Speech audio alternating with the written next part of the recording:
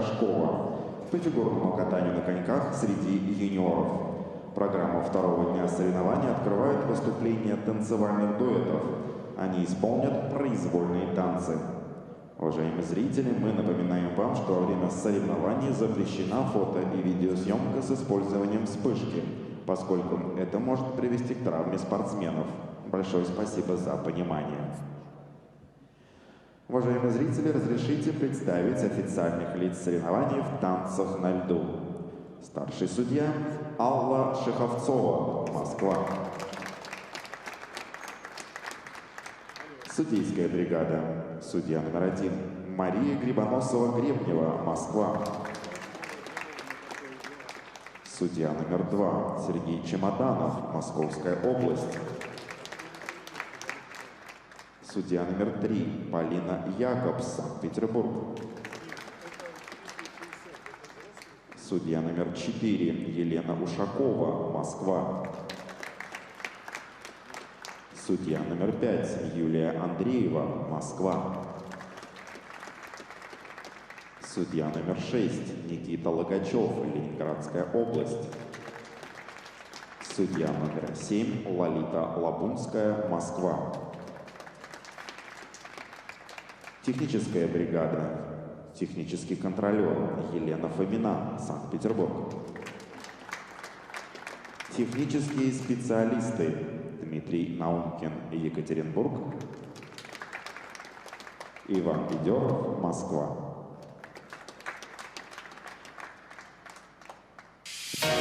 Уважаемые зрители, встречаем на льду участников первой группы.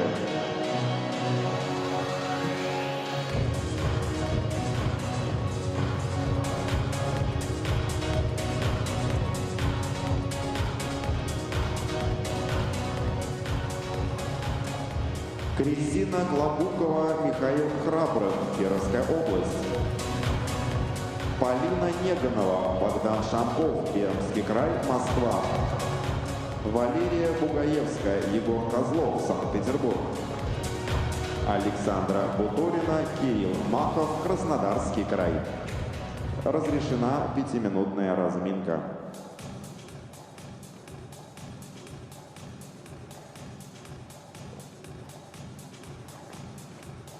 Приветствуем вас, дорогие друзья, на фигурном катании Гран-при России среди юниоров. 5-й этап в Москве.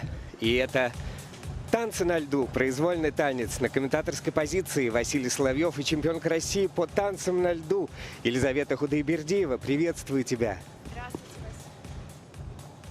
Здравствуйте, Василий. Здравствуйте, дорогие зрители.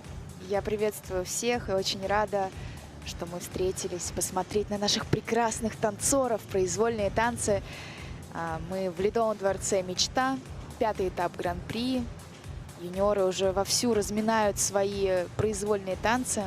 Юниоры прекрасны, конечно, в этом сезоне. Я не знаю, как было в предыдущих сезонах. В этом они радуют совершенно неимоверно. Что больше всего радует? Вот какая-то эмоциональная составляющая или все-таки техническая подкованность юниоров? Потому что вот, например, мы с Максимом Троньковым комментируем спортивные пары, и там, ну, совершенно сумасшедшая техническая составляющая у спортсменов, у юниоров. Ну, буквально, знаешь, ждем, пока они ворвутся во взрослое катание, и что это будет какая-то революция совершеннейшая в прыжках, в каких-то интересных находках, в элементах, представлений даже. Ну, на юниоров каждый год и всегда каждый сезон интересно смотреть. Во-первых, потому что это всегда новые лица, кто-то выходит из спортивных разрядов и только начинает свой путь, как юные наши спортсмены, которые выступят сегодня под первым стартовым номером из Кировской области. И, конечно, чем прекрасны юниоры и юниорское катание, что они уже показывают очень высочайший уровень катания, технической сложности, но не боятся еще экспериментировать и брать все различные образы и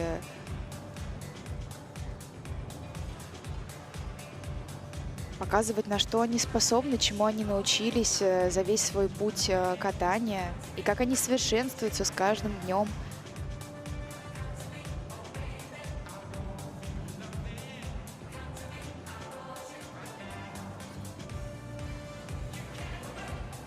Давайте вспомним, как у нас катались танцоры вчера, как они расположились и с кого мы начнем.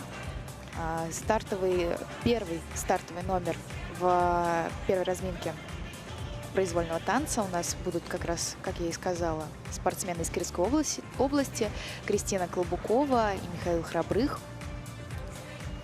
Также за ними выступят Полина Неганова и Богдан Шамков, спортсмены из Пермской области, представляющие два региона, Пермь и Москву, которые катаются с недавних пор в штабе Ксении Румянцевой и Полины Генсон.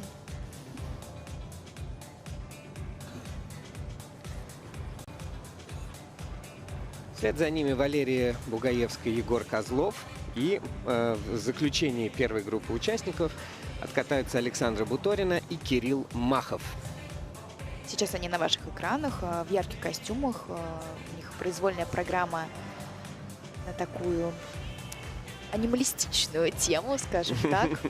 Я уже сегодня, Василий, с утра была на тренировке. Так. И эти спортсмены очень здорово провели свои 30 минут на льду, отведенные им. Но мы вот отдельным образом, когда разговаривали с Ваней Букиным по поводу танцоров, отметили в том числе их наряд. Вот этот костюм нам показался самым, ну, не то что продвинутым, а что над нем проработали, наверное, да, хорошенько потрудились. Там еще есть такая деталь у партнерши, о которой я скажу, когда ребята выйдут в свое время выступления.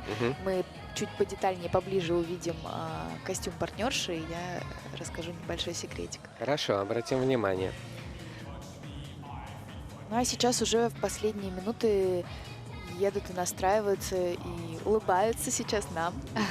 Дорогие наши маленькие ребятки, которые дебютируют своим произвольным танцем на этом этапе Гран-при. Сейчас они на ваших экранах, дорогие зрители. Кристина Колобукова, Михаил Храбрых уже размяли все свои элементы и очень спокойно готовятся к выходу на лед. А улыбаются они нам, потому что знают, что с этой комментаторской позиции исходит позитив благодаря тебе. И за тщательным анализом кроются рекомендации в работе в определенных направлениях. Спасибо, это все правда. Мы излучаем только позитив спортсменам. Соревнования произвольного танца открывают Кристина Клобукова и Михаил Храбрых. Кировская область. Кристина Клобукова, Михаил Храбрых на льду из Кировской области. Тренеры Татьяна Кротова, Ирина Федоровых. И их произвольная программа, как вы догадались, на индийские мотивы. Ринга-ринга.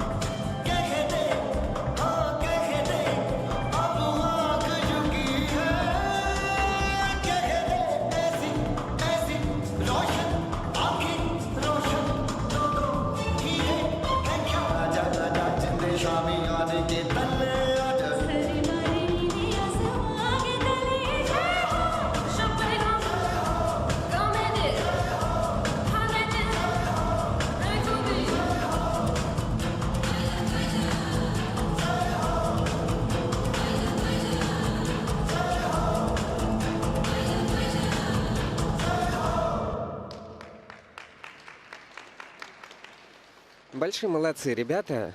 Кристина Клубокова и Михаил Храбрых из города Кирова. Такие они, конечно, абсолютно кукольные в свои 13-14 лет, и это мы отмечали и в ритм танце в том числе. Но вот такая программа, которая они здесь, индийская, она уже, ну, с претензией как не детская, да, и с хорошими такими яркими образами. Это вообще 100%. Мне Да, кажется, молодцы. что очень, во-первых, неожиданно мне было и увидеть сегодня на тренировке эту программу, потому что, несмотря на столь юный возраст, ну, совсем еще детишки, но посмотрите, как вовлеченно в образе, в таком сложном. Индийская программа — это очень тяжелый и сложный выбор для фигуристов. Ну, извините меня, почти 4 минуты откатать в таком темпе. И более того, какие интересные найденные входы в элементы, выходы. Особенно меня, могу сказать, что даже поразил, приятно впечатлил такой элемент, как ассистирующие прыжки. Хореографически они были заключительным, финальным элементом программы. А вот это вот у нас сейчас на повторах на ваших экранах вход во вращение, который немного был смазан перед самым началом вращения, но сама идея очень-очень интересная. Близко были исполнены твизлы. Сейчас они на пересмотре у технической бригады. Изначально горит 4-й уровень для обоих партнеров. Очень приятное впечатление оставили спортсмены. Я им желаю развиваться и продолжать накатывать по сезону этот танец. Очень довольна тренер ребят Татьяна Кротова. Мы их поздравляем с успешным проведением этого турнира. Для них уже закончились соревнования. Можно считать, что самая сложная часть позади. Важно было все сделать, насколько это возможно, чисто для них и на их максимум. С технической точки зрения, конечно, пока не самые высокие уровни дорожек, шагов, но поддержки 4-го и на месте, и вращательно, и, опять же, отмечу, очень интересные хореоэлементы. Ну и, как уже было и вчера сказано, вот они здорово используют свои сильные стороны. Девочка невысокого роста, юркая очень, она все время где-то вжих, уже вот здесь вот проскользнула, здесь прошмыгнула. Хореография прям то, что надо, и постановка. Молодцы. Смотрите, как они счастливы. Господи, что может быть лучше? Полина Неганова, Богдан Шамков тренируется у Елены Масленниковой, Полины Генсен, представляет Пермский край и Москву. И у них вот прямо сразу мы перемещаемся в более драматическую такую тему в произвольной программе. Музыка «Дождь в твоих черных глазах».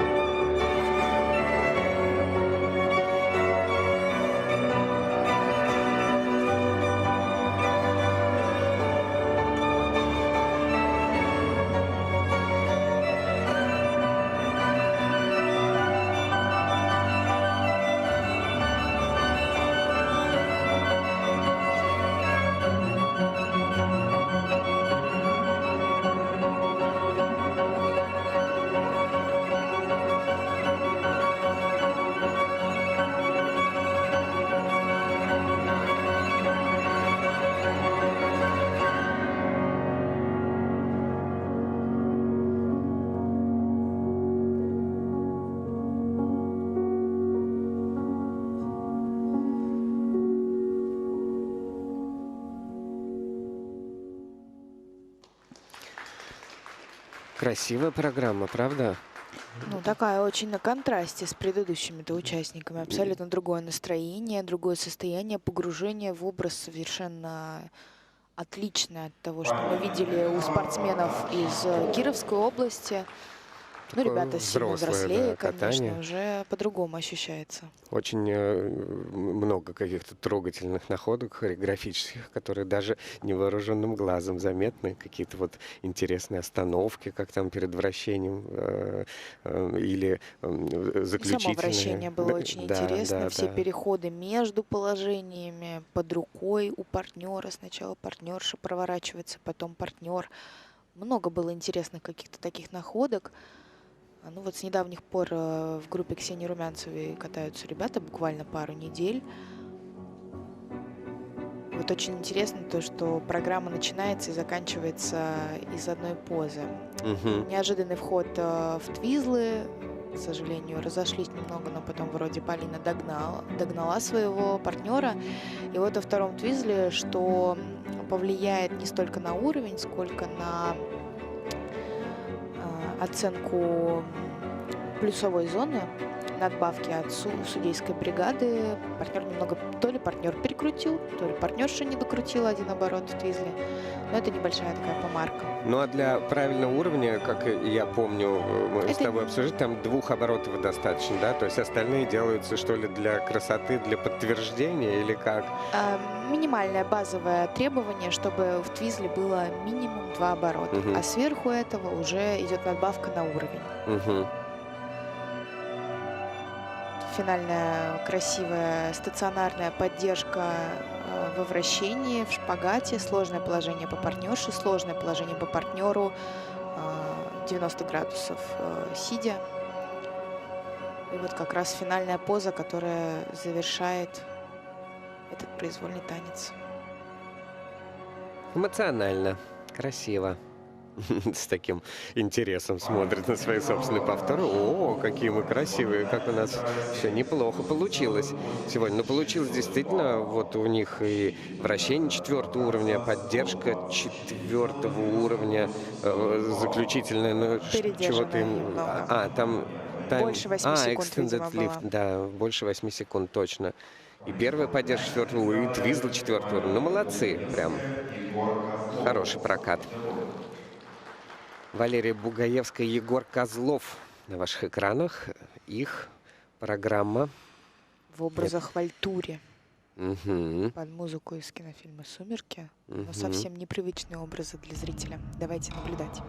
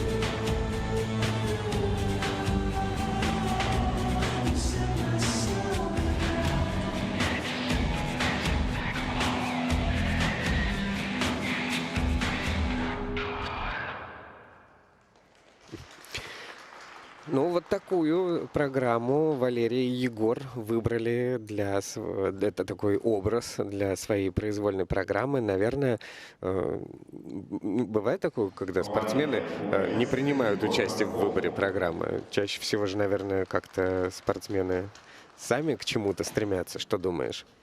Ну, особенно, конечно, в юниорском спорте чаще всего выбирают программы Выбирают тренер, да? Понял. Естественно. Понял. Спортсмены, ну, у всех индивидуально участвуют, конечно, в выборе музыки и каких-то образов, но чаще всего выбор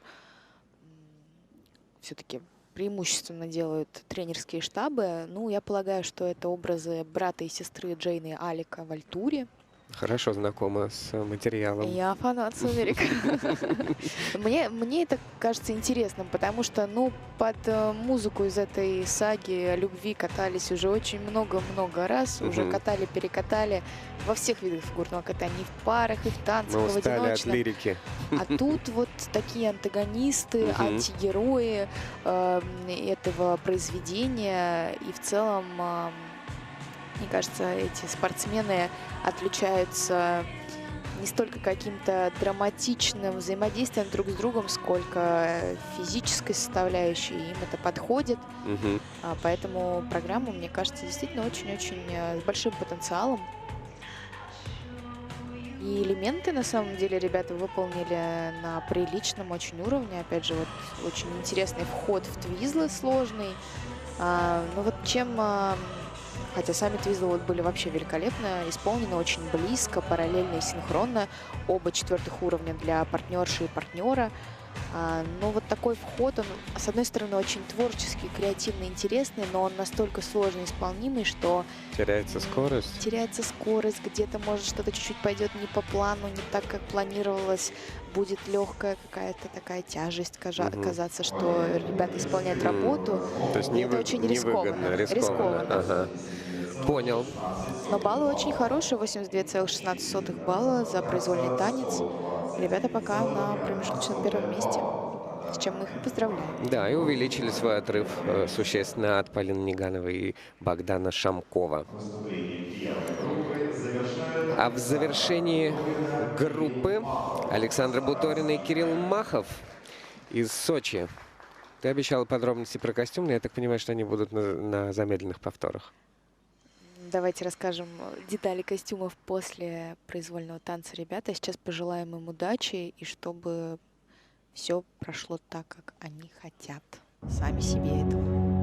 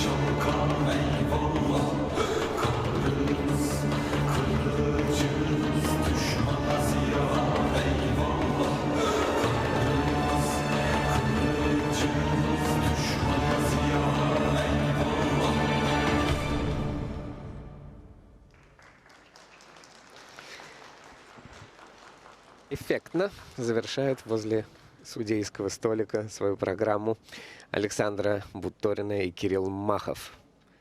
Мне кажется, или они расстроены? Да, ребята, конечно, сейчас понимают, что не на свой максимум, скажем так, сделали этот прокат произвольного танца. На замедленных повторах нам покажут, я думаю, дорожку на одной ноге параллельную с ребятами, которые они исполняют. И была серьезная ошибка допущена, которая будет им стоить очень-очень много баллов, естественно. А что скажешь про костюм? Ты обещала. Очень красивая длинная коса. Не кажется вам, что у Александра? Красивая. Дело в том, что еще на прошлой неделе я была в Казани. Секрет? Была в Казани на прошлой неделе. И когда ребята готовились, выходили на старт, я думаю, какие длинные волосы, как же она с ними катается. Он говорит, они закреплены, говорит, пришиты к костюму. То есть это искусственная коса? А коса искусственная. А это не аксессуаром не считается? Не считается, конечно. Во-первых, это волосы. Во-вторых, он пришит к костюму и никак не мешает, не является никаким аксессуаром. Так же, как и капюшон, который закреплен на невидимке на голове. Вот. Это такая вот очень, мне кажется, детальная проработка образов вот спортсменов и их тренера, что заслуживает отдельной похвалы. Вот как раз сейчас мы видим, что Александра подставила ногу на крюке, на дорожке, исполняемой на одной ноге. Из-за этого ничего выше первого уровня не может быть у Александра, так как после того, как нога подставилась, элемент для партнерши считается законченным. Хорошо, хоть крюк взяли. Первый уровень, а то был бы вообще базовый. В остальном очень интересный хореографически скользящее движение, хореослайд, элемент у ребят. Наверное, самая такая серьезная шероховатость, которая была помимо этой ошибки. Ребята расходятся на твизлах и в первом, и во втором. Ну, я думаю, это вопрос скатанности и наката этой программы. Сейчас также у нас на пересмотр комбо-поддержка идет. Горит пока 4-й и 3-й уровень и оставляют поддержку по прямой 4-го уровня. Поднимают уровень. Да, пересмотрели в пользу спортсменов. Поздравляем. Значит, нашли, что все было выполнено как и положено для 4-го уровня сложности. Лиза, вот скажи, пожалуйста, в ритм танце между твизлами можно делать только один шаг, а в произвольной программе, наоборот, какое-то минимальное количество обозначено, да? От 2 до 4. А вот в чем сложность одного шага, понятно, а в чем сложность, зачем в правилах прописывать от 2 до 4? Казалось бы, это только упрощает ситуацию, нет? В чем фишка такой задачи Фишка в том, спортсменов? что спортсмены могут во время своего креатива сделать больше шагов, чем 4. И это понижает уровень.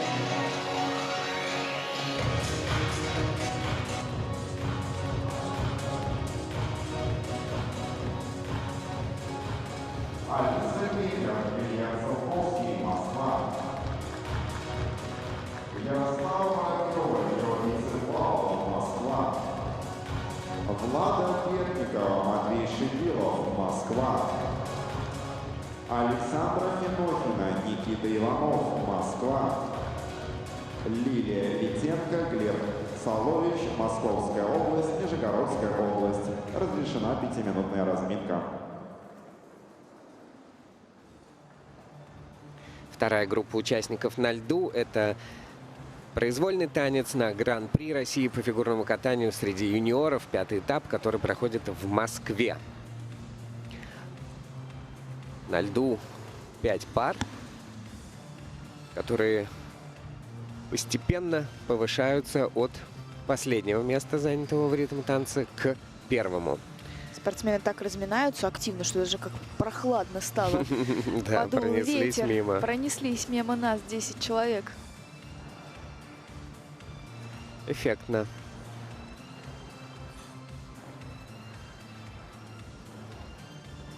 Да, все ринулись прям. Не Разминать то, что... твизлы. Да, во-первых, твизлы. То есть нет такого, что, знаешь, все сначала по кругу проехались. Нет, ничего подобного. Все сразу прыгнули в какие-то элементы, в твизлы, в поддержке, во вращение. Сумасшедшая атмосфера.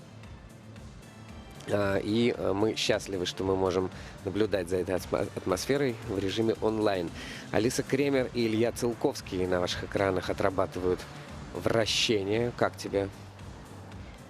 Эта пара здорово себя проявила, мне кажется, вчера. Мы запомнили их ритм, танец. И мне, если честно, у них нравится больше произвольный танец, который мы увидим с минуты на минуты.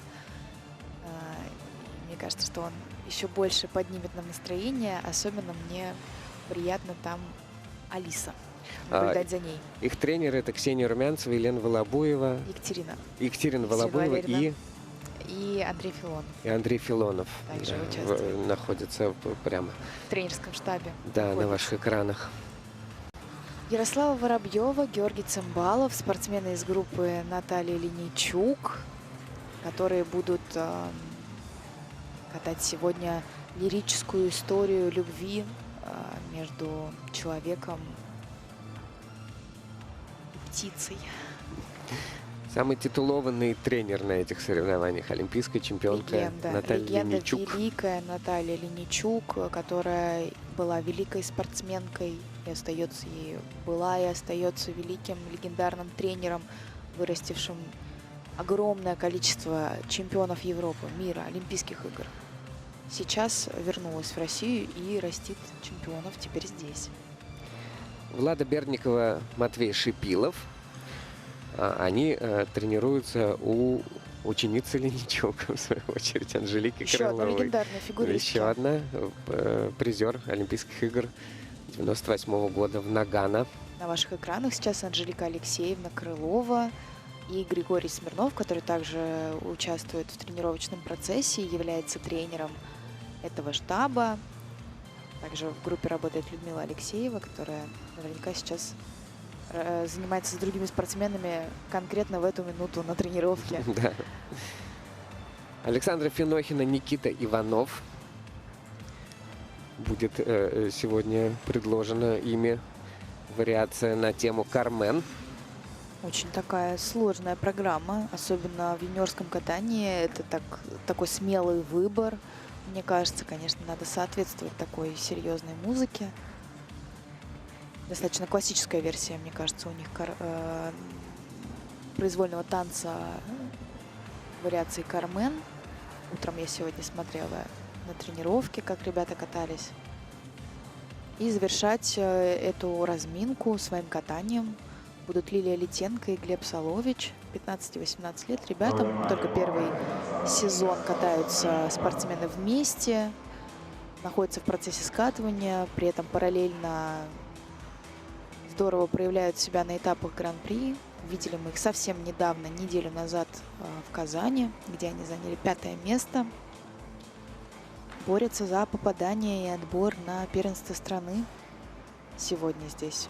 Ну, ты вот хорошо знаком с Никитой Назаровым, их тренером, потому что вы выступали вместе. И в том числе сумасшедшие были у вас результаты в юниорском катании. Вот ты случайно не знаешь, почему их «Кунг-фу панда» такая серьезная? Потому что «Кунг-фу панда» — это же комедийный, по идее, мультик. Мы когда вот, по-моему, с Ваней Букиным смотрели, такие: а где же мультик? А где же смешные какие-то элементы? Мне кажется, уровень этих спортсменов, их плюсы в том, что они умеют кататься на ребрах, они умеют делать чистые сложные повороты, интересные элементы. И какую-то такую комедийную им нет смысла делать ставку на юмор и на гротеск в этой программе, поэтому у них это мое видение, мне так кажется. Наверное, я спрошу у Никиты да. Геннадьевича, какая была задумка программы, но мне кажется так. Выясним. Ну, интересно. Я с тобой скорее соглашусь, да, что все-таки что выгоднее спортсменам в их имидже-образе и уровне катания, то и нужно делать. Алиса Кремер и Илья Целковский. Танго в их произвольном катании от Touch and Go.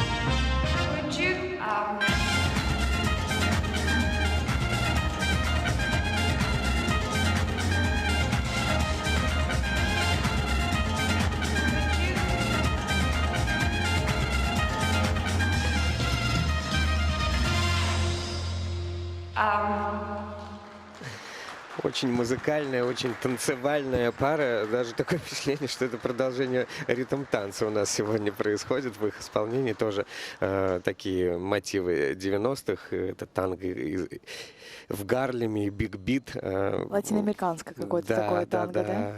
Ну, скажем так, импровизационное. Ну и вдвойне отрадно, что после такого неприятного срыва они откатали настолько яркую программу с такими музыкальными акцентами. Задорно поставлено. Да, очень прекрасная программа. Ребята катаются с ней в этом сезоне не только по кандидатам в мастера спорта, как я и говорила ранее, что и, наверное, объясняет то, что сегодня не так безошибочно и как-то немного нервозно, что ли. Как будто бы даже Илья немного травмировал ногу, мне кажется. Что-то случилось, видимо, во время этой ошибки. Но хочу отметить то, какие они яркие, какие вкусные. Алиса — это вообще огромная находка, мне кажется, для наших танцев на льду. Такая яркая девочка, настоящая танцорша по своей какой-то такой натуре. Танцевальная, очень эмоциональная, буквально поедающая взглядом, не отпускающая зрителя. Раз, два, не было, к сожалению. К сожалению, не было двух оборотов у Ильи в первом твизле. Соответственно, мы не можем даже дать ему базовый уровень, поэтому и это огромная потеря по баллам будет для пары. Ну, так его вроде не пересматривают. Так вот, если обратиться к судейскому протоколу, там 3-4 стоит. Ну, нет, 3, все, это М, да, без уровня, точно, да, без уровня. Был неправ. Но, несмотря на то, что ребята такие вот очень красивые, яркие, эмоциональные, это их только первый сезон, только мы их первый раз видим в юниорском катании, даже не во взрослом, но они такие красивые, и им нужно работать над техникой, нужно, как бы это сейчас не звучало, но учиться кататься, да, делать повороты, потому что пока, к сожалению, только первые уровни для дорожки шагов, и дорожка на одной ноге тоже только первого и второго уровня, соответственно. Но мне кажется, что потенциал у этой пары очень-очень хороший. Я буду за ними наблюдать, и все мы будем с удовольствием наблюдать за развитием этих прекрасных, красивых ребят. Необычный образ у Ильи такой, можно с ним экспериментировать. Да, как-то это точно. Такой и партнер, который такие партнеры редко бывают, редко наблюдаем партнеров, на самом деле, в танцах на льду, которые с характерными на образами. такую наотмашь прям делают. Вот каждое движение от него аж какой-то сгусток энергии от него идет, когда катается Илья. Это очень крутое качество, которое нужно развивать параллельно с навыками катания. Ну, я поздравляю ребят с окончанием этого турнира. Не все прошло безошибочно, конечно, но это опыт. Они совсем юные, прекрасные наши танцоры. Они в произвольной программе уступают своим конкурентам, лишь 4-е место занимают. Там вообще все места очень сильно перемешаны. На данный момент по произвольной вообще Бугаевская и Козлов на первом месте. Вот. А по сумме 2 программ ребята сохранили свою позицию с микронным преимуществом от Буторина и Махова. И соревнования продолжаются. Ярослава Воробьева и Георгий Цимбалов. Вот ученики Натальи Владимировны Линичук из школы Ангелы Плющенко, где сейчас ведет работу этот легендарный тренер.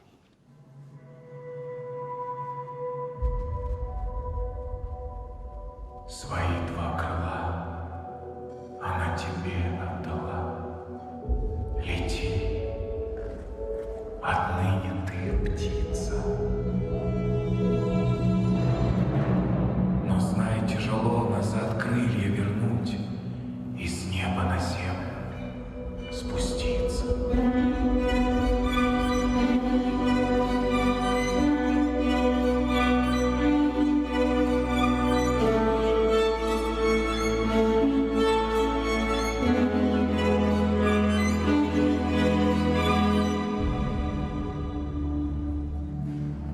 Я верю тебе, дорогой человек. Взлетай и дотронься до ветра. Но только вернись, мои крылья отдай. Назад одолей километры.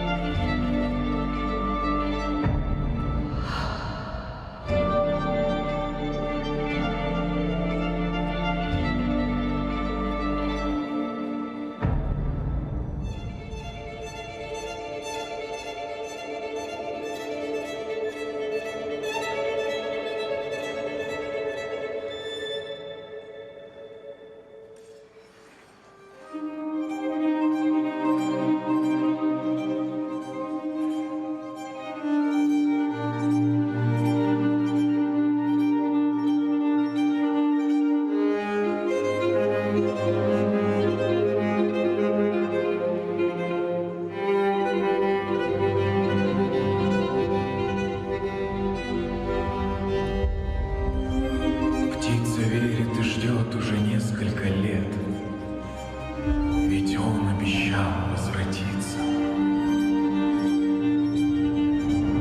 Как камень без крыльев, как же так, человек? С любовью к тебе, твоя птица.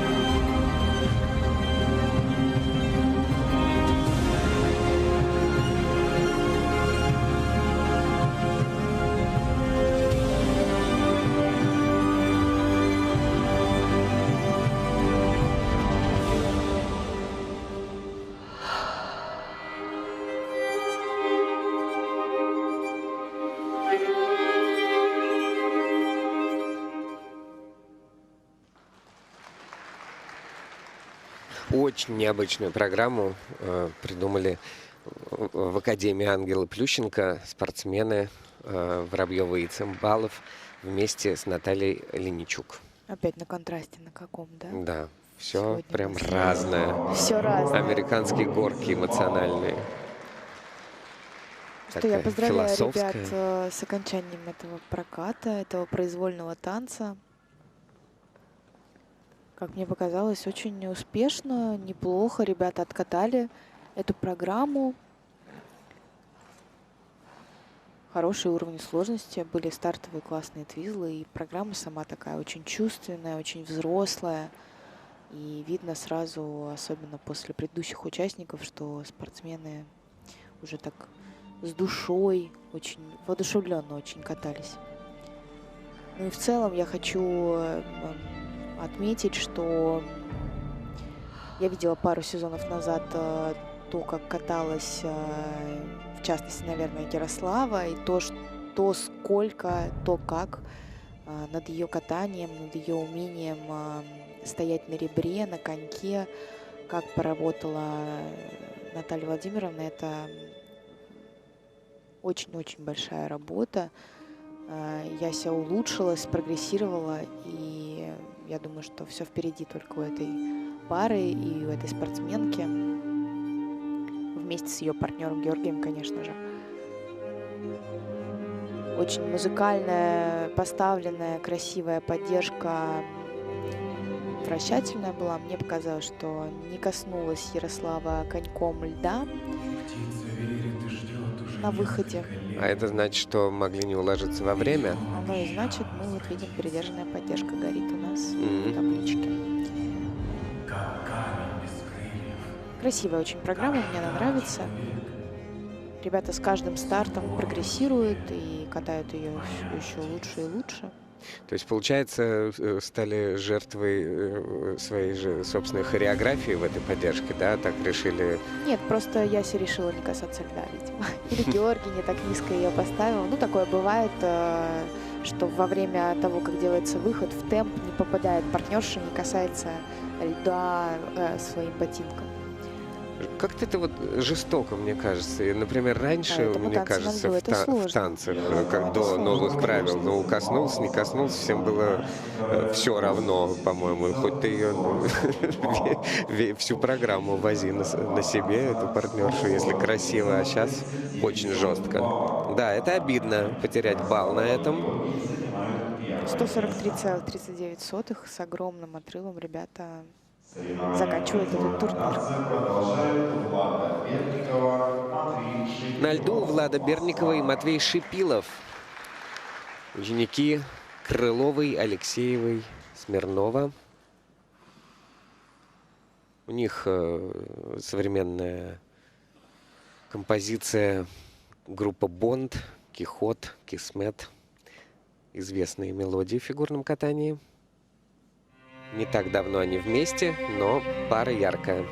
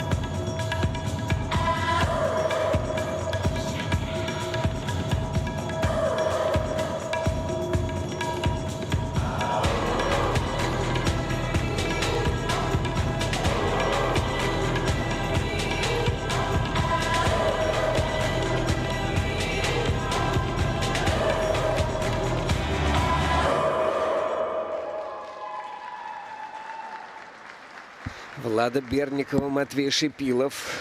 Ну, на дорожке сегодня еще не было падений.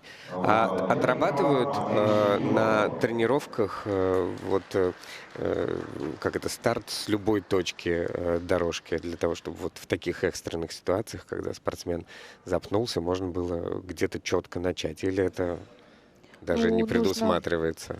Ребята быстро сориентировались, начали, но Абсолютно верно, потому молодцы. что чем меньше ты пропустишь каких-то предписанных в ритм танца шагов или не предписанных, но поставленных шагов в произвольном танце, тем лучше, потому что можно, если пропускаешь больше 8-10 секунд, по-моему, в программе, не делая ничего, это идет наказание под названием interruption, как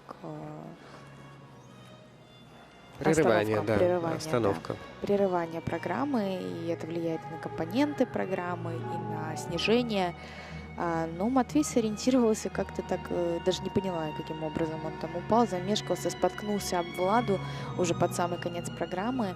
Ну а сейчас мы видим серию твизлов, которая была выполнена, к сожалению, далековато и не очень синхронно, параллельно. В то время как второй твизл был исполнен, как по мне, очень-очень на хорошем уровне. Четвертый уровень в твизлах для обоих партнеров, но не самые большие надбавки от судейской бригады. Хорошо выполненная комбинированная поддержка по прямой и вращательная.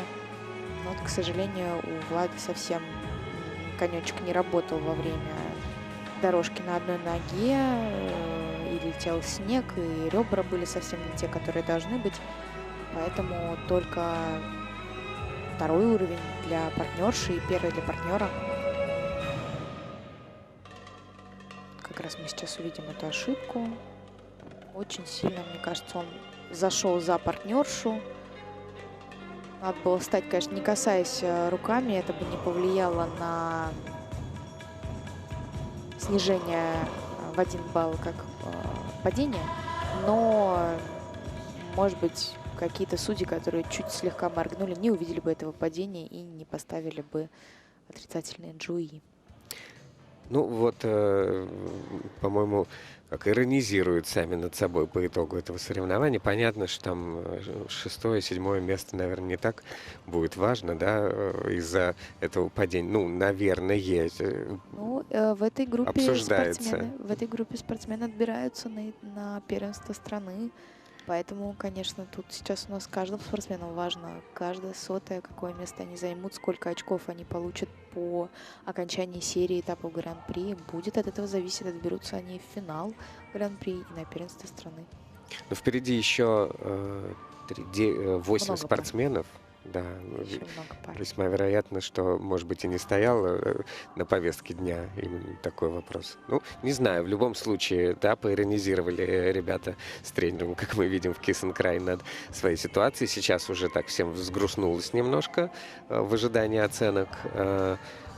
Ну, и они проигрывают одну позицию, получается, на данный момент своим конкурентам. Причем Ярослав Воробьев и Георгий Цымбалов так вообще ощутимо больше баллов заработали, чем Влада и Матвей. Может быть, даже они еще повыше приподнимутся, да, с таким крепким катанием. А Влада и Матвей сейчас на второй позиции. Впереди, как я уже говорил, еще 8 спортсменов. Александра Финохина, Никита Иванов. Это пара из группы Сергея Мозгова, Юлии Тульцевой, Кристины Кример, Анны Яновской. И обещанная нами Кармен в различных вариациях. Давайте посмотрим.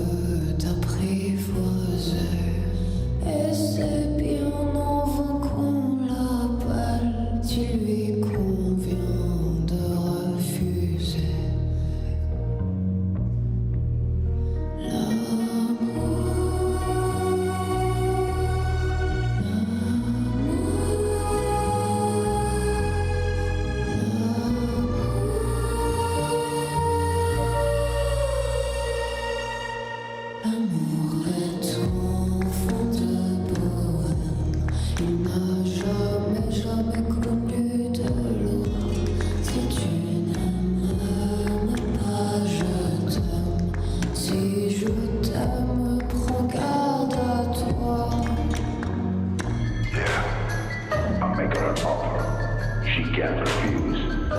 O se sei solo, urla.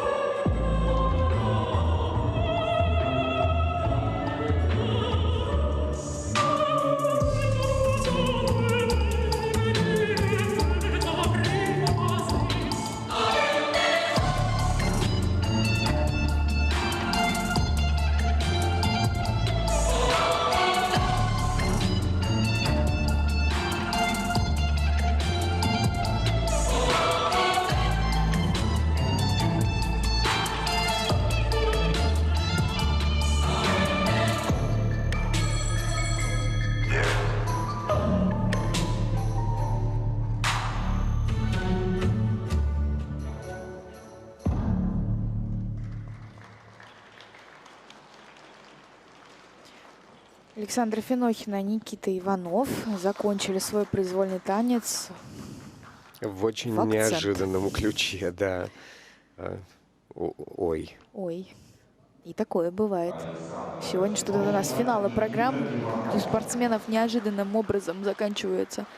Но это от какого-то напряжения или наоборот от какой-то другой атмосферы, может быть, в этом таком небольшом скромном зале, в котором проходит этап юниорского гран-при, не хватает какой-нибудь соревновательной атмосферы, что-нибудь еще? Или я выдумываю?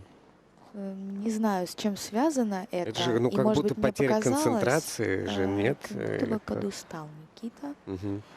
И, конечно, не хватило скорости на эту последнюю хореографическую поддержку. Хорошо, чтобы вообще там было 3 секунды, на самом деле, потому что могут остаться вообще без элемента сейчас спортсмены. Честно, они вот выступали в Красноярске, мне там понравилось больше выступление. Сегодня как-то мне совсем не зашло, так скажем. Очень красивая, позиционно, и еще как будто бы в состоянии, в образе друг с другом были на вот этой поддержке, вращательной поддержки, которая оценена 4-м уровнем и Очень большими эффектная. надбавками от судей, положительными критериями. Хореодорожка по кругу. И вот уже где-то здесь мне немного не хватало взаимодействия с партнерами, между партнерами. Дорожка на одной ноге. Такая классическая музыка и очень классические образы, как мне кажется, взаимодействия между самой Кармен и ее мужчиной. Не хватает какой-то аккуратности, дотянутых ног, дотянутых красивых стоп у Александры. И сейчас мы видим поддержку на одной ноге. Уже здесь, мне казалось, я сидела и переживала на иголках. Думала, что потеряет баланс Никита, но он устоял и получил свой 4-й уровень с хорошими плюсами. Но вот к поддержке финальной, вот она уже делается на колени и замедляется из-за этого ход. И вот ушла свободная нога вперед. Потеряли баланс ребята. Честно, мне кажется, не было там 3 секунд. А нет, были. Ну, хоть засчитали элемент спортсменам. Хоть они не получают в конечном итоге совсем ничего за него. Конечно, Да. расстроены Никита и Александра, но я думаю, что Слушай, нужно продолжать ну не в одной работать. поддержке, наверное, все-таки дело, правда же, в том смысле, что да, группа расстроена, но вот сколько они получат сейчас за эту программу, если потеряют свою позицию, наверное, не в одной Вы знаете, ей дело или как? несмотря на то, что было много допущено ошибок, высокие компоненты ставят этой паре, поэтому в конечном итоге это не самые низкие баллы, которые они могли бы получить. Они также обходят Матвея и Владу, набирают 139,86 балла, совсем на крохе, но обходят своих коллег. Да, но позицию теряют одну. Ярослава Воробьева, Георгий Цимбалов пропускают вперед. И, как мы предполагали, с таким хорошим результатом у Ярослава и Георгия они могут несколько позиций отыграть, что в результате отбора на этих этапах может иметь значение для участия в дальнейших соревнованиях. В заключении этой группы Лилия Литенко и Глеб Солович с программой «Кунг-фу Панда», но с серьезным прочтением.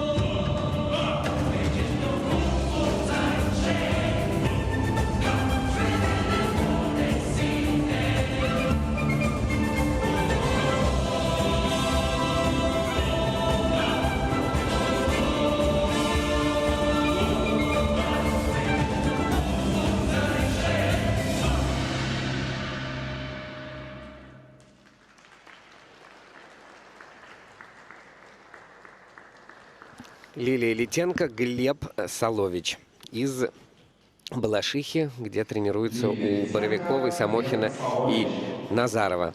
Я так смотрю в протокол, и все элементы идут у ребят под пересмотр. То есть, начиная с вращения первого уровня стартового, что происходит с ребятами, по-твоему? По катанию, потому что мы видели, не потому что что-то знаешь тайное. Да, я-то вот, к сожалению, не знаю, что сегодня случилось. С первой секунды буквально, мне кажется, Лилия была как будто бы немного не в ногах, то ли переживала, то ли как-то вот она уже вот здесь начала немножко теряться. И была допущена ошибка во время исполнения вращения. И количество оборотов, конечно, очень на тоненького сделано. Ребята, надо учиться считать, да? 3 оборота не так сложно. Стоять Там, может и быть, уже сидеть. вопрос был не в считании, а в том, что маленькая была скорость, а время утекало, и Наверное. перенервничали. Наверное, на пересмотре все элементы у ребят. Относительно программы, мне кажется, кстати, что в итоге спортсмены не привязывались ни к образам Ну да, к кунг-фу панды. панде не привязывали, просто восточную музыка, программу да, сделали, Да, может быть, посвященную единоборствам чуть-чуть. приручение дракона в виде характера Лили, например, во время этого танца.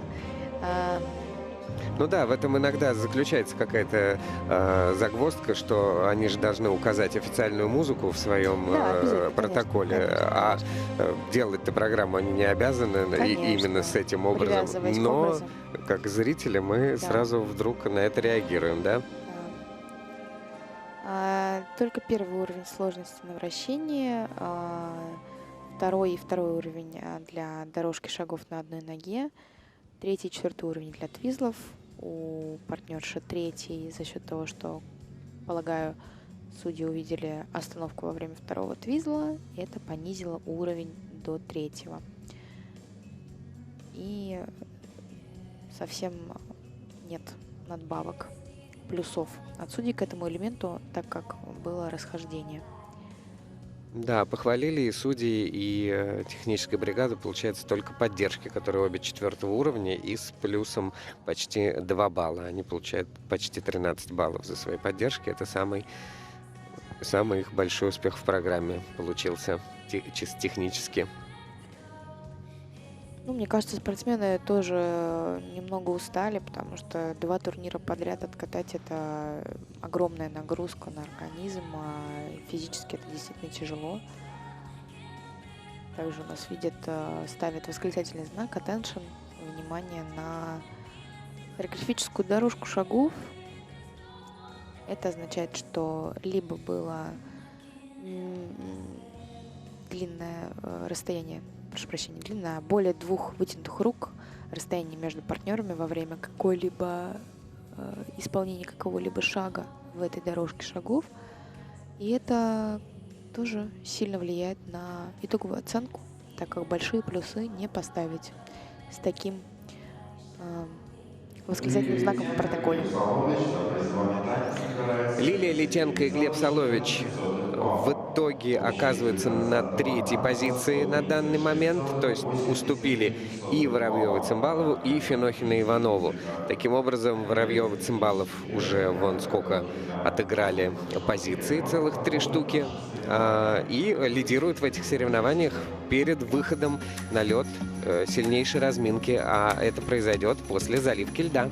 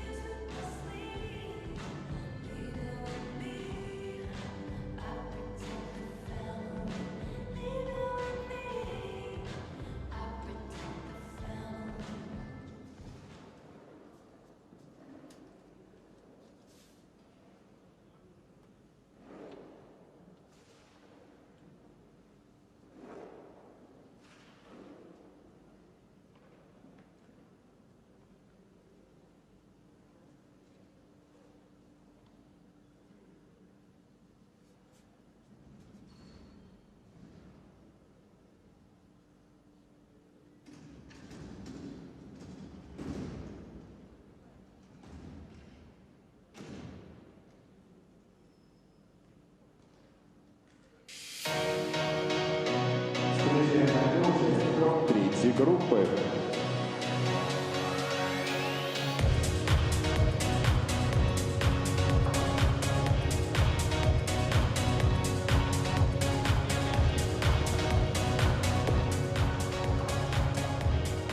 Камила Шарафутдинова, Родион Мурсалимов, Удмуртская республика, Москва. Полина Жарова, Алексей Столяров, Москва. Дарья Дрожина, Иван Тельнов, Москва. Анна Билибина, Дмитрий Кашаев, Москва. Зоя Пестова, Сергей Лагутов, Москва. Разрешена 5-минутная разминка. Развязка танцевального турнира Не начинается. за горами, да. На льду участники заключительной группы. Это 5 пар прекрасных, которые возглавляют турнирную таблицу после ритм танца. И если в нижней части таблицы списка поменялись спортсмены местами, и Ярослав Воробьев, Георгий Цимбалов поднялись на несколько мест после своего произвольного танца, то те, кто в финальной разминке, они, конечно, не захотят делиться своими кровно заработанными баллами и будут наверняка биться друг с другом уже за самые высокие места. Первыми будут кататься Камила Шарафутдинова, Родион Мурсалимов. Это пара из группы Юлии Злобина и Алексея Ситникова, спортсменов, которые чрезвычайно, точнее тренеров, которые чрезвычайно творчески подходят к своей работе, всегда стараются чем-то удивить, какими-то интересными программами, постановками. Это мы смогли в том числе оценить в ритм танце. Далее на льду Полина Жарова, Алексей Столяров. Ученики Светланы Алексеевой, Елены Кустаровой на ваших экранах. Впервые мы видим Полину и Алексея на этапах Гран-при. Они не так давно катаются вместе, и у них произвольный танец будет под музыку из фильма «Мулен Руж». На ваших экранах сейчас Дарья Дрожина, Иван Тельнов, победители первого этапа Гран-при среди юниоров в Москве, который проходил уже 4 недели назад. Да. 16-19 лет спортсменам. Будут кататься они под музыку группы Grizzly Bear. Тема произвольного танца «Взаимоотношения соседей». Это постановка Сергея Плишкина, который сейчас у вас на экранах. Слева Сергей Плишкин, справа Иван Шефер. Тренерский штаб ребят. Не хватает Екатерины Рублевой только, которая тренирует других спортсменов. По-моему, даже на других соревнованиях где-то сейчас находится. Но вчера она была. Вчера, да, была. Затем будут кататься Анна Билибина, Дмитрий Кашаев. Это ученики Анжелики Крыловой, Людмилы Алексеевой и Григория Смирнова. Это спортсмены, занявшие 4-е место на Гран-при в Красноярске. Рок-опера «Моцарт».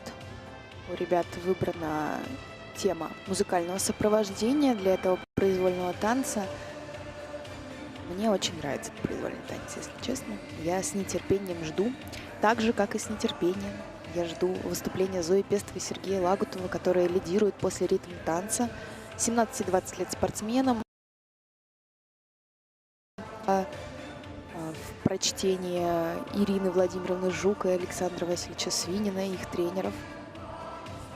И Анастасии Шпилевой. И Анастасии Шпилевой, конечно, которая работает с младшей группой и с юниорами, в частности, в этом тренерском штабе. Очень хочется, чтобы у этих спортсменов получился сегодня произвольный танец, чтобы они сделали его на максимум.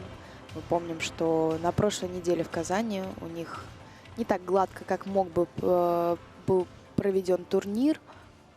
Но надеемся, что сегодня все будет так, как задумано. Ну, у Зои Пестовой и Сергея Лагутова их авангардность программы подчеркнута даже и костюмами такими очень необычными, как раз Геометрическим таким. Да, вдохновленными художниками, авангардистами. начала 20 века. В общем, очень творчески подошел коллектив к подготовке к этому сезону, как, впрочем, Как и и всегда. всегда. И к любым своим спортсменам. За это мы любим этот тренерский штаб. Камила Шарафутдинова и Родион Мурсалимов уже готовятся к выступлению, так как они открывают финальную разминку тренировочную, господи. Все, уже Лиза начинает переживать, уже начинает волноваться за сборную команду. Сегодня в этой группе у нас представлено 4 пары, выступающие на этом турнире, которые являются сборной командой страны.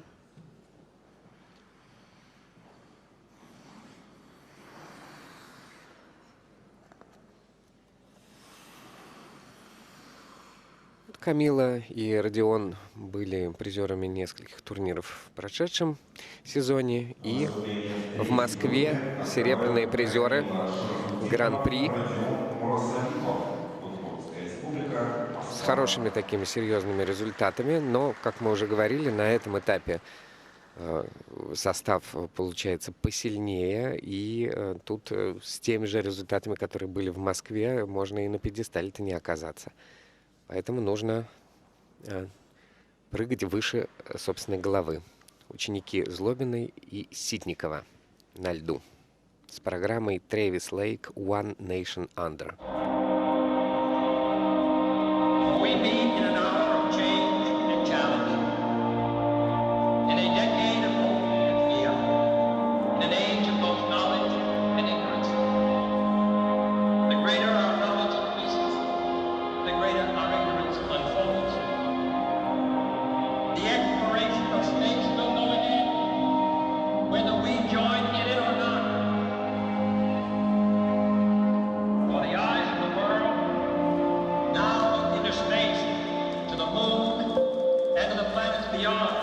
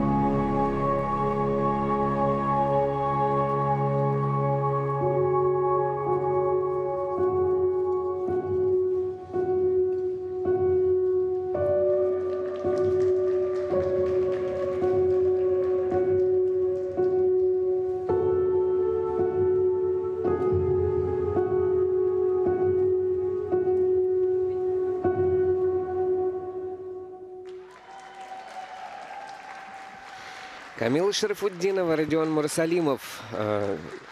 Очень много плюсов, так вот сходу, если посмотреть в судейские протоколы, ставят им судьи, и на очень хорошие уровни делают они свои элементы и шаги. Но у меня вот к тебе, Елизавета, такой вопрос. Я сейчас смотрел на эту программу, вот максимально сложная музыка. То есть сложнее было бы, я не знаю, просто тишину включить, и идите катайтесь и организовывайте. Я понимаю, что это эксперимент, но помогает ли ребятам этот эксперимент? Он подчеркивает какие-то их там, выразительные свойства, или пока что для них это испытание настоящее? Вы правы, Василий. Это действительно очень сложная музыка. Ее даже непонятно наличие или отсутствие. Какой-то, да, был речитатив в самом начале, интересные образы у спортсменов. Им это помогает. Стартово очень хорошо исполненное вращение на 4-й уровень с огромными надбавками. В чем проявляется образ и сложность этой музыки во время хореографической дорожки шагов, которая была исполнена вторым элементом. Мы привыкли, что да, в хоре-дорожку все мы тут вот прыгаем, Да, скачем качаем. на сильную какую-то музыку. Спортсмены пошли иным путем, и это играет им в плюс, потому что 2,5 балла надбавками судейскими у спортсменов получено за этот элемент. Все идеально, синхронно, параллельно, отработано практически, может быть, без хода, но это именно танцевальная хореографическая дорожка была выполнена. Спортсмены действительно очень качественно выполняют шаги, повороты. Дорожка на одной ноге у партнера вообще зачтена 3-м уровнем. Мы поздравляем их с успешным завершением этого турнира. Да, они на 15 баллов обгоняют Ярослава Воробьева и Георгия Цимбалова. Но в общей сложности это не мудрено, потому что Воробьева и Цимбалов поднимались с гораздо более низкой строчки к своему лидерству после выступления второй группы участников. А катание Камилы и Родиона было очень насыщенно и технически, и по компонентам, чтобы занять такую высокую позицию. Катаются Полина Жарова и Алексей Столяров. И их прочтение «Мулен Руж». There was a boy, a very strange, enchanted boy. They say he wandered very far, very far, over land and sea. Suddenly the world seems such a perfect place. Suddenly it moves with such a perfect grace. Suddenly my life doesn't seem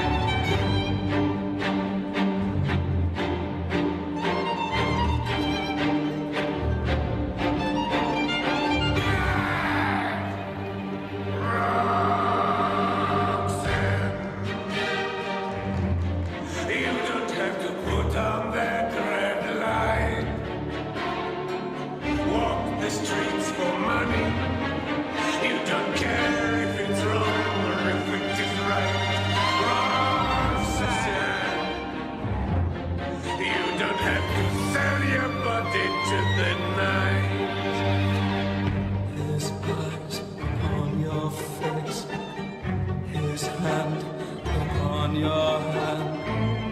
It's more than I can say.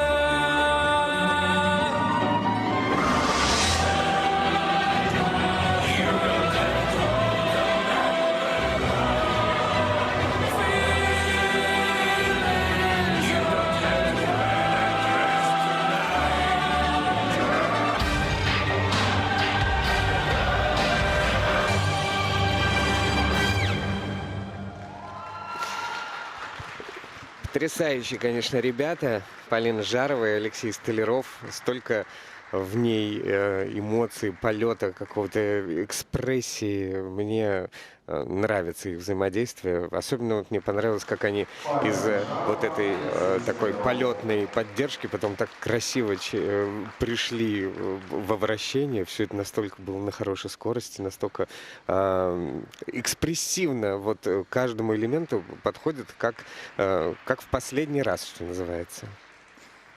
Ну, мы надеемся, что, конечно, это был не последний раз у этих Мы-то уверены, спортсменов. конечно. Мы в этом уверены. Это так говорится просто. Да, очень яркие спортсмены, открытие для нас, для болельщиков, для любителей танцев на льду. Очень яркая партнерша, которая напомнила мне, еще учитывая то, что она катается в группе Светланы Алексеевой, прекрасную танцоршу Анастасию Скопцову.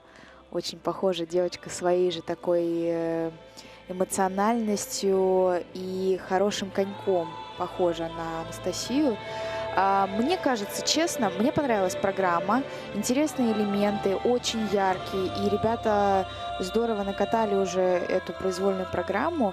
Мне кажется, что все-таки заслуживают спортсмены более ярких, каких-то интересных новых образов, потому что очень часто мы уже слышим Роксен и в исполнении спортсменов группы Алексеевой, и очень такой понятный образ. Эти спортсмены талантливые, яркие. Вот особенно мне очень нравится, какие линии красивые у партнера. Алексей очень такой ровно балетный, с красивой спиной мальчик, и я думаю, что нужно что-то придумать им более интересное на новые сезоны. А элементы были исполнены отлично. 4-м уровнем отмечены твизлы, которые мы видим сейчас. Далековато исполнен первый твизл, конечно, и из-за этого не будут сильно высокие надбавки судейские. Вращение 4-го уровня, поддержки все 4-го уровня. И даже 3-й уровень на дорожках шагов у Полины, что вообще нонсенс у нас в юниорском катании. А вот и та самая поддержка, которая очень понравилась вам, Василий. Нет, мне та предыдущая понравилась с предыдущая? переходом потом через соединительные шаги во вращение, да. Ну, это мне тоже понравилось. Это тоже очень красиво. Но я вот просто думаю, с другой стороны, они же молодые еще. Они, может быть, эту Мулен Руж увидели-то в первый раз пару лет назад, когда подросли. Я вот детям, например, не стал бы в 10 лет показывать такой фильм. Они увидели, может, им понравилось. И сейчас вот в первый раз откатались, как какой-то дань уважения, в том числе другим каким-то там известным парам. Ну, варианты. А так, конечно, всегда нам-то уже пожившим, и которые всякого видели, конечно, хочется, чтобы все было новое, экспериментальное. Но вот Полина и Алексей уступают по сумме 2 программ своим конкурентам совсем чуть-чуть. Камиль Шарфутдиновой и Родиону Мурсалимову занимают сейчас 2-е место. Впереди еще выступление 3 пар. Первые из них — это Дарья Дрожжина и Иван Тельнов по списку. Ученики Рублевой, Шефера и Плишкина катаются под музыку группы Grizzly Bear. Как уже было анонсировано, жизнь соседей так, как она есть.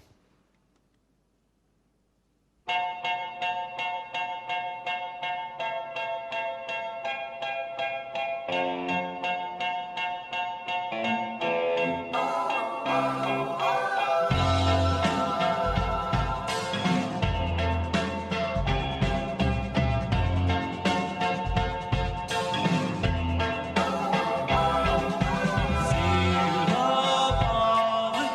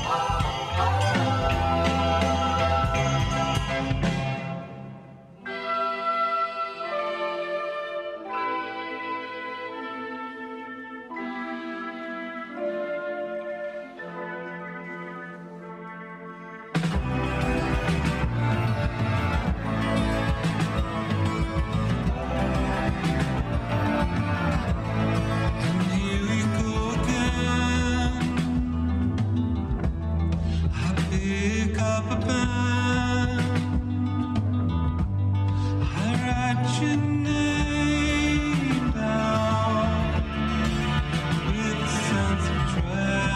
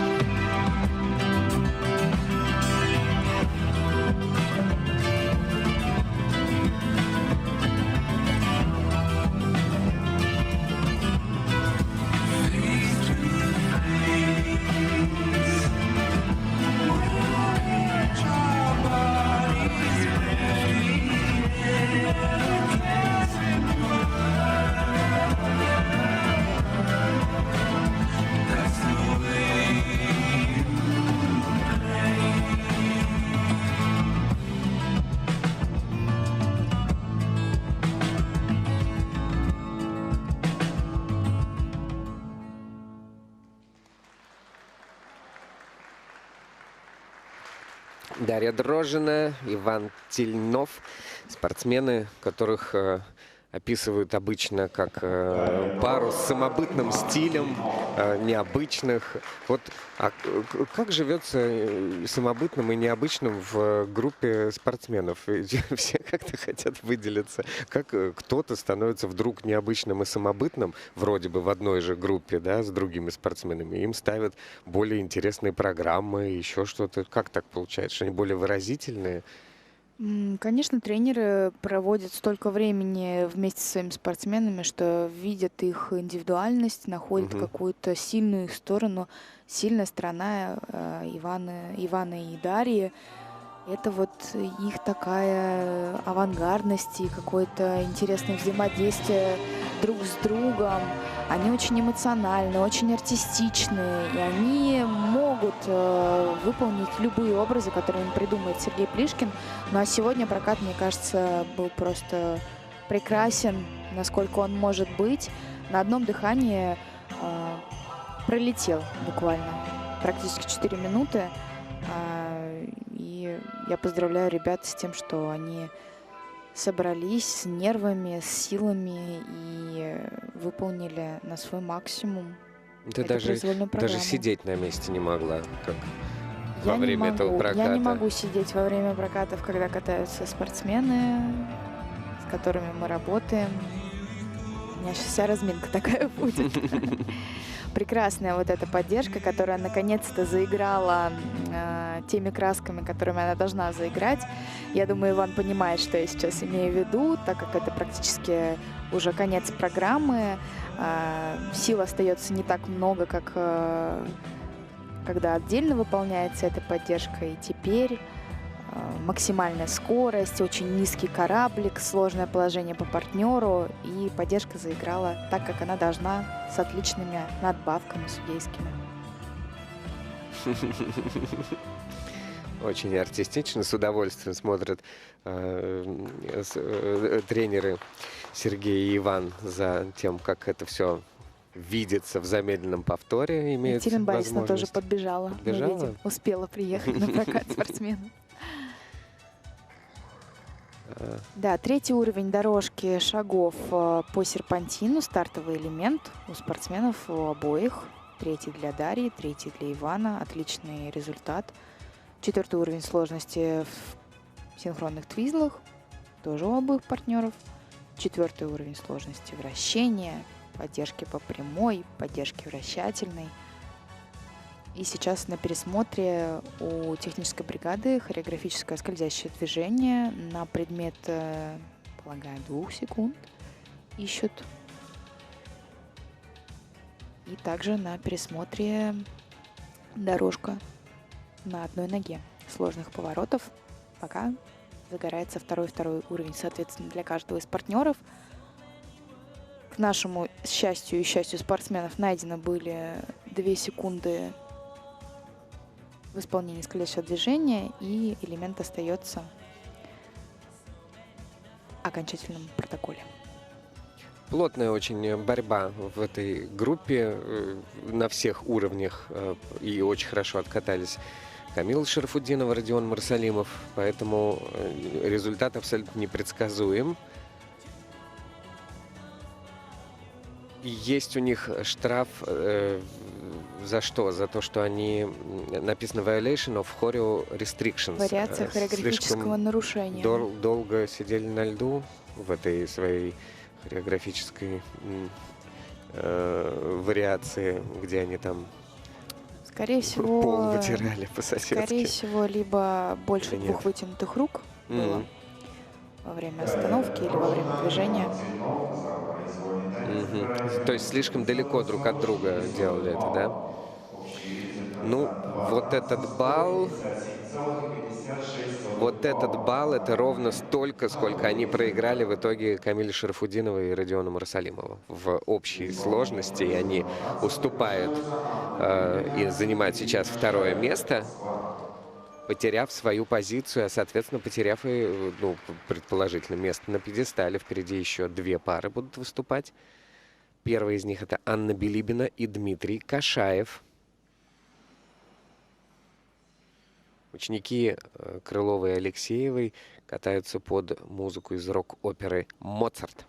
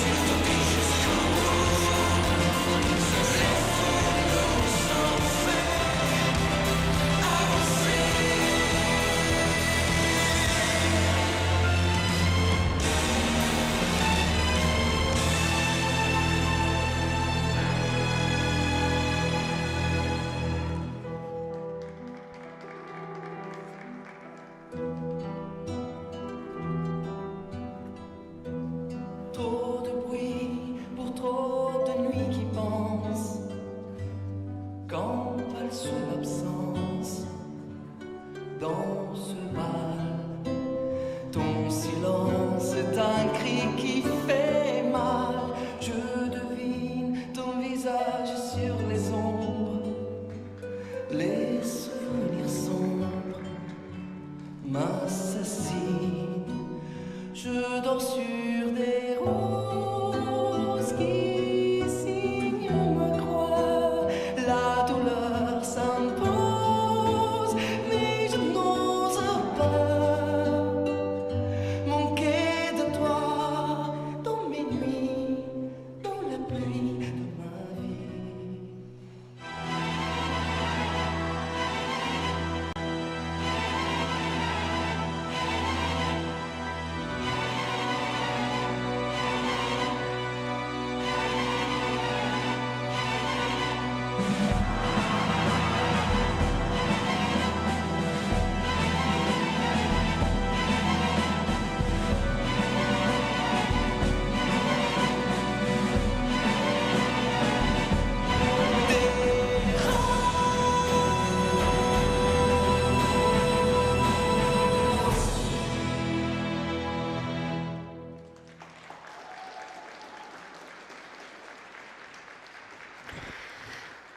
Красавцы, просто красавцы.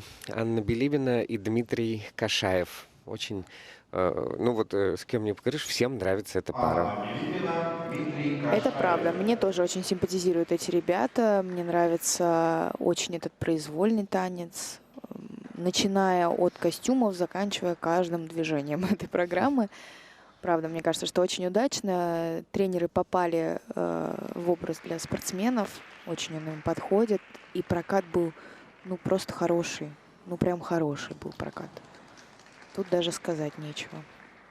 И они такие одновременно и статные, и эффектные, и кукольные, какие угодно. То есть можно прям экспериментировать, искать что-то, двигаться вперед. Огромная скорость была на протяжении всей программы. Пронеслись буквально на 3,5 минуты вихрем в этом танце. Очень техничный партнер в этой паре. Дмитрий вообще может спокойно кататься на самые высочайшие уровни сложности. Очень чистые повороты, у него хорошая выворотность нижняя, что позволяет ему исполнять моухоки, скобы, все без перетяжек. Анна также очень хорошо себя проявляет и не отстает от своего партнера. Третий уровень сложности для дорожки шагов по серпантину для обоих партнеров. И также у Ани на дорожке шагов на одной ноге, которая сейчас на повторах у нас показывается. Третий уровень у Анны и второй у Дмитрия. Потерял он уровень за счет того, что остановился во время исполнения твизла в этой дорожке шагов. Поэтому только второй уровень сложности. Красивыми, эффектными корабликами завершают. Я каждый раз смотрю на эти кораблики и боюсь, господи, только стой, пожалуйста, только бы не слететь бы там с ребра. Помнишь, да, на таких, Помню. некоторые погорели на таких параллельных кораблях. 159,32. При том, что по произвольной программе они уступают Камиле Шарафутдиновой и Родиону Марсалимову, но по сумме двух программ выигрывают балл и как минимум вторыми становятся в сегодняшних соревнованиях. А впереди выступление лидирующей после ритм танца пары Зоя Пестова и Сергей Лагутов. Та самая авангардная программа, которую им придумали Александр Свинин, Ирина Жук, Анастасия Шпилевая, их тренерский коллектив.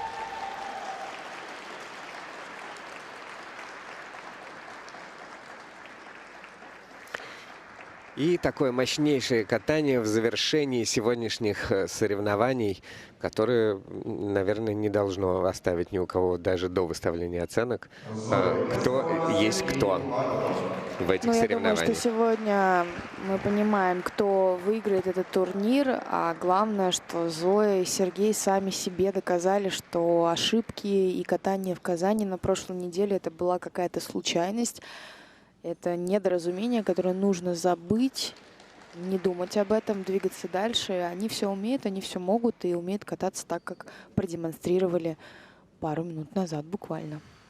Прекрасный прокат, опять же. Мне очень понравилось. Сегодня родные стены, что ли, помогают Зое и Сергею, потому что они катаются у себя дома. Ребята базируются, тренерский штаб Жук-Свини на Ледовом дворце «Мечта», где мы находимся сегодня с вами, Василий. Да. И с самого начала, мне кажется, уже во взгляде Зои и Сережи я понимала, все будет хорошо. Вот все будет хорошо. Это есть вот такое, что по спортсменам чувствуется с первого движения, с первого, вот как ты посмотришь на них, увидишь вот их взгляд, попадешься с ним. Понятно, спортсмены прокатают хорошо или на нерве.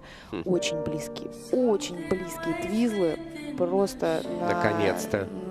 За сегодня. Наконец-то показали Зоя и Сережа, не ошиблись на этом элементе, как они умеют делать эти твизлы, на какие надбавки Джои они могут делать эти твизлы. 2,5 балла за синхронные твизлы. Это огромная судейская плюсовая зона.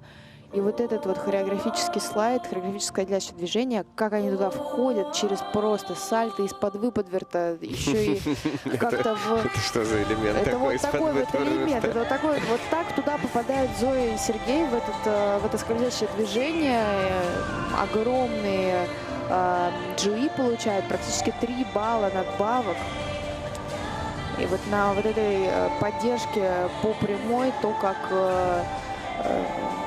не сразу попала в нужное место в бедре у Сережи, чуть-чуть потопталась там Зоя на ноге, но это вообще никак не повлияло на стальное движение вперед у партнера. И поддержка, соответственно, 4-го уровня с огромными плюсами, и яркое завершение, хореографическая дорожка, ну и вот даже как будто не запыхались. Вообще, ребят, в шикарной форме физической. Даже не дышали после произвольного танца. Очень здорово. Поздравляю ребят с завершением этого турнира и успешным выступлением и вчера, и сегодня. Как будто бы это не они приехали на турнир, а просто они пришли кататься, как всегда, и здорово откатались. А тут, ой, еще и судьи оказались. Ой, Елизавета еще комментирует. Первый канал. Пришли, конечно. Да, прекрасно, молодцы, настроение суперское. Ну и преимущество прям головокружительное на ваших экранах. По сумме 2 программ 9 баллов они набрали впереди Билибина и Кашаева. Те на 2-м месте. На 3-м месте на пьедестале красуются Шарафутдинова и Мурасалимов. Это еще чуть меньше балла отставания от 2-го места. А на пьедестал не попали вот из-за 1 балла штрафа Дрожжина и Тельнов. Ну, естественно, и из-за каких-то еще других да, уровней оценок и так далее. Но вот не было бы штрафа, и они бы были бы в призах. Далее Жарова-Столяров, Воробьева-Цимбалов, которые вот на несколько позиций поднялись, вошли в 6-ку. Большие молодцы. Спасибо большое, Елизавета, за эти 2 прекрасных дня, которые мы провели в мечте. Да, какое название у Ледового дворца, да, великолепно. Спасибо большое вам, Василий. Я желаю вам прекрасного комментирования спортивных дуэтов, спортивных пар. И встретимся с вами на выходных на взрослом турнире, на другой уже ледовой арене в городе Москва. Будем смотреть танцоров и наслаждаться их катанием. Спасибо большое, уважаемые зрители. Я с вами прощаюсь и желаю вам хорошего дня. До встречи.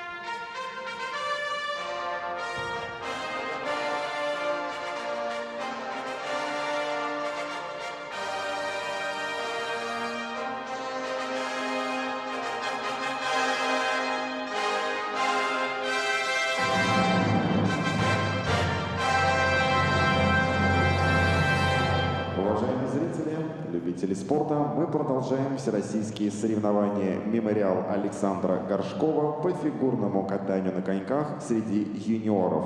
И через несколько минут на лед выйдут спортивные пары. Они исполнят произвольные программы. Уважаемые зрители, мы напомним вам, что во время соревнований запрещена фото- и видеосъемка с использованием вспышки, поскольку это может привести к травме спортсменов. Большое спасибо за понимание. Уважаемые зрители, разрешите представить официальных лиц соревнований в парном катании. Старший судья Сергей Чемоданов, Московская область. Судейская бригада. Судья номер 1 Святослав Бабенко, Тверь. Судья номер 2 Регина Трусова, Казань. Судья номер 3 Татьяна Косыгина, Санкт-Петербург. Судья номер 4 Татьяна Даниленко, Москва. Судья номер 5 Светлана Кандыба, Москва. Судья номер 6 Марина Сысцова, Санкт-Петербург. Судья номер 7 Юлия Соловьева, Томск. Техническая бригада. Технический контролер Владимир Захаров, Москва. Технические специалисты Александр Кузнецов, Москва. Марина Австрийская, Москва.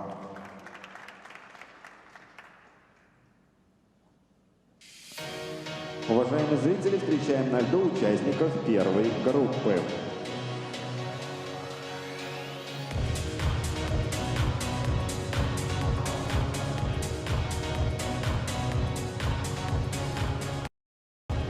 Арина Барсегова, Матвей Богданов, Москва. Злата Камалова, Данил Панов, Пермский край. Разрешена 6-минутная разминка.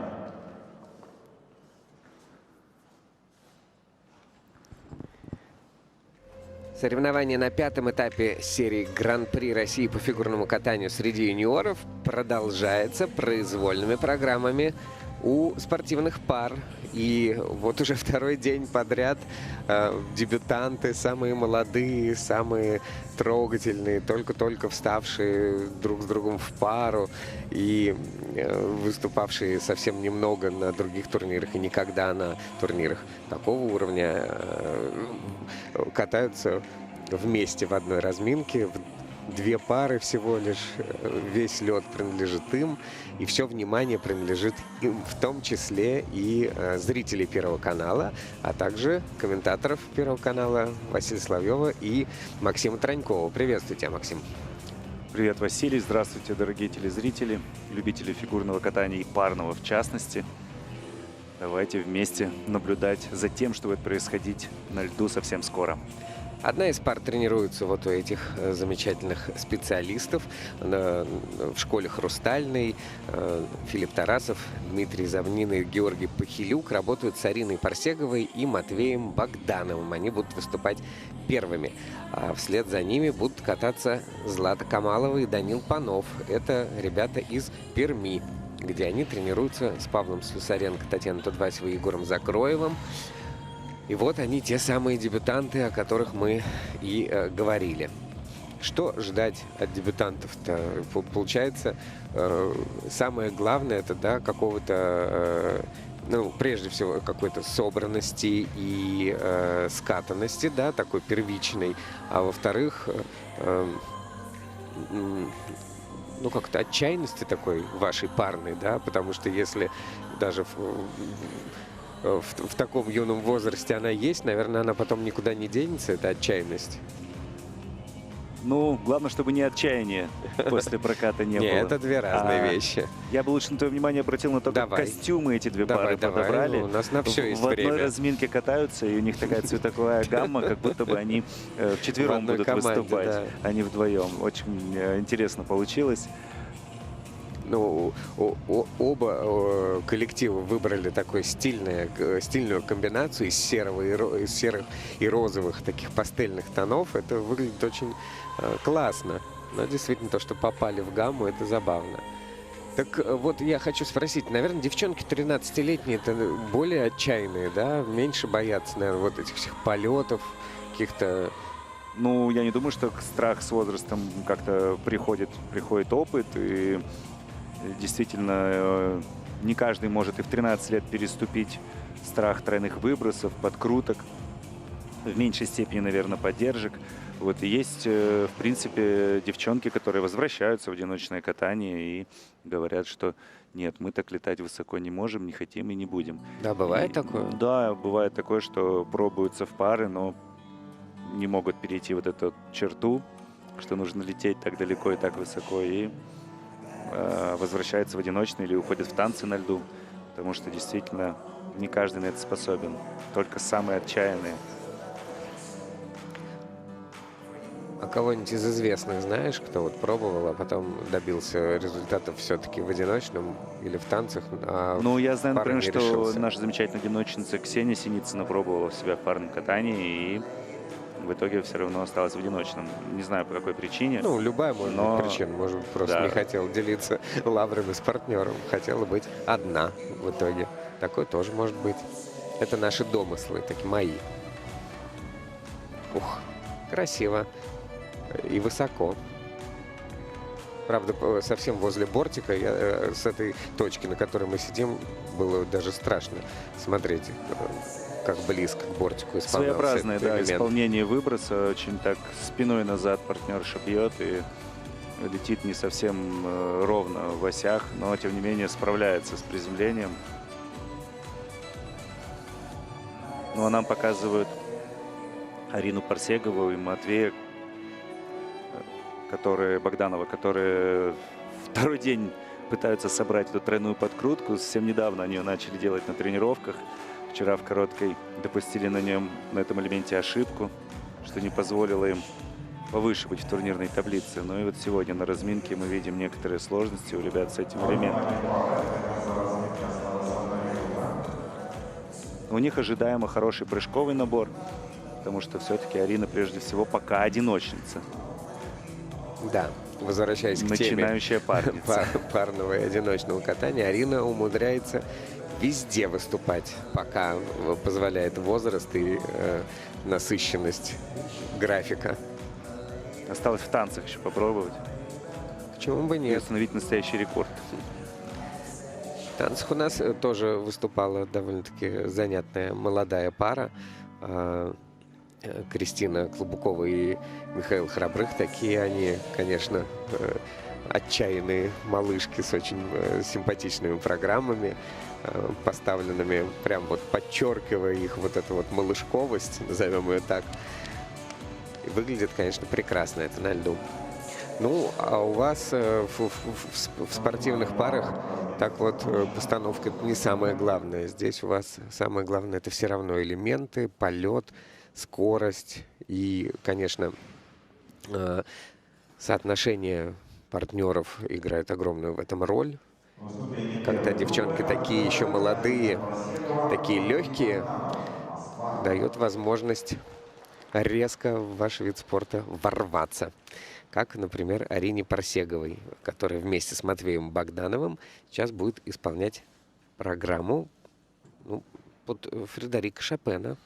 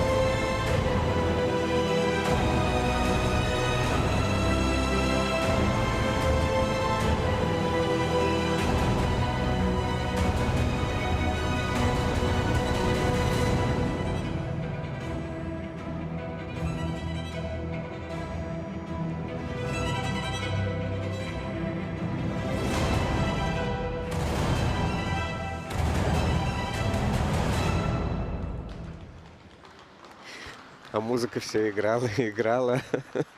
Симпатичные ребята. Арина Парсегова, Матвей Богданов чуть-чуть раньше закончили программу, чем было предписано хореографией, но молодцы, выкручивались как могли. Но в остальном, это, так сказать, мелкая помарка в завершении. В остальном, какая прекрасная пара, какое прекрасное для нее выступление.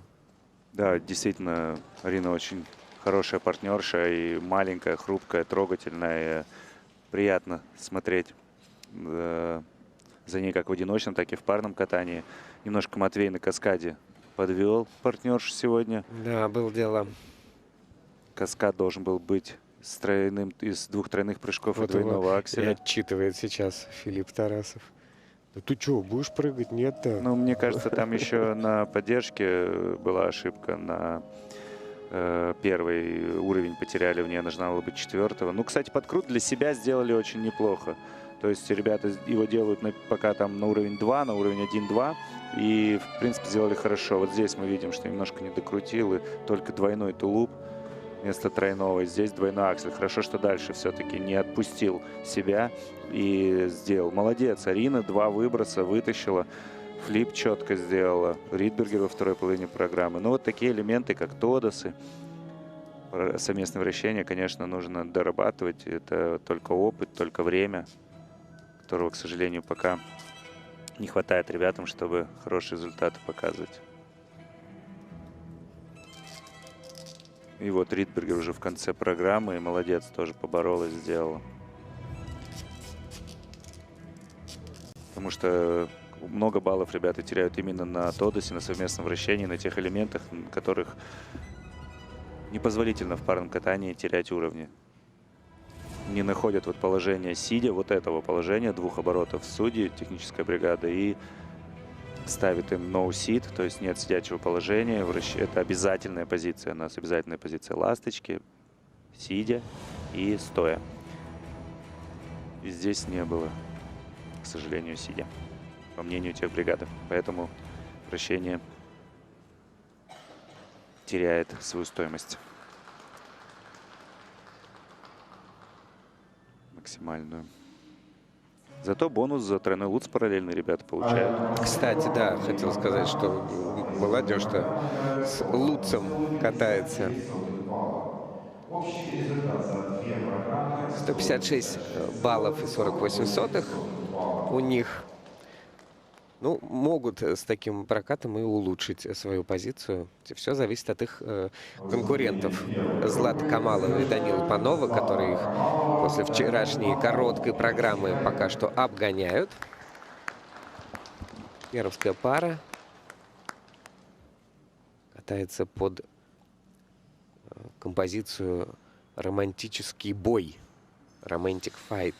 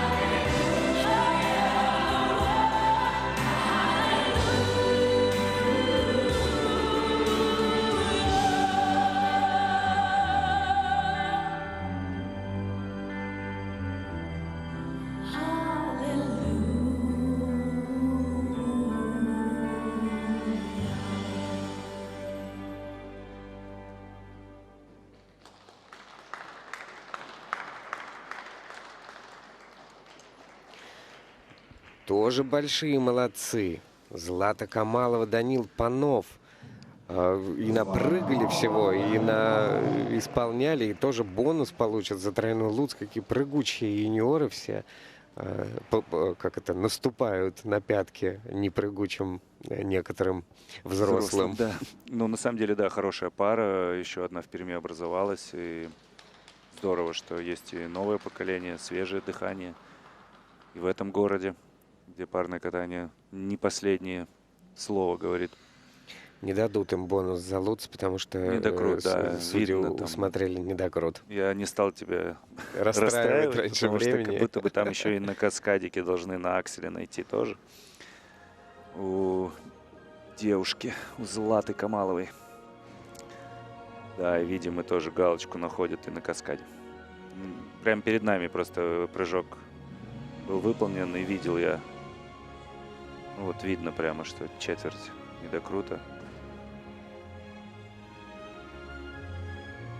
Но ставят Q. И вот здесь тоже, в принципе, видите, да, конечек на ход вперед нравится. Q в судейском протоколе — это значит меньше четверти недокрута. Да. Больше четверти была бы одна галочка, больше половины — две да, галочки. тут все-таки, мне кажется, где-то судьи все-таки в пользу спортсмена посчитали, правильно сделали, потому что на такую сложность ребята идут, нужно поддерживать.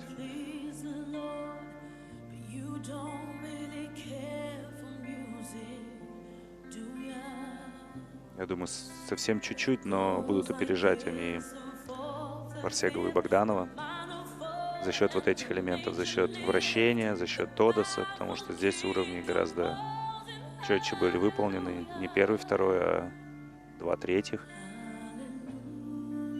А что совсем чуть-чуть? Они же и так их вчера опережали. Ну, Или я имею в виду в произвольной программе опережать? максимум балл, может, 1,5 они. Ну да, вот 101, здесь 102. Да, сохраняет свою позицию Камалов-Панов. И мы ждем следующую группу участников, где выступают уже более взрослые, более скатанные пары, занимающие первые 3 места после короткой программы.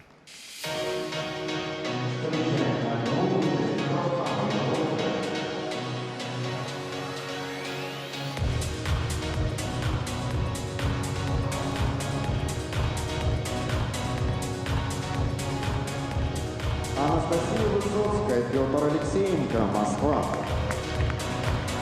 Полина Сажина, Алексей Белкин, Москва.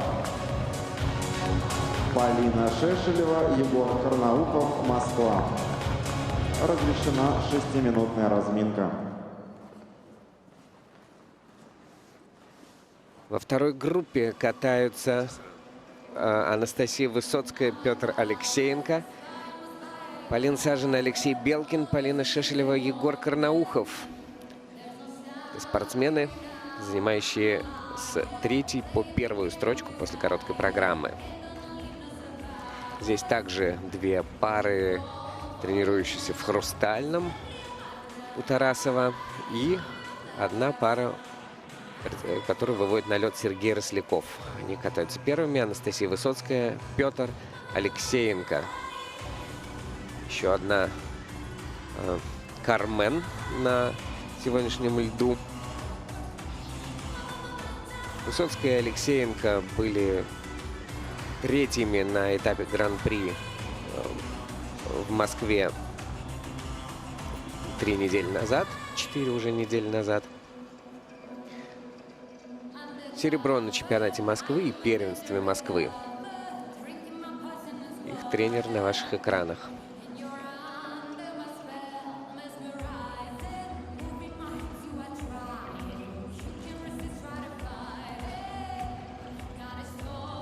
На 2-м месте после короткой программы Полина Сажина, Алексей Белкин.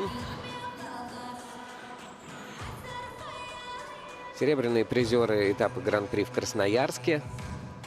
Победители первенства Москвы. 4-е место на мемориале Ирины Рабер. С замечательными элементами катаются. В том числе в произвольной программе ждем от них комбинацию из, ну, по крайней мере, заявлено тройной лутс, 2 двойных акселя и флип тройной. Все эти элементы, лутс, флип, заслуживают бонусов. Они их периодически получают.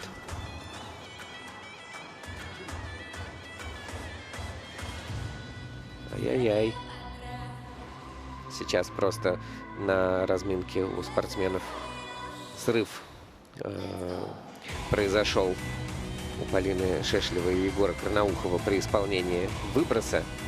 И Одинарного выброса, на минуточку. да, и С имитацией ребята слетели, но это такое, поэтому, чтобы в себя прийти. поэтому у тренеров не дрогнуло лицо, а так немножко замерло вообще, что происходит. Они выполняют в своей произвольной программе четверную подкрутку. Ну и также флип в каскаде с тройным тулупом, двойным акселем, лутс. Все это заявлено у них в самом начале программы. Вот такие юниоры у нас сейчас. Как можно упасть с одинарного выброса? Ну, на самом деле, для многих этот выброс сложнее даже, потому что, когда не крутишься, в воздухе гораздо сложнее находиться на такой высоте, и когда у тебя амплитуда есть, нужно очень четко делать все движения, и немножко конечек выскочил у Полины. Это случайность, это ничего сверхъестественного нет.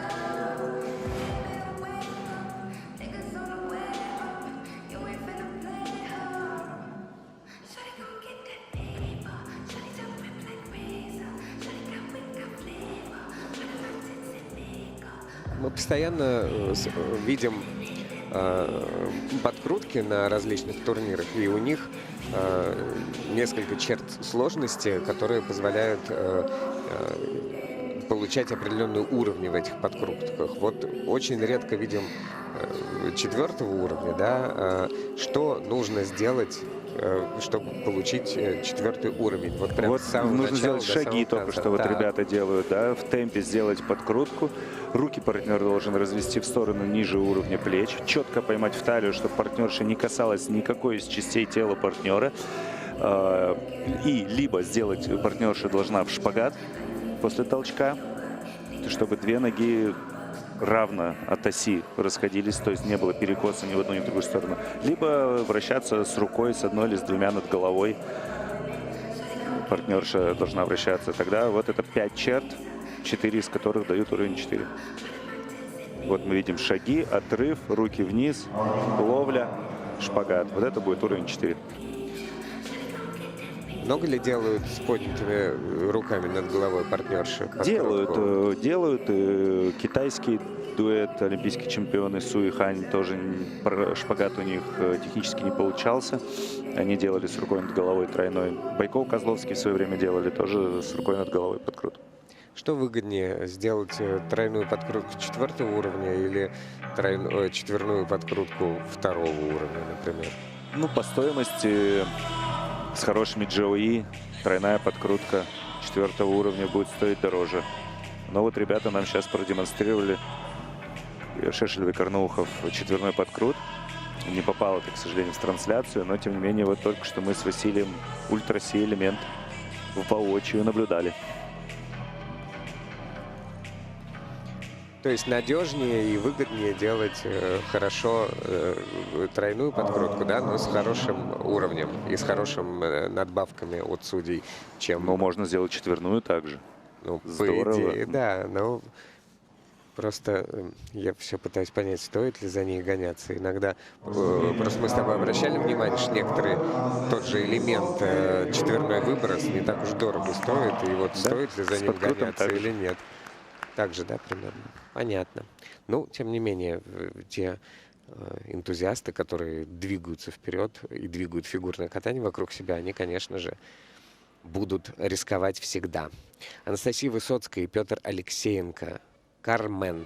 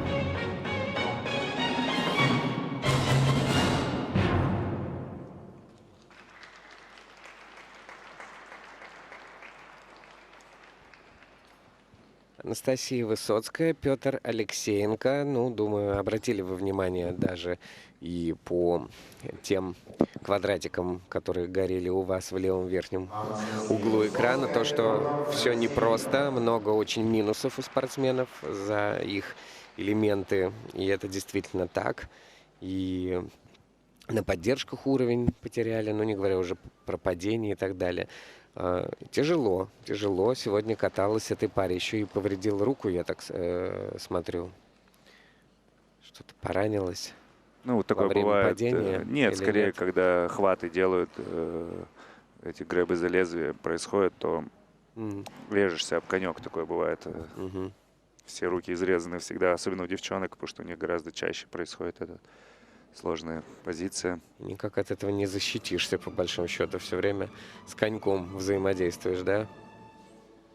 Ну, в случае с определенной Возвращаясь к постановкой. прокату ребят, Да. как будто бы на своем первом этапе московском, самым первым из этапов, ребята выглядели как-то поувереннее, чем сегодня. Тут вот мы видим, тут уже не без борьбы тройной луц. Здорово, что продолжила выполнять этот каскад, и хоть и далеко друг от друга был выполнен, но все-таки ребята справились. Выброс флип четко. И вот после этого начались проблемы. Падение с тройного тулупа. Срыв вот здесь вот поддержки. Уже локоть согнулся, и дальше потеряли ребята много.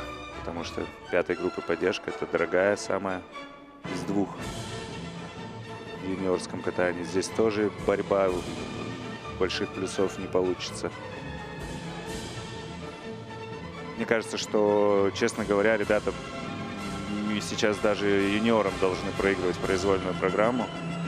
Я уж не знаю, как им будут выставлены компоненты, но технически гораздо слабее они откатались, чем пары из первой разминки, чем дебютанты. Такое бывает, и видели мы это на этапе в Казани. И у Насти, Саши, у Мишины Галямова тоже бывают плохие прокаты и плохие дни. Что уж тут говорить об юниорах, когда даже самые надежные пары ошибаются. Сегодня не день ребят, но пара хорошая, яркая. На первом этапе здорово катались, попали в призы. Здесь, если по сумме удастся удержаться, то хорошо, но будет сложно, потому что за 100 баллов набрали обе пары. Здесь, я думаю, 100 баллов не будет. Да, им для того, чтобы Потому что ошибок очень много. удержать свою позицию, нужно набрать 101 с лишним балл. Да, Это запредельно. не было положения в ласточке в совместном вращении первого уровня Тодос. Сорванная поддержка. Да, Анастасия Высоцкая, Петр Алексеенко откатываются сразу на последнюю строчку в сегодняшних соревнованиях, пропустив и Камалову с Пановым, и Парсегову с Богдановым. Ну что ж, дебютанты забираются на пьедестал у нас. Поздравляем их с этим уже заранее. Ну, а впереди катание еще двух пар. Филипп Тарасов, Дмитрий Замнина, Георгий Пхилюка. И первый из них — это Полина Сажина и Алексей Белкин. Они катаются под программу «Who Wants to Live Forever» в исполнении трех теноров.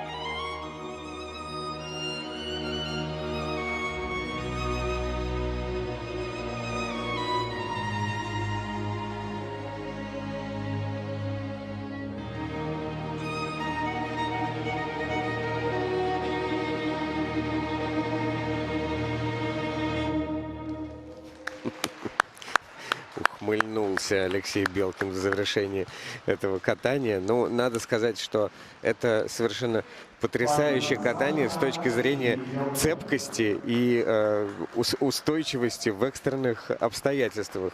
Спортсмены из таких ситуаций выкрутились, что мы тут вообще умываем руки, что называется, как комментаторы. Молодцы. Действительно, ребята, я думаю, как охарактеризовать этот прокат, потому что прогресс по сравнению с предыдущим этапом очевиден. Там была ошибка степ-аут на выбросе. Здесь безупречно ребята справились, и получат они бонусы за прыжковые элементы, я уверен. Потому что как будто бы все четко было исполнено. Находят ребро вот на флипе судьи, то есть только за Луц, наверное, ребят получат этот бонус. Во всем остальном все практически здорово. Подкрутка 3-го уровня. Тодос и совместное вращение последними элементами выполнялись тоже. Посмотрите, какой сложнейший каскад. Тройной Луц, тройной тулуп и двойной аксель. Каскад получает 14 с лишним баллов. Шикарные поддержки, хорошее покрытие льда, на хорошем ходу ребята катаются. Выброс флип. Вздрогнул я, потому что в каких только плоскостях за эти 3 оборота не побывала Полина, но тем не менее четко приземлилась на одну ногу, как ни в чем не бывало. А темп был такой Немножко невысокий. вот здесь жестковатое приземление после выброса Сальхова, но тоже поборолась. В сложной позиции, скажем так, выехала на этот выброс в шпагате. Позиция, да. Тоже вот интересное положение в поддержке в последней. И она тоже 4-го уровня оценена. Сумма баллов будет очень приличная. Около 120, наверное, баллов. Потому что, ну, действительно, классная пара получилась. Это новый дуэт. Первый сезон вместе выступают. И уже такие у них хорошие результаты. Уже являются они серебряными призерами своего первого этапа. Чему улыбнулся, интересно, Ну, потому что Алексей? музыка осталась, он ручкой сделал ать и сам посмеялся с себя. Хорошо. Ну, естественно, они первые. И понятно, что с огромным преимуществом перед дебютантами сохраняют свою позицию. И мы ждем выступления лидеров после короткой программы. Полина Шешлева и Егора Карнаухова, которые катаются под музыку Дуома, обработка Вивальди, зима, времена года. Пара чрезвычайно на юниорском уровне опытная, крепкая, мощная. И ждем. Замерли.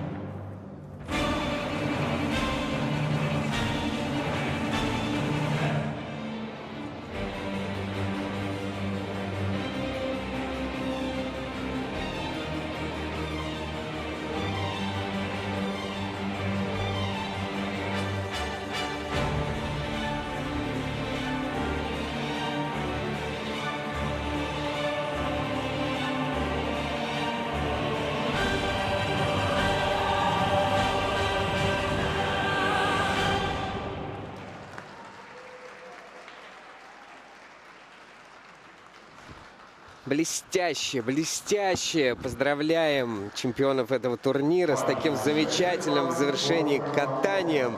Супер! Насколько это надежно, высокотехнологично, эффектно, музыкально в том числе. Я в восторге. Да, действительно, такие флагманы наших пар юниорских. Второй сезон к ряду, здорово катаются.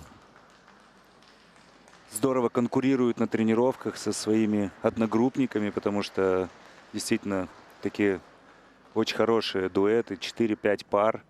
Если учесть, что сегодня еще и «Сделай свой сложный каскад» Матвей Богданов прыгнет тройной тулуп вместо двойного, и была бы вся тройка призеров из одной группы. Кстати, да. Потому что всего лишь 2 балла им не хватило для того, Матвей. чтобы подняться на подиум. И так бы мы уже получили целых 5 пар, которые способны занять всю сборную, потому что места в сборной, потому что есть еще Зоя Ковязина, Артемий Мохов, которые 2 своих этапа выиграли. Это тоже тренерский штаб Филипп Тарасов и Дмитрия Забнина. Давай по элементам. Начали с четверной подкрутки, которые, кстати, поставили 3-й уровень, а не 2-й. Ну, честно итоге, говоря, там хотя и с минусами. ловли не было, поэтому для меня это скорее 2-й, но ребята делают этот элемент лучше, мы видели это на разминке. Про элементы здесь нечего говорить, здесь все было выполнено. Луцы, флипы, Да, ну просто 3-3. отметить, что это были луцы Вот и флипы. выброс, флип, шикарно. Потом будет выброс Ридбергер. Вот. Есть еще сегодня серебряные призеры, да, это Сажина Белкин, новая пара, которые дважды серебряные призеры на этапах серии Гран-при. Есть Сабада Астахов, дважды призеры на этапах Гран-при. И еще и вот Парсегова с Богдановым тоже подбираются. То есть очень классная группа. Ребята друг друга мотивируют, тренируются. И тренерам не дают расслабляться. Тодос вперед-наружу. Единственное сегодня выполняли самый сложный тодос из 4 возможных.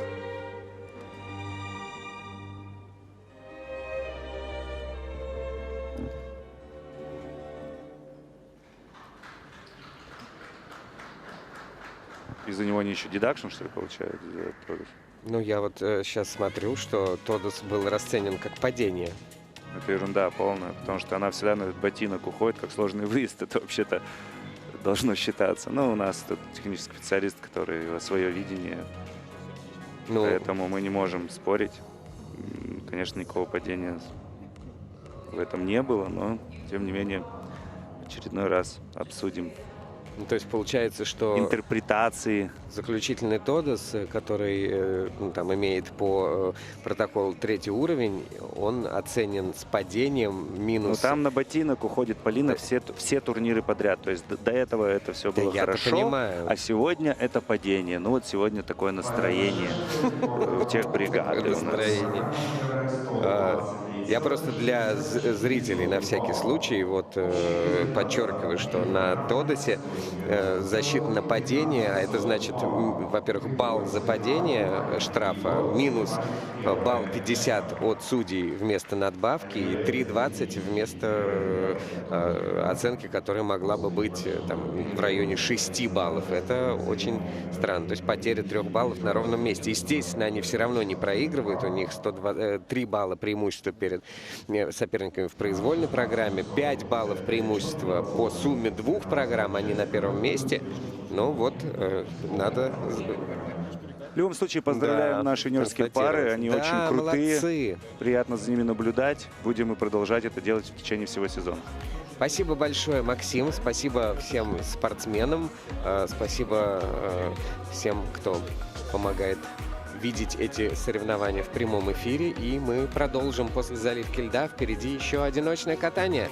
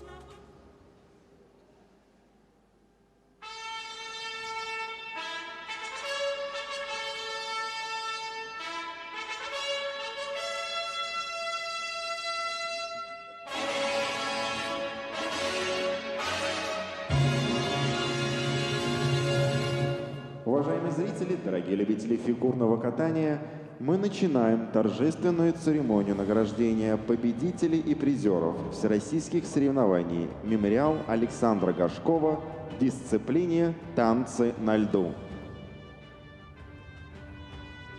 Первое место и звание победителей завоевали Зоя Пестова и Сергей Лагутов, Москва.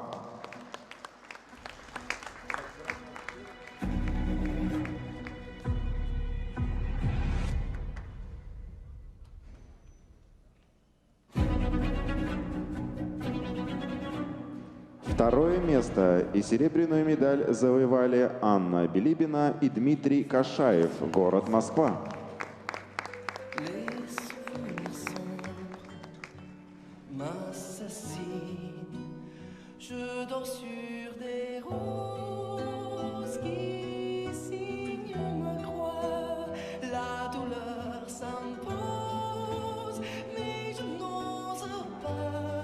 Третье место и бронзовыми призерами стали Камила Шарафутдинова и Родион Мурсалимов, Удмуртская республика, Москва.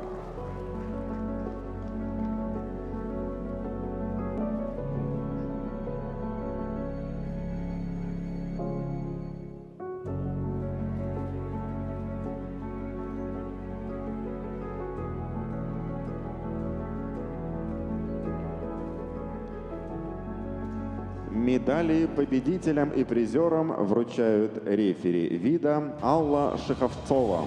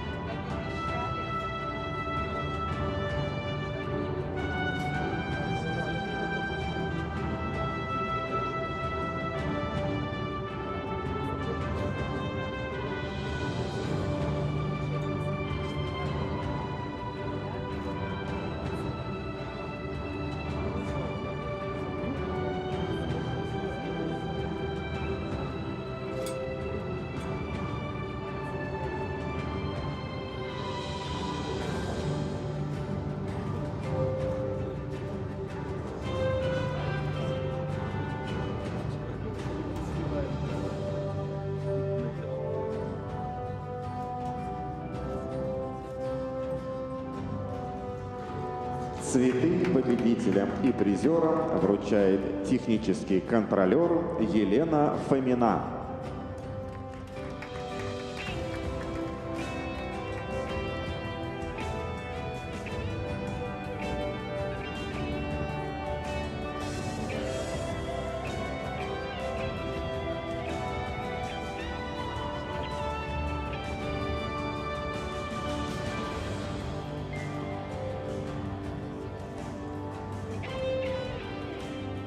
За подготовку победителей всероссийских соревнований «Мемориал Александра Горшкова» награждается тренер пары Ирина Жук.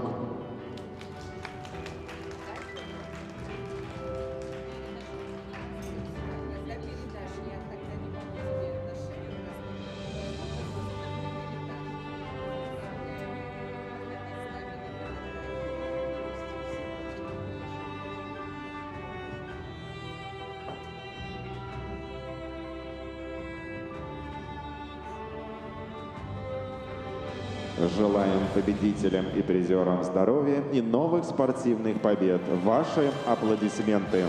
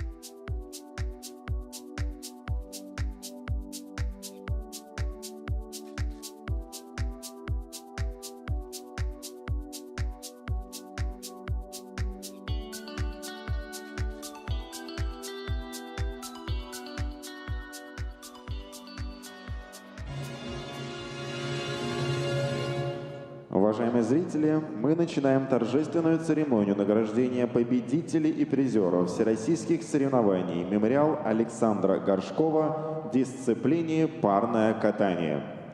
Первое место и звание победителей завоевали Полина Шешелева и Егор Карнаухов, город Москва.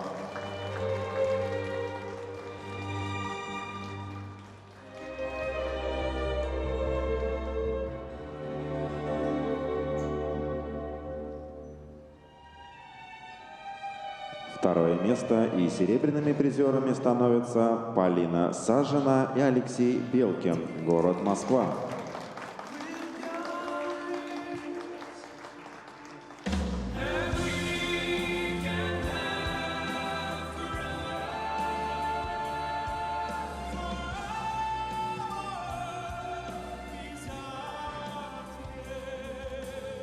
Третье место и бронзовую медаль завоевали Злата Камалова и Данил Панов, Пермский край.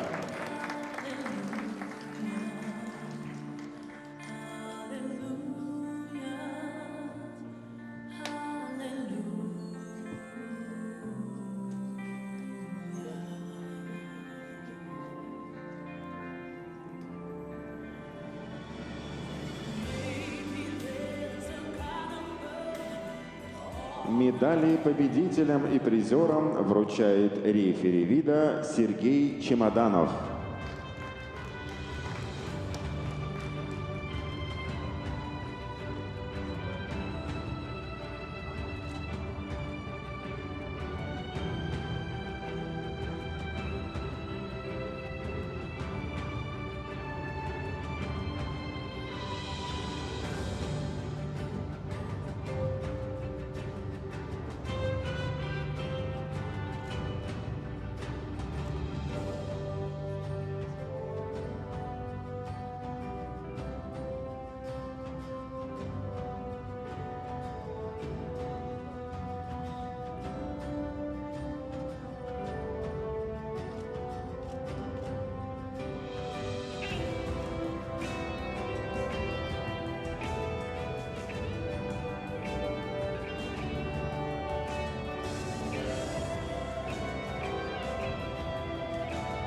Цветы победителям и призерам вручает технический контролер Владимир Захаров.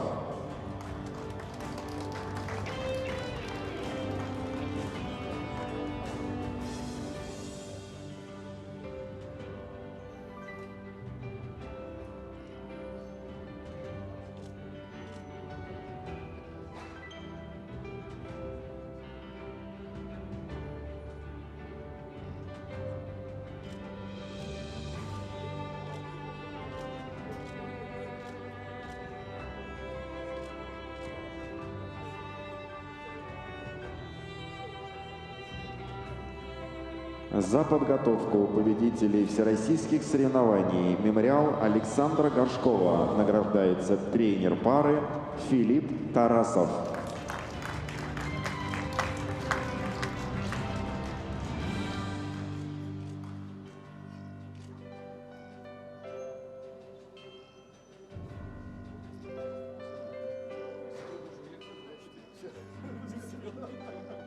Желаем победителям и призерам соревнований здоровья и новых спортивных побед. Ваши аплодисменты.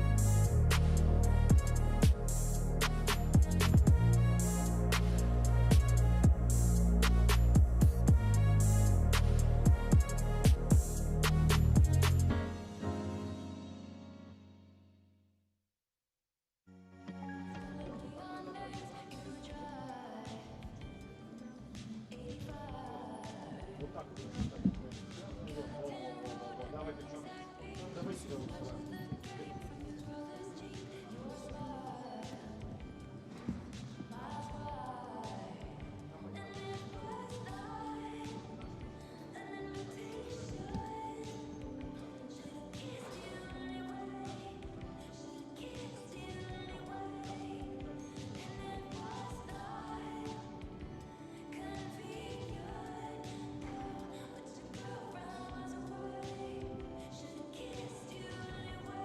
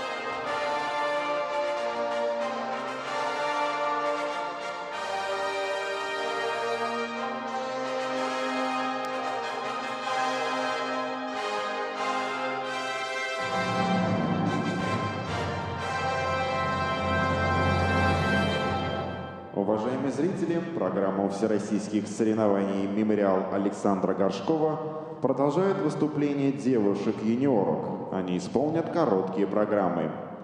Уважаемые зрители, мы напомним вам, что во время соревнований запрещена фото- и видеосъемка с использованием вспышки, поскольку это может привести к травме спортсменов.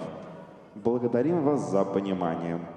Уважаемые зрители, разрешите представить официальных лиц соревнований в одиночном катании среди девушек-юниорок. Старший судья Лолита Лабунская, Москва. Судейская бригада. Судья номер 1 Алла Шеховцова, Москва. Судья номер 2 Татьяна Даниленко, Москва. Извиняюсь. Судья номер...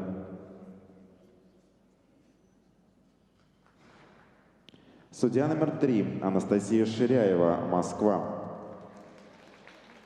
Судья номер 4 Марина Сысова, Санкт-Петербург. Судья номер 5 Светлана Михайлова, Белгород. Судья номер 6 Татьяна Косыгина, Санкт-Петербург. Судья номер 7 Регина Трусова, Казань.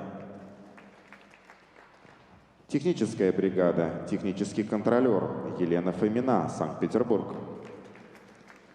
Технические специалисты Ольга Маркова, Москва. Александр Кузнецов, Москва.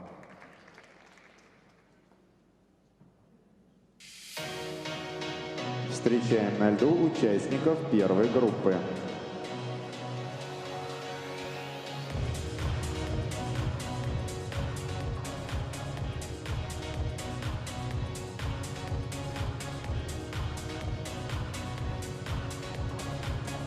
Лидия Голубова, Санкт-Петербург. Алиса Юрова, Липецкая область. Елизавета Лапутина, Свердловская область. Алиса Гориславская, Санкт-Петербург. Полина Значкова, Москва. Ульяна Васильева, Москва. Разрешена 6-минутная разминка.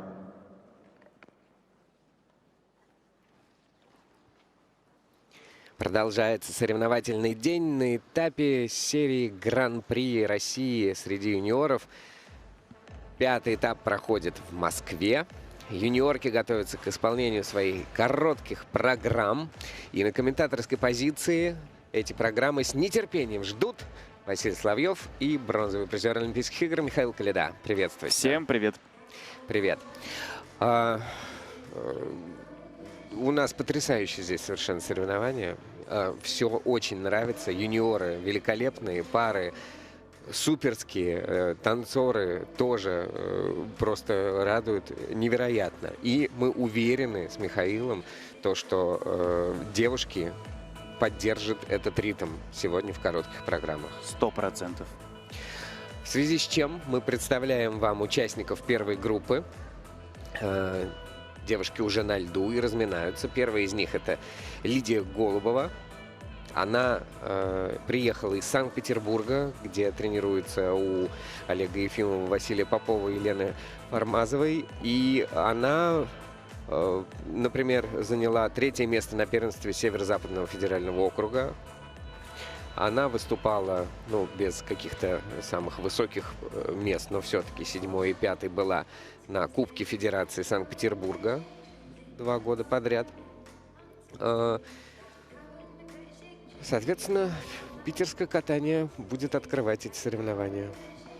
Что радует Михаила Коляду, конечно же, это определенно точно, потому что действительно питерские спортсмены, они как-то немножко отличаются именно стилем своего катания.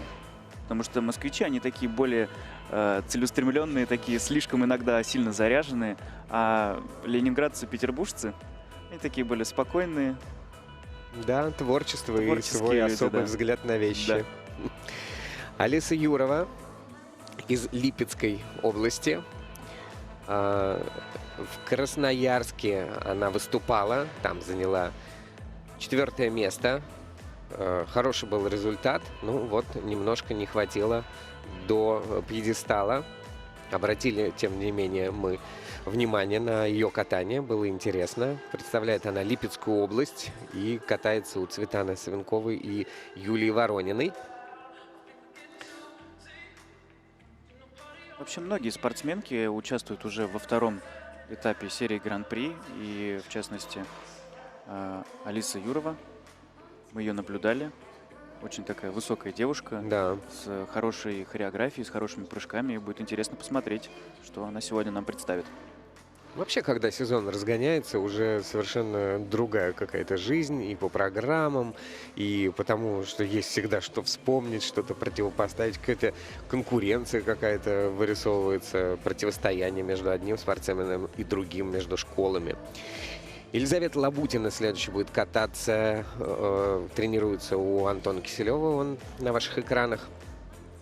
Хореограф Ольга Мурзина из Свердловской области, она в короткой программе катается под музыку из большого голливудского блокбастера «Темный рыцарь». Соответственно, серьезная программа по настроению.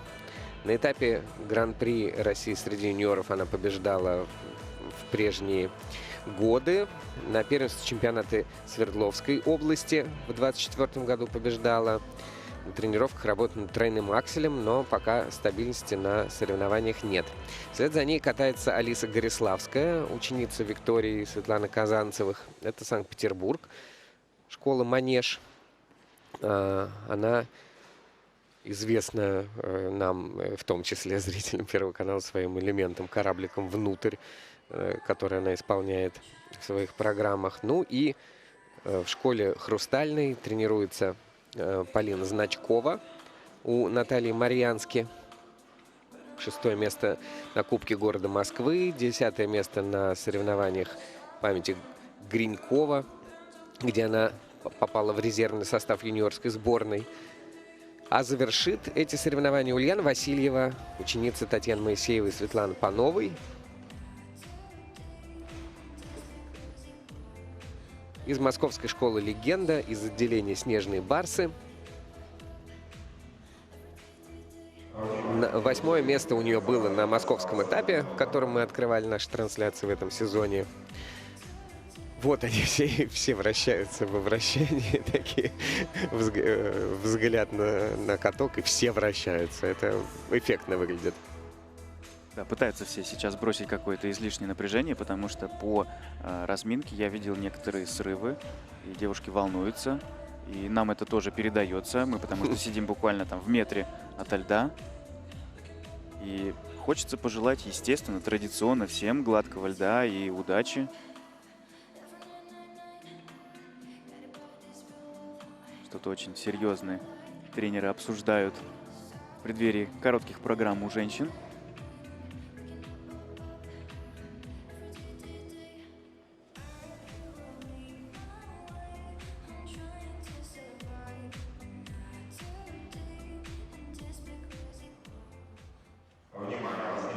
Завершилась разминка, и мы ждем выступления Лидии Голубовой.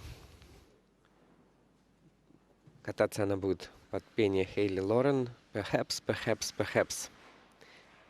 Симпатичная музыка. Ждем короткую программу, элегантную.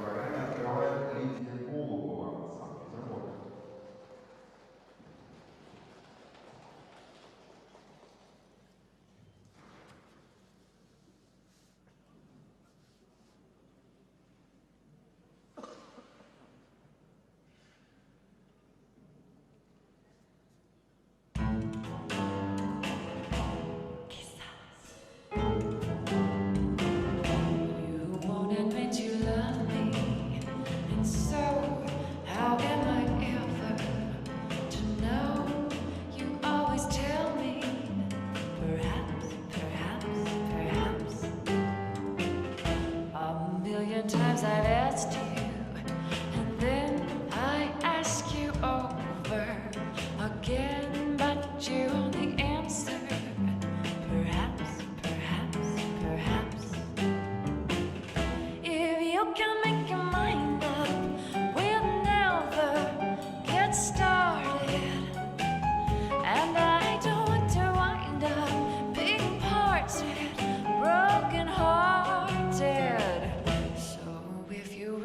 love me, say yes. But if you don't, dear, confess, but please don't tell me. Perhaps, perhaps, perhaps.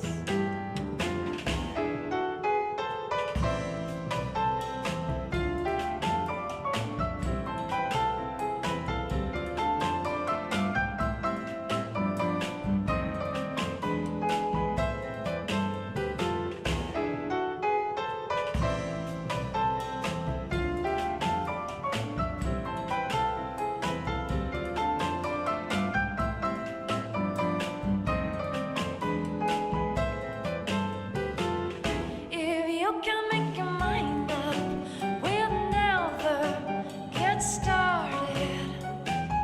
And I don't want to wind up being parted, broken hearted.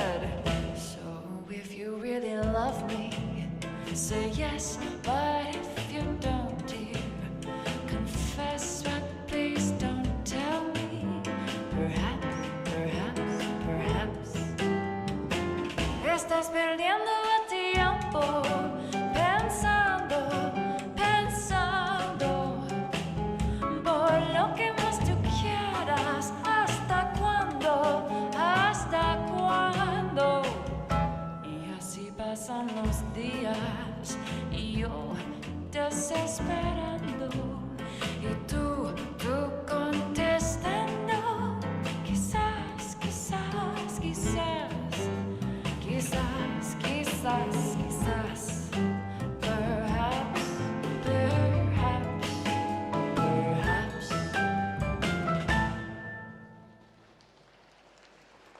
Здорово, легко и играючи начинает короткие программы у женщин-юниоров Лидия Голубова. Очень такая легкая, изящная программа. Конечно, были шероховатости, и сейчас мы с вами посмотрим. Ну, в общем, для старта вполне неплохо. Сейчас к разбору элементов первой участницы в короткой программе присоединяется и олимпийская чемпионка Анна Щербакова. Привет, Аня. Всем привет! Очень радостно вместе с вами сейчас наблюдать короткие программы наших замечательных девочек. И на самом деле очень достойное начало от Лидии. Пошла сразу на самый сложный контент, который могут себе позволить юниорки в этом сезоне. Начала с каскада, тройной луц, тройной тулуп. Давайте сейчас на него посмотрим. Луц хорошо. Тулуп тоже очень хороший прыжок, как будто чуть Спереди уверенности такая, на выезде не хватило. Как будто даже его можно было сделать чисто, безошибочно, но вот да, какой-то уверенности на выезде не было. Дальше двойной аксель и во второй половине обязательный прыжок тройной Ридбергер. Сейчас тоже с вами посмотрим. Она очень Что долго тут? на него готовилась, и все равно немножко смазанный выезд получился. Да. Может быть, не надо так долго готовиться, потому что иногда так бывает, когда ты долго-долго едешь и начинаешь перегорать, и все, и момент вот уже упущен. Да, иногда лучше не успеть даже задуматься о прыжке, о возможных ошибках каких-то, и все вот так вот между шагами вплести эти прыжки, и тогда меньше ошибок бывает, но это все нарабатывается, и с опытом это все обязательно придет. А так, 4-го уровня, все вращения, дорожка 3-го, это прям очень достойно. Хороший прокат вообще. Отличный результат, от которого приятно отталкиваться в начале сегодняшнего соревновательного дня для одиночниц юниорок. Далее на льду Алиса Юрова из Липецкой области. Она катается под программу Давина Мишель «Lose Control».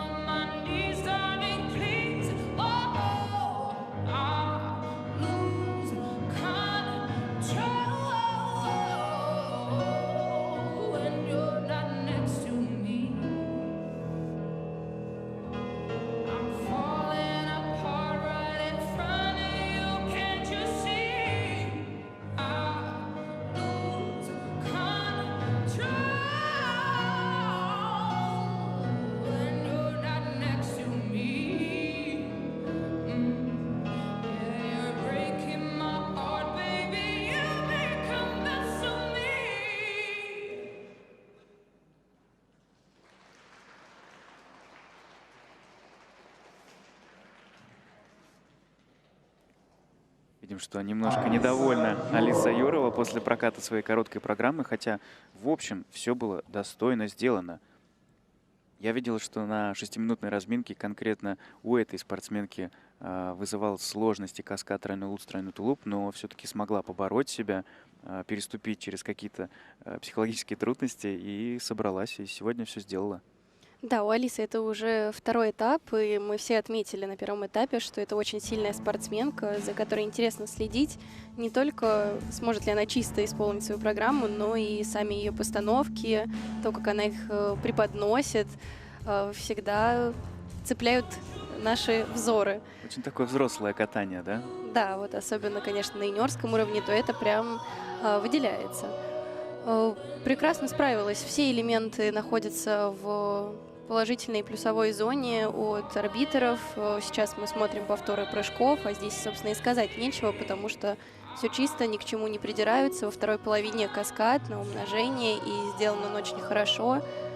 Практически балл добавляет она еще надбавками за этот элемент. 4-й уровень все вращения, и дорожку шагов нельзя не отметить. Очень много хореографических находок. Вращения все красивые. И очень понравился мне выход из заклона. Надеюсь, его сейчас покажут. Смотрите. Это буквально выход, как да. из гимнастики элемент.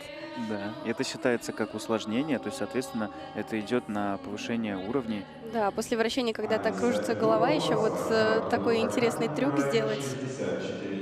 Ну и баллы заслуженно. Больше, чем в Красноярске. Отличный результат. Алиса Юрова лидирует на данный момент. И вслед за ней выступает Елизавета Лабутина.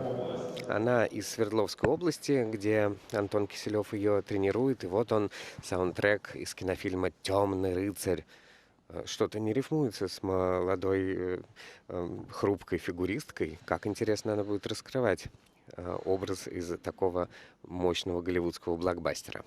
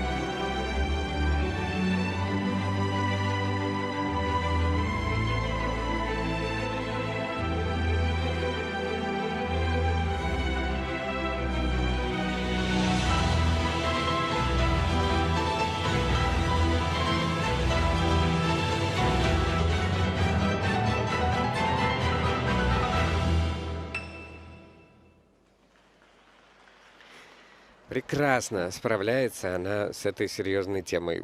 И, как и на предыдущем турнире, очень целеустремленное, очень такое крепкое катание. Причем, ну и понятно, почему тренеры как раз ей предложили катать вот такую вот программу, чтобы Очень все характерная такая, звучало. да, подходит ей? Да.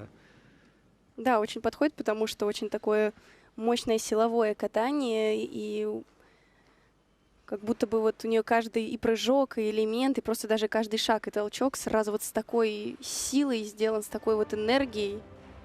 Да, действительно, есть такое, и это ощущается буквально в каждом движении, и поэтому хочется смотреть, а что же будет дальше, потому что прыжки действительно такие завораживающие. Мы видим Сейчас на был, тулуп, да, какая высота сразу на этом прыжке, и оценки от судей больше балла она двойной получает. аксель. Но вот сейчас во время проката тоже мы обсуждали, что этот аксель, вот конкретно с этого ракурса, который сейчас вам показывали, был довольно неплохой, но в принципе он не выглядел надежным, потому что немножечко она все-таки пошла вправо. А Ридбергер был замечательный. А с этого ракурса как раз Ридбергер выглядел, мне кажется, чуть хуже, а Аксель чуть лучше. Вот насколько тоже ракурсы влияют, с которых мы смотрим вживую, из которых камеры показывают. Очень хорошо владеет корпусом, очень так энергично проехала дорожку шагов, хотя вот арбитры выставляют только лишь второй уровень. Хотя именно на дорожке мы отметили, что хорошо едет, и владение коньком хорошее.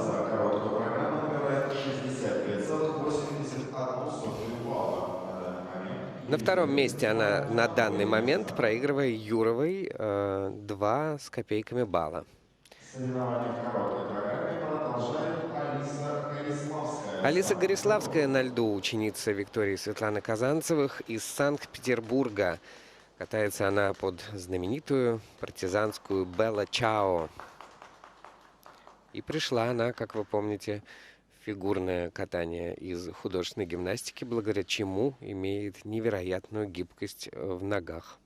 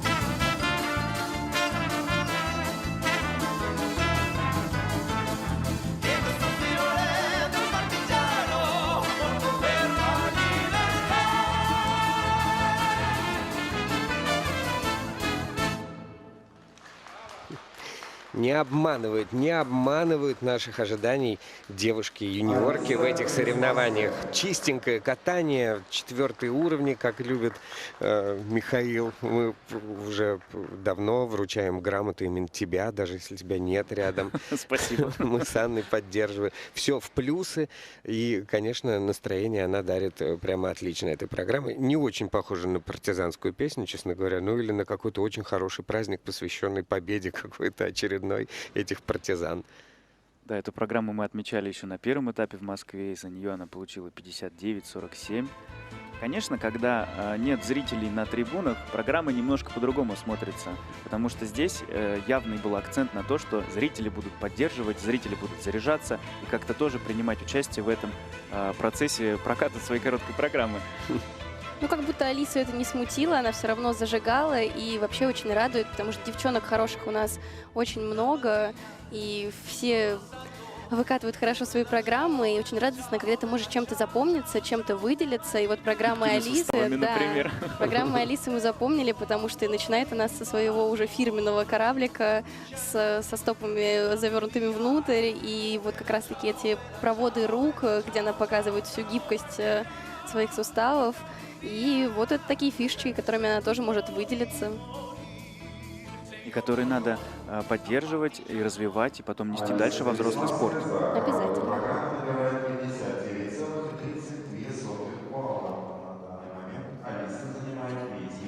Отстает на 5 баллов от Алисы Юровой. Алиса Гориславская занимает пока 3-е место. Впереди выступление Полины Значковой. Тренируется она в школе «Хрустальной» у Натальи Марьянски и катается под всем хорошо нам известную детскую и позитивную «Прекрасное далеко».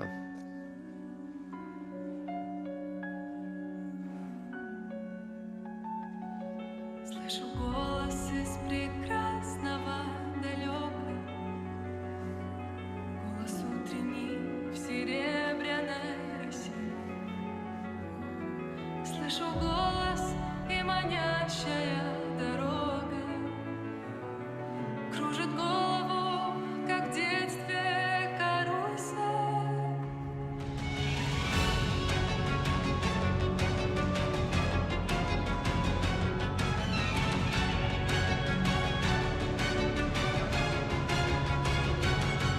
Слышу голос из прекрасного далека, он зовет меня в чудесные края. Слышу голос, голос спрашивает строго: а сегодня что для завтра сделаю я?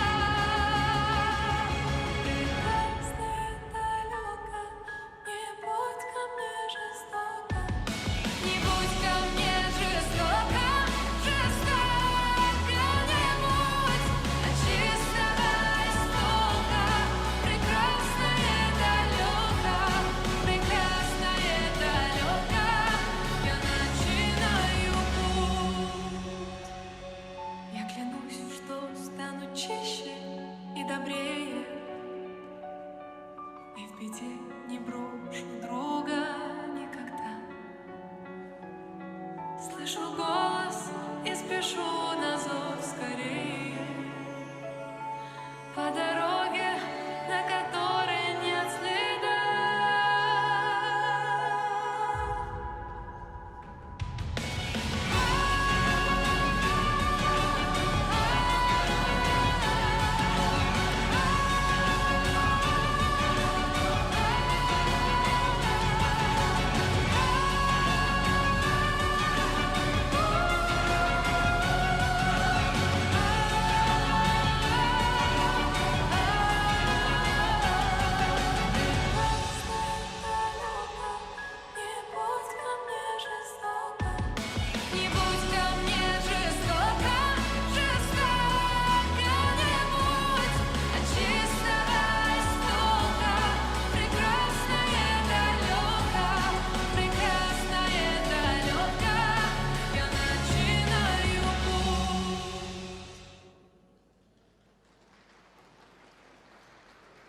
прекрасным вращением заканчивает свою программу Полина Значкова из школы «Хрустальный».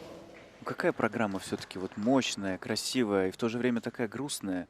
И вот хочется, конечно, чтобы под такую музыку все складывалось у спортсменов всегда на каждом старте. Но, к сожалению, сегодня вот мы видим достаточно много ошибок. И сейчас мы пробежимся и посмотрим вообще, что это было. Видим, конечно, что и сама Полина очень расстроилась. Да, музыка очень проникновенная, и программа соответствующей музыки тоже очень проникновенная, и катание Полины тоже было именно таким. Но ошибки все-таки сегодня, их, особенно для короткой программы, конечно, было слишком много. Начала вырисовывать как раз такой тюльпанчик. То есть Да, это оригинальное такое, начало. Да, очень оригинальное начало. Начала с двойного акселя, аксель был хороший, и тут уже на Ридбергере мы увидим эту неуверенность. Неплохой прыжок, но чуть корпус спереди, в зубец приземлилась, нога задрожала, и вот руками льда коснулась. Затем... Чиняне она плохо подтянула ногу, и, соответственно, поэтому только первый уровень. Да, вращение первый уровень, каскад. Вот здесь, да, вот стулу как тоже бы вытащила. Прям вот, боролась. Видно было, конечно, что она все-таки старается. С нашего ракурса было неясное ребро, и да, действительно, судьи находят. И вот мы видим еще слайд в дорожке, тоже потеряла равновесие. Сегодня вот как будто бы у нее немного дрожал конек, как на приземлениях с прыжков, так и чуть-чуть в катании. Вот это дрожание конька было. И вот здесь, да, в итоге на слайде потеряла равновесие, из-за чего дедакшн ставит на дорожке шагов, и лишь первый уровень она получает. Так что, в принципе, заявка-то мощная, и видно, что Полина может с этим справиться, но вот сегодня какой-то уверенности не хватило. Да. Ничего страшного. Завтра все должно хватить. Не просто дедакшн, а падение таким образом они вот фиксируют. А вы вот объясните, тот тюльпанчик, который она вырисовывала в начале, это что, отсылка к Панину Коломенко? Ну, практически, или кому? да. Что это вообще? Это Сейчас рисуют фигуристы тюльпанчики? Сейчас практически никто таким не занимается. Это так как бы в целях каких-то общеразвивающих упражнений и просто чтобы иногда как-то разукрасить свою обыденную раскатку. Я когда снимал фильм давным-давно про Панина Коломенко, мне сам Урманов тюльпанчик рисовал. Да, показывал, каково это. Симпатично получалось. Тюльпанчик — это одна из таких самых простых фигур. Панин Коломенко, конечно, его не рисовал, он там рисовал вообще Ну да, высший говорят, пилотаж. что он там такие картины рисовал, что никто не мог никогда в жизни повторить. 5-е место у Полины. К сожалению, после ее короткого проката совсем расстроенная девушка. Она занимает пока что последнюю строчку. В завершении группы участниц стартовой Ульяна Васильева из Москвы исполнит свою короткую программу. Ученица Светланы Пановой, Татьяны Моисеевой катается под вариацию на известнейшую тему «Come Together».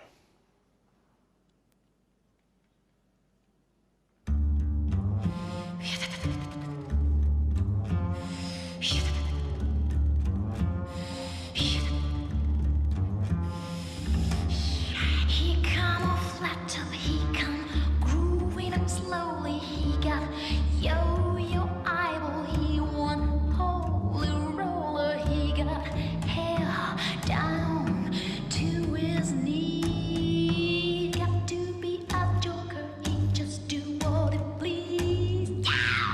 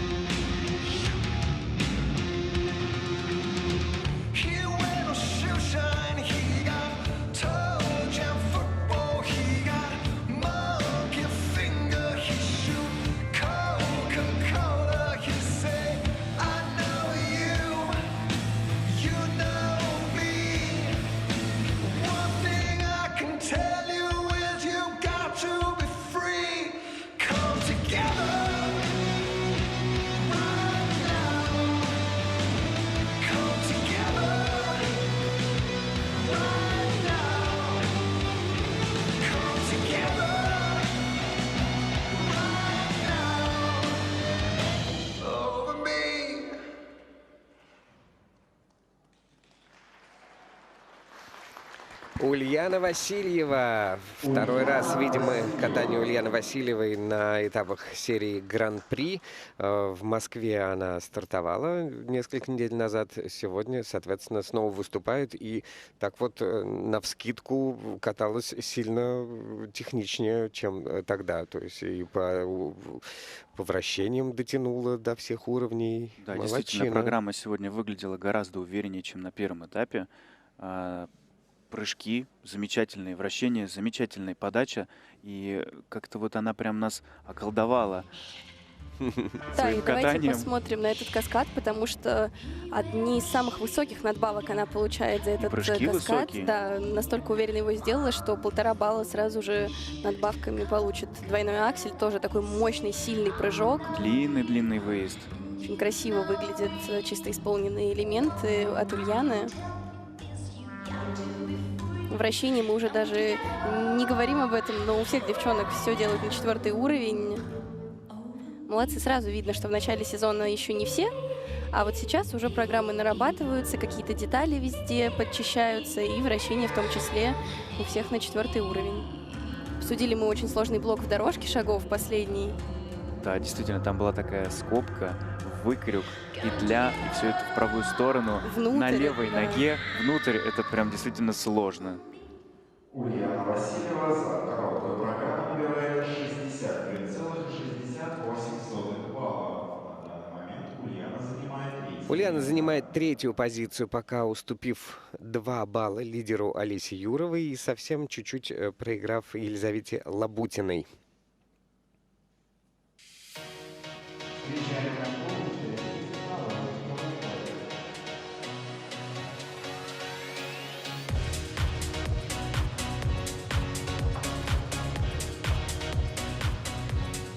Мария Лабутина, Вологодская область. Милана Лебедева, Москва. Екатерина Кольцова, Костромская область. Юлиана Черенева, Удмуртская республика. Елизавета Кудряшова, Краснодарский край. Арина Теслина, Волгоградская область. Разрешена 6-минутная разминка. Вторая группа участниц на льду на Гран-при России по фигурному катанию среди юниоров. 5-й этап проходит в Москве. И у нас короткая программа у юниорок. Кататься будут следующие спортсменки со всей страны. Здесь и Вологодская область, и Костромская, и Удмуртская республика, и Сочи, и Волгоград. Ну, прям все приехали в Москву.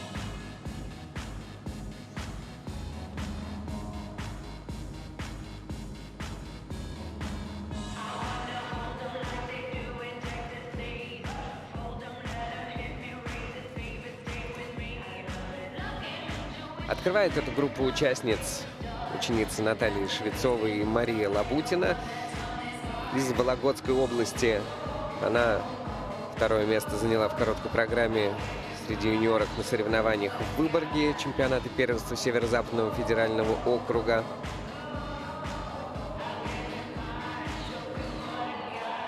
Распрыгались девчонки на разминке серьезным образом.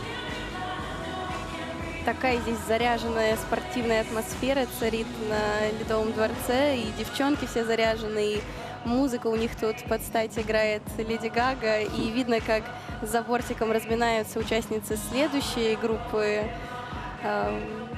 Именно вот с покерфейсом выходят, такие все сосредоточенные, серьезные. Лица у всех очень сосредоточенные, настроенные.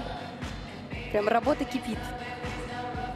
Милана Лебедева из школы Ангелы Плющенко выигрывала открытое первенство Москвы в 23-м году, когда дебютировала в юниорской категории. 4-я была на первенстве России среди юниоров в 25-м году. Золото на турнире Кубок Москвы. И лично Евгений Плющенко сопровождает эту спортсменку на данных соревнованиях. Ее тренерская бригада: Евгений Плющенко, Артем Значков, Екатерина Митрофанова. Далее Екатерина Кольцова будет кататься, представляющая Костромскую область. где она тренируется у Юлии Тащиковой. В Казани только что видели ее выступление. 9-й она стала. В общем-то, с неплохими баллами, а баллы все очень плотные у девушек. Там разгуляться, что называется, негде и некому. Ну, разве что некоторые лидеры могут выделиться. А так вот соревнования мега плотные, и никогда не представляешь себе, кто какое место действительно займет. Юлиана Черенева, 15-летняя спортсменка, представляющая Удмуртию.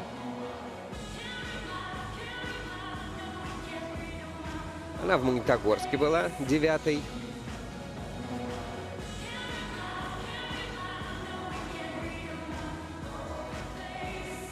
И тренируется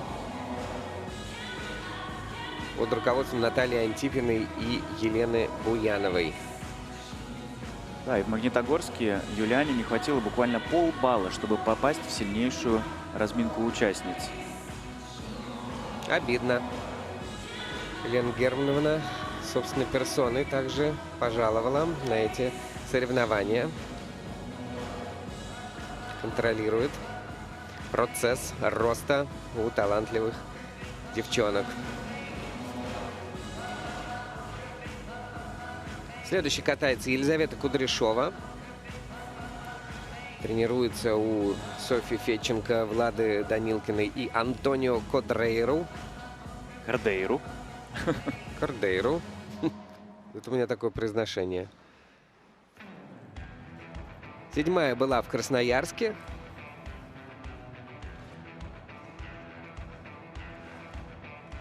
6-я на первенстве Южно-федерального округа и Северо-Кавказского федерального округа.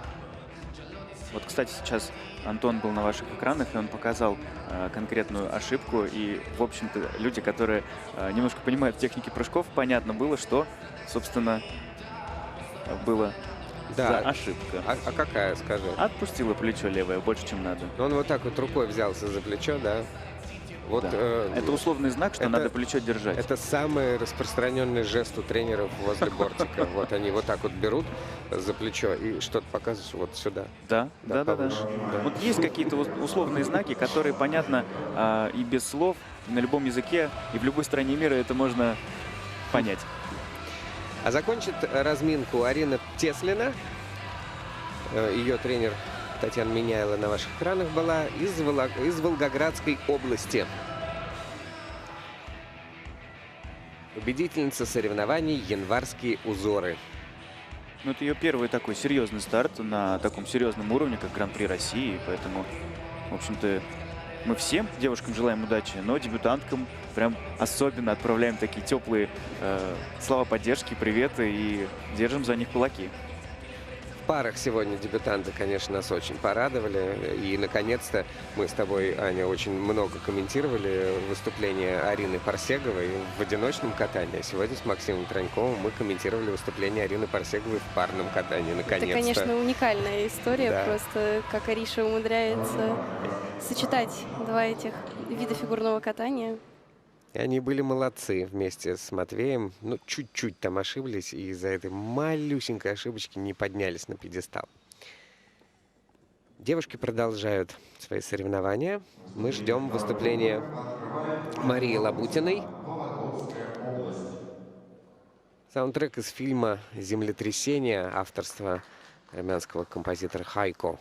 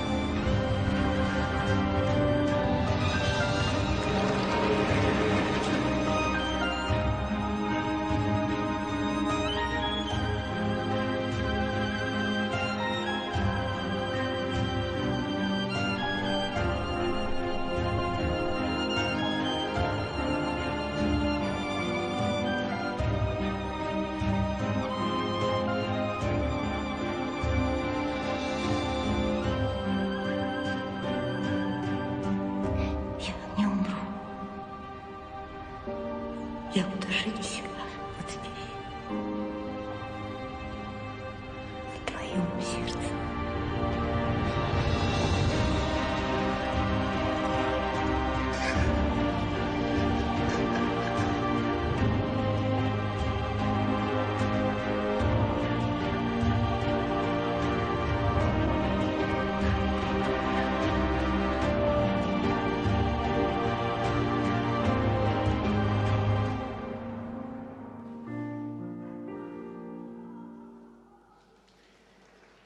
В оригинальном костюме, который символизирует вот эту тему землетрясения, под пронзительную скрипку Эдгара Акупяна Мария Лабутина закончила свою короткую программу.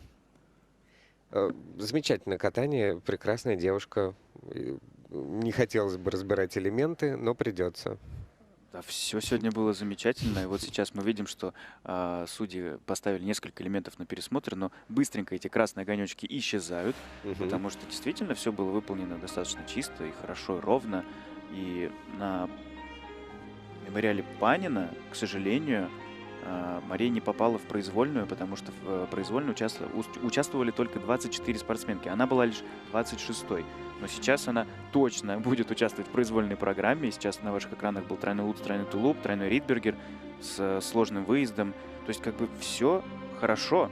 И я уверен, что она сейчас наберет точно больше, чем на Панина. Так я имею в виду, что не хочется разбирать, потому что, а что там разбирать? Все замечательно. Да? В чем, сегодня... слава богу, мы не судьи, которым нужно в закорючках ковыряться. Сегодня все было хорошо, и вот как раз мы с вами можем видеть, как по ходу сезона нарабатывается форма, и что действительно все ошибки, которые были в начале, мы не просто так говорили, что это только первый старт сезона, что все только вливаются, что главное опыт, поработать на тренировках, и вот мы видим результат этого, что от этапа к этапу девчонки все лучше и лучше выступают, все меньше ошибок мы видим.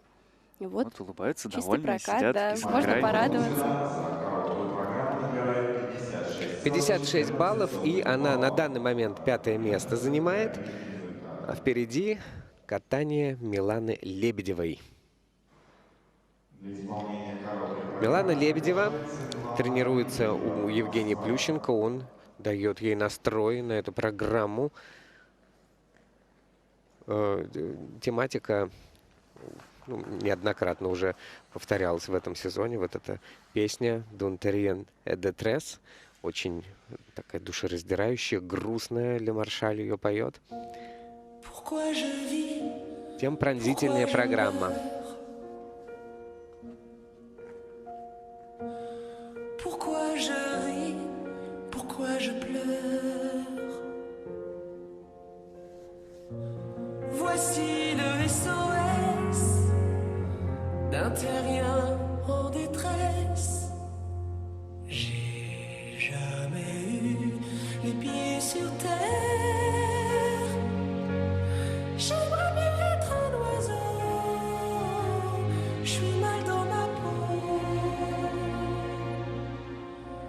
Je voudrais voir le monde à l'envers. Si jamais c'était plus beau vu d'en haut.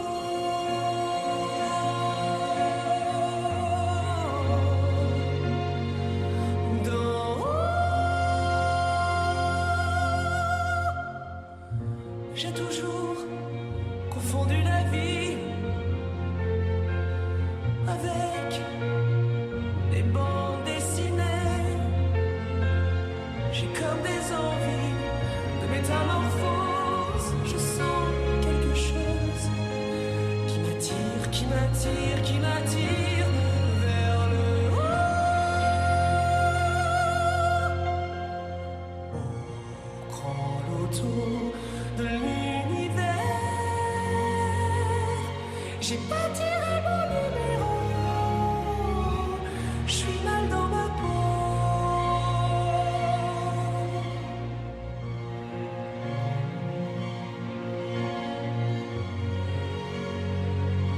Et j'ai pas envie d'être un robot, mais trop boulot dodo.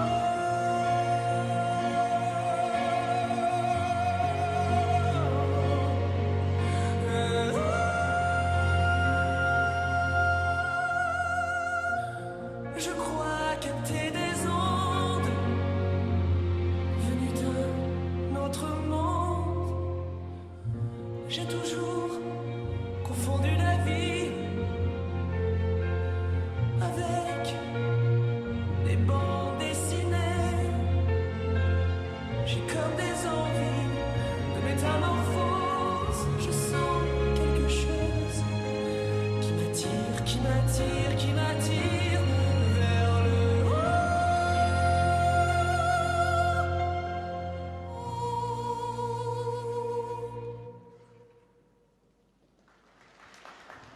Милана Лебедева. Столько энергии в этой спортсменке, да, что мне кажется, что нужно было музыку поставить в 2 раза быстрее и энергичнее. И тогда бы ей все равно не хватило, чтобы всю свою энергию выплеснуть на зрителей и на нас с вами, дорогие телезрители. Причем мы заметили, что еще и подпевала в течение всей программы своей музыки Милана. И действительно, энергии было какое-то невероятное количество. Очень быстро она перемещалась по площадке, скорость была очень высокая. И как будто бы после ошибки еще быстрее старалась она вот еще больше поехать, еще сильнее доделывать все свои шаги в программе. То есть это на самом деле хорошее качество для спортсмена. После ошибки не стушеваться, а может быть с еще большим напором поехать дальше. Да, действительно, есть такое у спортсменов и у спортсменок, особенно по неопытности. Такое часто бывает, когда после ошибки ты начинаешь добавлять, и это тебя еще больше сбивает. Но, в общем, здесь нужно находить такой некий баланс. И сейчас вот тройной луц, мы видим, что вообще не успела встать удобно на левую ногу перед отталкиванием. И вот, к сожалению, только лишь тулуп тройной через двукратную тройку.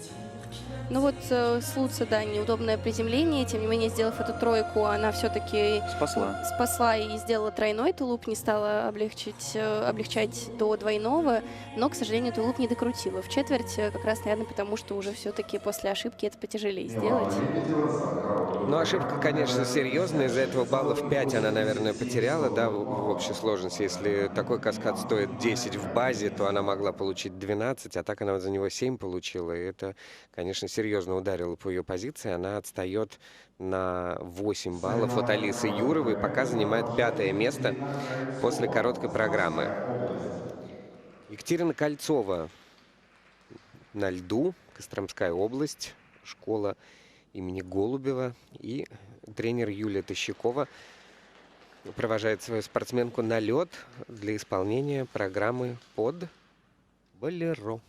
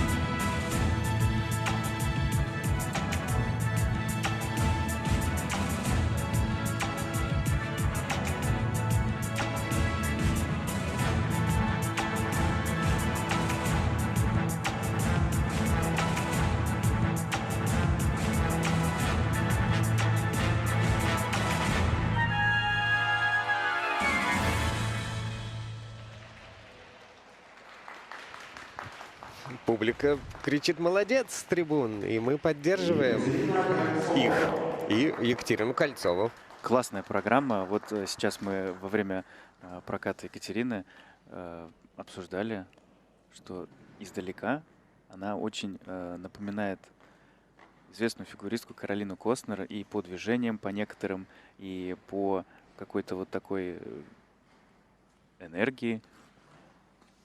Думаю, есть какие-то что сходства. все любители фигурного катания понимают, что любое сравнение с фигуристкой Каролиной Костнер — это уже невероятный комплимент. И вот мы прям даже нашли, как будто некоторые хореографические движения были похожи и как-то вот вдохновлены программой Каролины Костнер.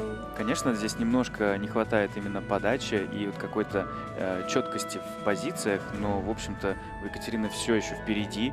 Это юниорский уровень, а не уровень чемпионата мира взрослого, поэтому здесь, конечно, ожидать чего-то не стоит. Но вот сейчас На классно каскаде, поборолась да. вообще.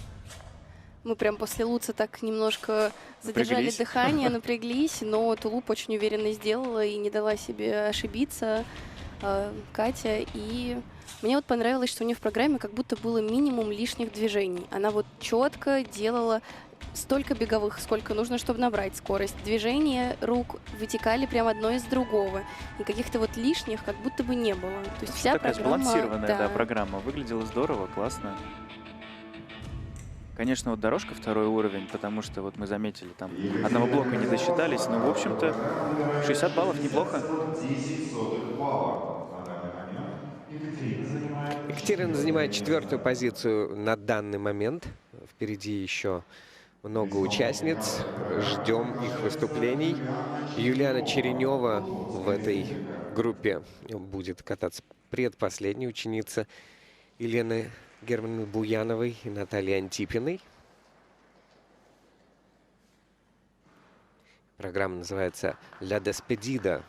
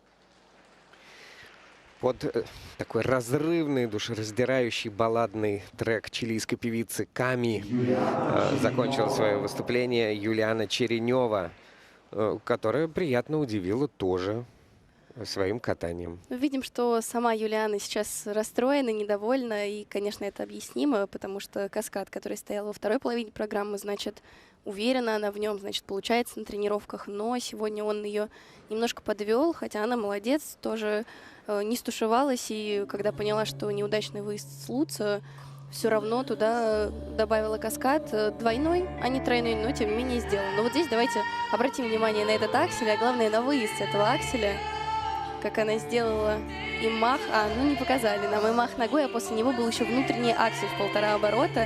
И вот очень радует, что мы, посмотрев такое огромное количество программ, все еще нас что-то может удивить, чтобы мы с Михаилом хором сказали «Вау!» в моменте, когда она это делает. Вот он сейчас как раз на ваших экранах, этот каскад. Мы видим, что она очень сильно приземлилась в зубец и правильно сделала, кстати говоря, что выполнила лишь двойной тулуп, а не тройной, потому что скорости вообще не было. И если бы она пошла в тройной, с очень большой вероятностью было бы падение. Ну, утешает ее Елена Германовна, хотя, еще раз говорю, девушка вот с очень интересным катанием, ну и проявила и грамотный подход, и бойцовские качества. Молодец. На данный момент она отстает на 10 баллов от лидера, занимает 8-е место. А на льду Елизавета Кудряшова тренируется у Софьи Федченко и Влады Данилкиной. На лед ее выводит Антонио Кордейру.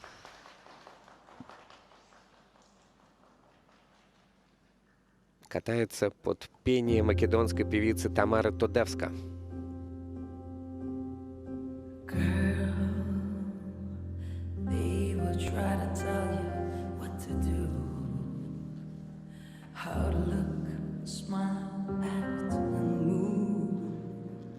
All the rules are made for you to lose.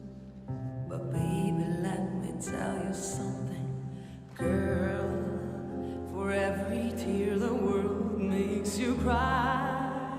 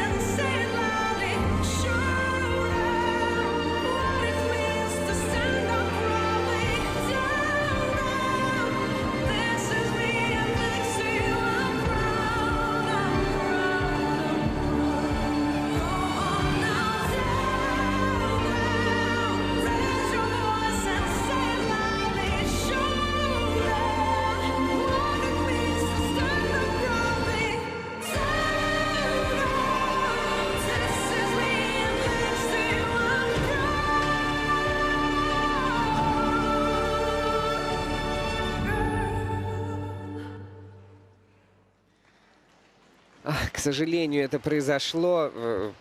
Первое за сегодняшний день падение с прыжкового элемента случилось у Елизаветы Кудряшовой. Еще такое болезненное, но прям даже было видно, что она встала, и как-то ей тяжело было даже с духом собраться, чтобы дальше кататься. Но она собралась, и дальнейшие свои элементы все выполняла на высочайшем уровне.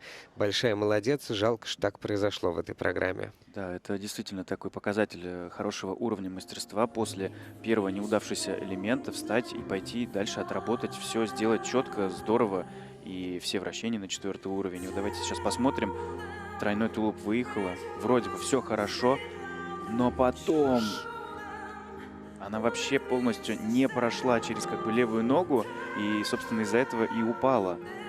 Что повлияло? Что остановило ее? Такой Честно, хороший сложно первый сказать, тулуп, да, и казалось, что она сейчас второй сделает абсолютно не хуже первого, но вот, да, как и Миша сказал, не прошла туда, просто вжалась в себя, не докрутила, и от этого приземления на передний ход вот такое вот падение с пятки, вылетает конек из-под тебя, и ничего с этим уже не сделать в моменте, но давайте, собственно, как и Лиза, переключимся с этого падения. Она собралась и дальше очень профессионально, мастерски отработала свою программу. Такой вот душераздирающий вокал. И видно было, что Лизе самой очень нравится эта песня. И каталась она прям с душой, прям на разрыв сегодня. И это всегда очень цепляет.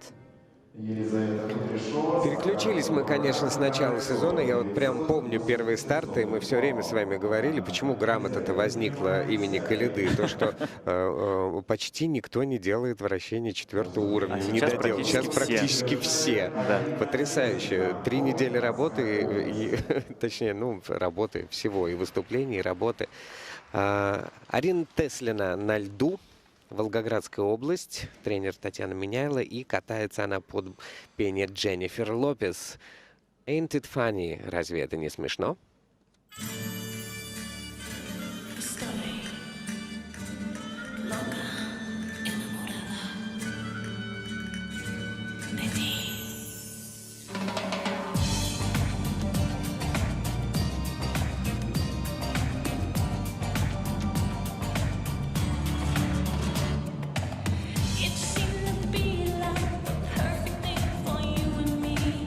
It's so ironic, you're what I pictured you to be.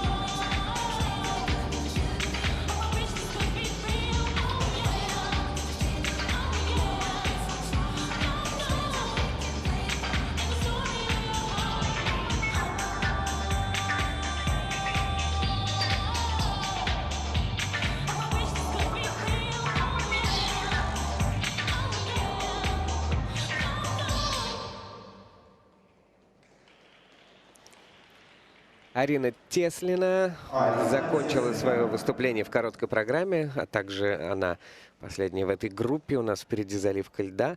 Ну, что нужно сказать? Да, Арина не справилась с этими первыми прыжковыми элементами.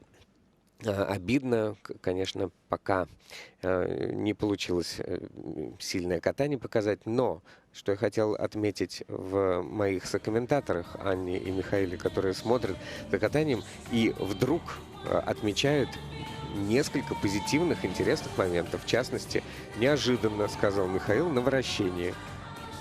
Что-то увидел интересное. Что, смену позиции? Возможно, да. Давайте сейчас посмотрим на замедленном повторе. Вот, к сожалению, только лишь двойной аксель из прыжковых элементов получился у Арины. Неожиданно я, возможно, воскликнул из-за смены музыки, смены ритма. И, конечно, это очень неожиданный выбор музыки. Образ классный, платье классное. Но вот, к сожалению, сегодня дебют у Арины не удался. И мы видим, как она вот спотыкалась буквально на самых простых шагах. Очень зажигательная музыка, и я уверена, что Арина, выбирая такую песню, может зажигать на льду очень классно. И сегодня вот ей не хватило, наверное, какого-то настроя и умения, то, что мы говорили, что очень важно после ошибок, забывать об этом и кататься в полную силу, как будто ничего не было. Мы заметили, что после падения с Луца сразу уже ехала на Ридбергер, вся зажалась. Да, и дальше вот в дорожке тоже было видно, что думает об ошибках, а надо было уже отпустить себя и танцевать от души. И кайфовать вообще Да. в полный рост. Да. Желаем Арине удачи на следующих стартах. И здесь пока она занимает последнюю И завтра строчку. в произвольной, конечно. Да, и, конечно же, завтра в произвольной.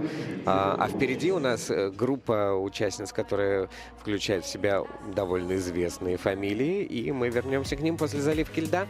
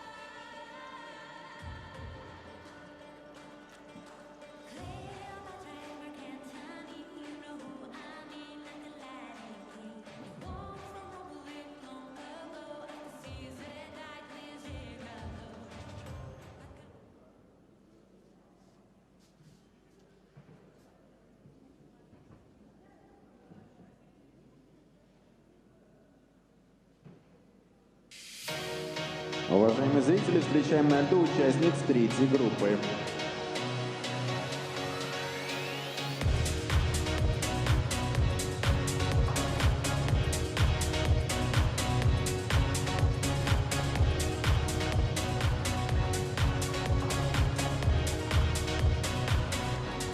Софья Федотова, Санкт-Петербург. Алина Королева, Санкт-Петербург. Валерия Мельникова, Тверская область. Елена Костылева, Московская область. Лидия Плескачева, Москва. Виктория Стрельцова, Москва. Разрешена 6-минутная разминка.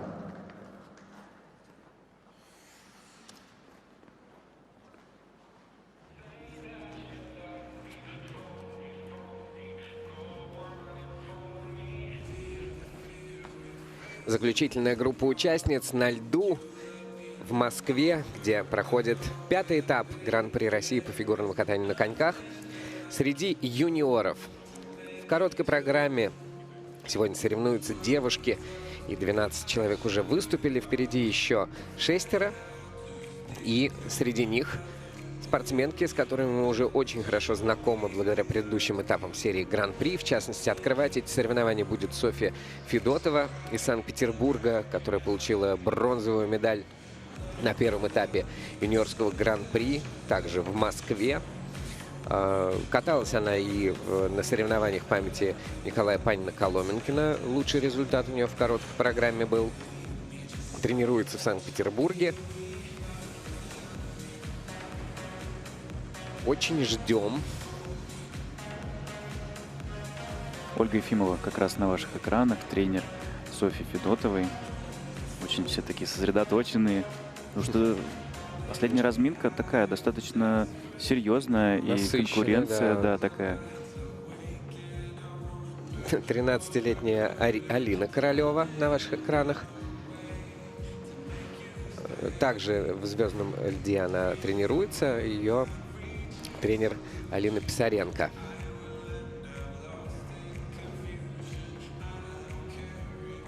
Как повысилась скорость на разминке к заключительной группе?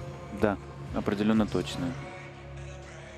Ну и уровень девушек в этой разминке все-таки повыше, чем в первой и во второй. Мне кажется, в каждой разминке были девчонки, которые все делали на высшем уровне. И вот сейчас до сих пор на первом месте держится Алиса Юрова из первой разминки. С очень серьезным результатом. Почти 65 баллов. На ваших экранах победительница первенства Тверской области в 2021-2022 году, победительница финала Кубка Тверской области 2023 года, серебро всероссийских соревнований «Серебряное ожерелье России» 2024 года. Ну, пора что-нибудь уже выиграть и на Гран-при. Валерия Мельникова, ученица Екатерины Степановой из Тверской области, где они работают в школе Олимпийского резерва по ледовым видам спорта.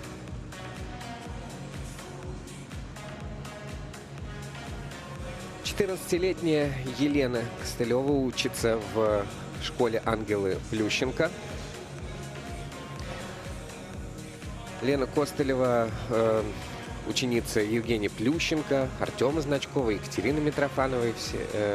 Екатерина и Евгений здесь на льду.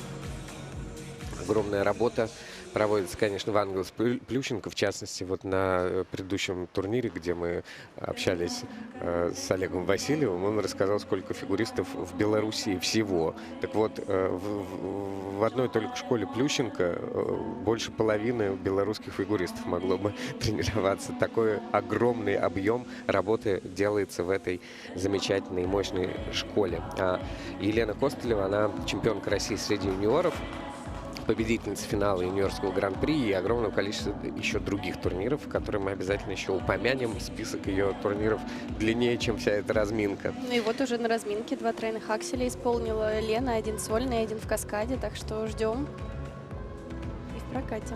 Вслед за ней будет кататься Лидия Плескачева, ученица Светланы Пановой, Татьяны Моисеевой. У нее в 2024 году бронза на первенстве России среди юниоров. С тройным акселем она тогда в произвольной программе выступила. 5-е место на финале Нью-Йоркского гран-при в прошлом году. Раньше занималась акробатикой, но фигурное катание для нее стало ее жизнью. Виктория Стрельцова будет кататься последней. 13 лет этой спортсменки. Ученицы Этери Тутберидзе, Сергея Дудакова, Даниила Глихенгауза, Георгия Пахилюка. У нее серебряная медаль на этапе Гран-при в Магнитогорске, где она уступила тогда 1/100 Маргарите Базылюк. В прошлом сезоне доминировал на первенствах России среди младших, старших юниоров, лишь дважды уступив на первенстве Москвы. Победил на первенстве России среди юниоров старшего возраста, золото на мемориале Жука среди девочек старшего возраста и победа на мемориале Рабер. Также уверенно исполняет тройной аксель, четверные прыжки осваивает. В общем, очень мощные юниорки у нас все, это все прекрасно знают. Вопрос только в том, что и как увидим мы сегодня. Ну, это короткая программа, но вот у Виктории заявлен тройной аксель с тройным тулупом в сегодняшней программе. Также у Костылевой заявлен тройной аксель с тройным тулупом. Вика очень уверенно штампует и тройной аксель, четверные прыжки в тренировочном процессе. И буквально с самого начала сезона на контрольных прокатах среди юниоров словно никаких усилий ей это не стоит. Так что самое главное — просто настрой. И показать свое лучшее катание. Софья Федотова готова исполнять свою короткую программу под пение Эллы Фицджеральд.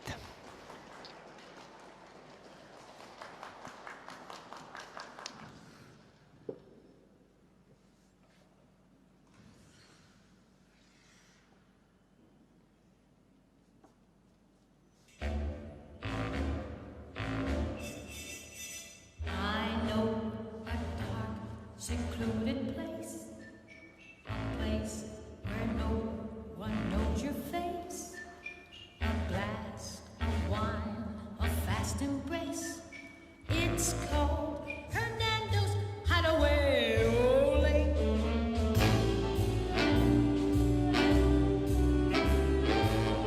At the Golden Finger Bowl or any place you go.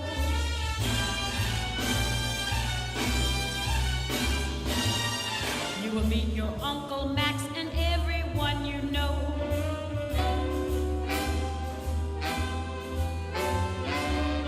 But if you go to the spot that I am thinking of, you will be free to gaze at me and talk of love. Just knock 3 times and whisper low that you and I were sent by Joe. Then strike a match and you will know you're in Hernando's Hideaway. Ole.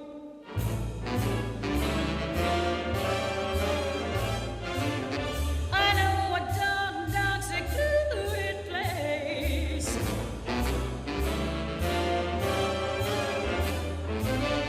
A place where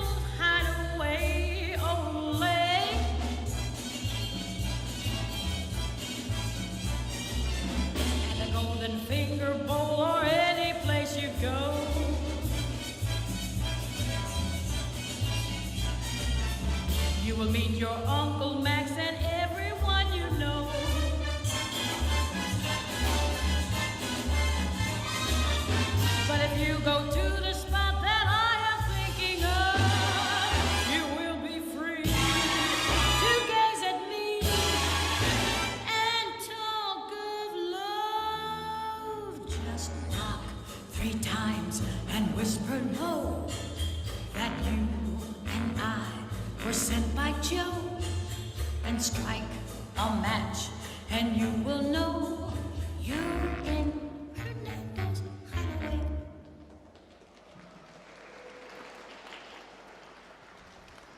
В прекрасном стиле Софья Федотова открывает заключительную группу участниц. Молодчина. Каталась намного увереннее, чем на первом этапе в Москве, на Навка-арене, и мы наблюдали. Отмечали очень хорошие вращения, но как будто бы сейчас они стали еще лучше, еще увереннее, и катание настолько вот проникновенное. Да, она прям кокетничала, улыбалась, и было видно, что как раз-таки, даже если волнение есть, то она его очень уверенно скрывает. Очень так сдержанно тренер сказала про замечаний. Но замечания были, и мы тоже это заметили, потому что на разминке 6-минутной она в нашу сторону прыгала каскад, тройной луз, тройной тулуп, и очень легко его делала, вообще без напряга, а тут она в другую сторону его прыгала, и вот давайте сейчас посмотрим. Луц прям вот еле-еле, корпус спереди. Все-таки судьи его находят. Да, и недокрут на луце, но при этом с такого неудобного луца собралась и тройной тулуп прекрасно сделала. Но, тем не менее, получит она за этот каскад, конечно, сильно меньше, чем могла бы. В остальном, больше, мне кажется, вообще и придраться не к чему. Нет. Вот, ну ладно, есть к чему придраться. Слава богу, мы не судьи, это тоже много раз замечали. Дорожка второго уровня, ну, в общем-то, и все. То есть программа такая стильная, легкая, на одном дыхании была выполнена. Да, вот, конечно же, каскад подвел в самом начале программы, но это ничуть не повлияло на общее настроение и подачу, и хореографию. Конечно, спортсменки во время проката понимают, что они там сделали что-то не так. Но настоящее мастерство не показать это зрителям. Вот она набирает на 2,5 балла меньше, чем она набрала на турнире, на котором мы встретились впервые в Москве месяц назад. И вот именно столько она и потеряла на этом каскаде. Было у нее 11 баллов на каскаде, а сейчас 8,5. Очень печально, могла бы на 2 позиции выше оказаться, но сейчас она 5-я после короткой программы. На льду Алина Королева, ученица Алины Писаренко, катается под пение Регины Спектор, «Après moi». Серьезная программа о серьезных вещах.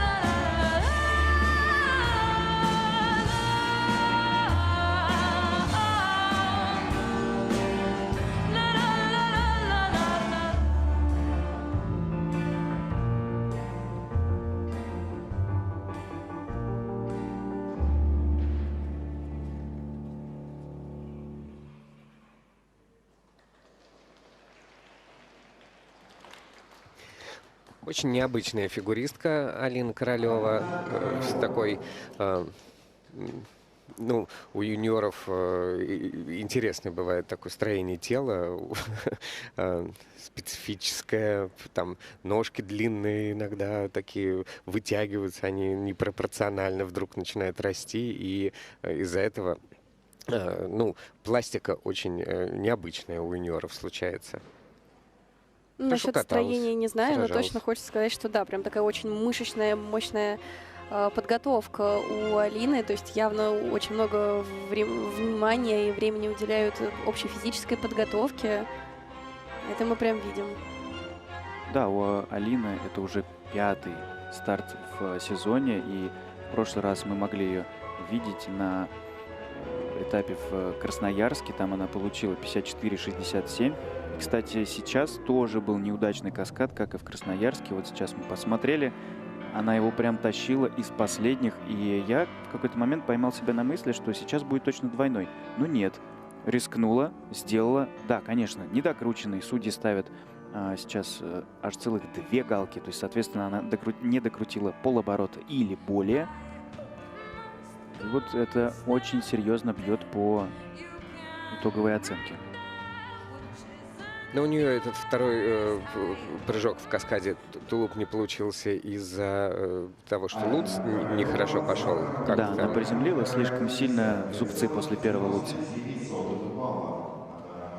Думаешь, надо было бросить и сделать двойной, но почище? Двойной был бы почище, но тройной — это что же наработка на будущее. Здесь времени на подумать, к сожалению, уже не хватает. На 11-м месте Алина Королева после своей короткой программы. Валерия Мельникова на льду из Тверской области.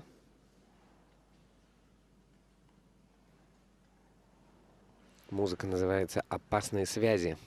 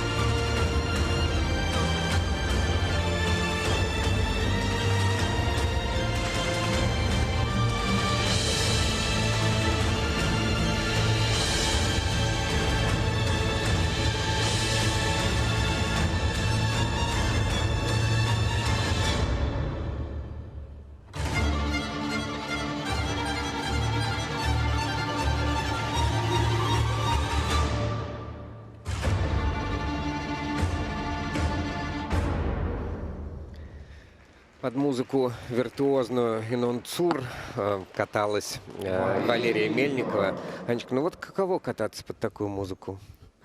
Я, как никто другой, думаю, знаю, что это очень сложная музыка. Прям вот в той же компоновке я ее катала, и сложность в том, что нету абсолютно момента, где можно передохнуть, и вот этот нерв нужно держать через всю программу. Конечно, эта музыка, возможно, и как-то давит, потому что сегодня, вот, к сожалению, мы чистого проката не увидели, ошибки были довольно грубые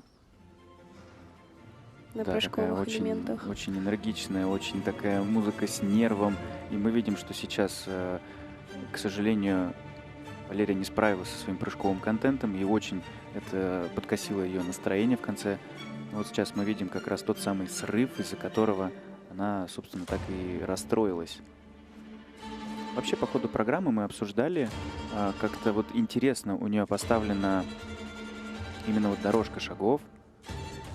Вот сейчас мы видим, как она поборолась во второй части за каскад тройной луц. Ну, к сожалению, только двойной тулуп, и судьи находят таки на нем недокрут на тройном луце. Очень интересная такая дорожка у нее получилась, очень длинная. То есть сначала через весь лед с вращалась где-то в изгибами. центральной зоне, потом уехала вправо, потом опять уехала влево. То есть заняла всю поляну. Интересная такая постановка. Не расстраивайся, еще впереди произвольная программа. Да, пожелаем технически более уверенно себя чувствовать, не сомневаться в себе. А на Ридбергере просто поторопилась. Потому что на 6-минутной разминке мы видели, как она прекрасно справляется с этим прыжком. Торопилась, потому что в музыку не успевала. Вот в этом и есть сложность. Когда спортсмены берут такие серьезные вещи, здесь надо все комбинировать, чтобы это было и технически хорошо, и эмоционально, и по хореографии, и по подаче, и чтобы вот не перегореть. Может, хотела как Аня. Может быть. И, может быть, сможет. В любом случае, да, желаем уверенности завтра в своих силах и чистых прокатов. Предпоследняя строчка у нее сейчас в списке участниц. Впереди еще 3 спортсменки будут выступать. Первая из них — это Елена Костылева и Евгений Плющенко и Екатерина Митрофанова. Здесь дают ей кулачок. И чемпионка России среди юниоров выезжает на лед для исполнения своей короткой программы.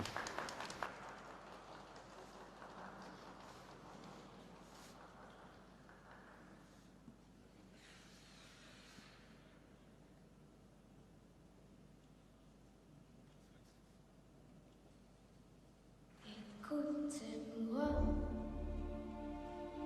moi la chanteuse Artémie, parlez de moi, à vous amour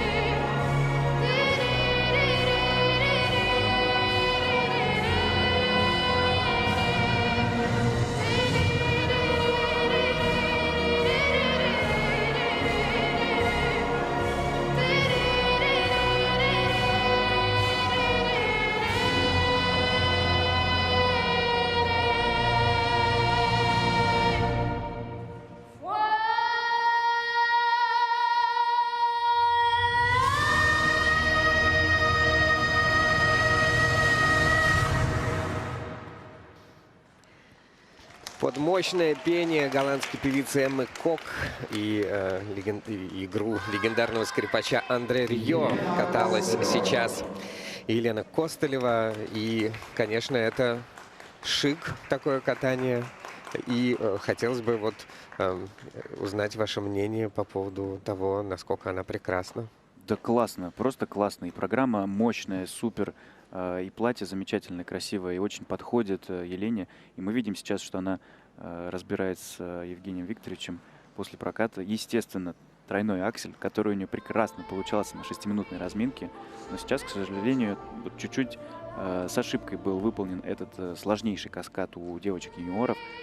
Да, Лена сделала его и на разминке несколько раз, и прямо перед прокатом, но здесь мы видим, что сразу вылетела под наклоном, ловила себя на приземлении и смогла лишь двойной тулуп туда прицепить. И получилось так, что этот тройной аксель — это одновременно и очень мощная заявка, сразу заявила о себе, как и спортсменка, которая может идти на такой риск, но и сразу же получается обидная потеря, потому что в короткой девочки могут только в каскаде прыгать тройной аксель, и это очень маленькое преимущество по баллам, даже если при чистом исполнении рассматривать этот каскад.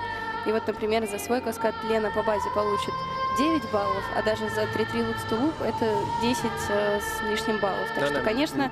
Ты имеешь в виду по базе 9 По базе, а тут еще меньше, конечно, Да. получится на 7, потому что на минус. И получается, что да, вроде как выполнила самый сложный прыжок, но при этом, конечно, баллы сейчас будут сильно ниже, чем они могли бы быть. Но этот риск, она на него идет, чтобы Это на скорее главных такой стартах... Психологический Да, и ход, психологический. чтобы сбить других соперниц. И у нее, кстати говоря, это получилось, потому что действительно на 6-минутной разминке я видел, как некоторые девушки смотрели на нее, когда она штамповала эти тройные акселя, и сами терялись. И только ближе к концу разминки как-то начинали приходить в норму, поэтому, в общем-то, это было достаточно грамотно сделано.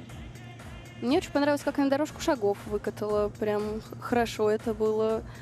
И как она сделала из твизла в акцент, прыгнула бедуинский, тоже хорошо. Набирает она 63,5 балла и на 1,5 балла уступает Алисе Юровой. Ждем произвольную. Интересно. Лидия Плескачева выходит на лед. Из школы «Легенда» спортсменка.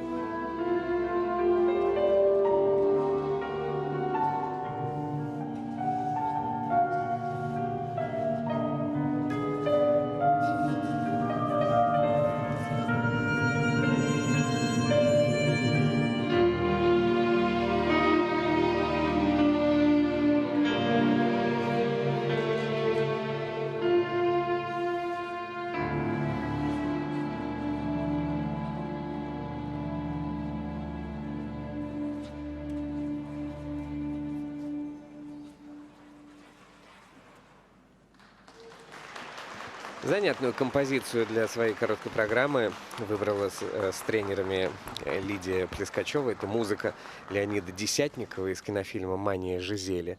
Такие интересные ритмы и ретро какая-то ретро-стилистика. Мне понравилось. Ну, да, это что касается музыки. А в элементах?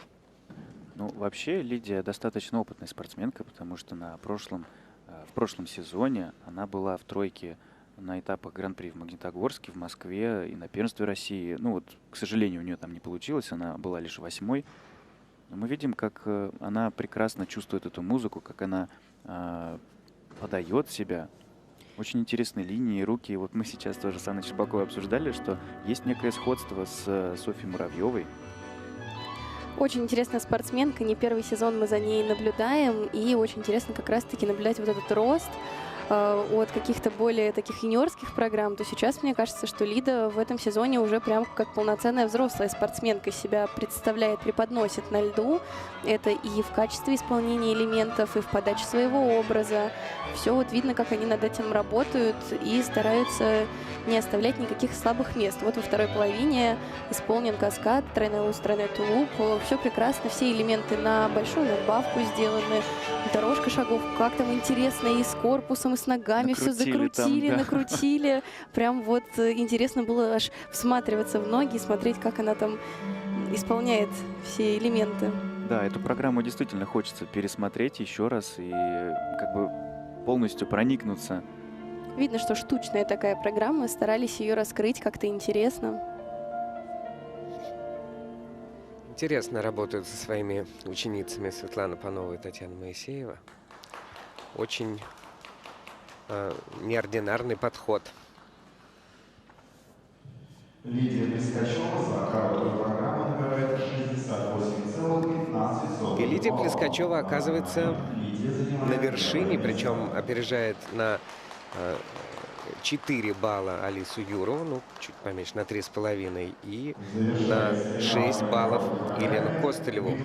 По компонентам на данный момент Костылева впереди, на втором месте Плескачева.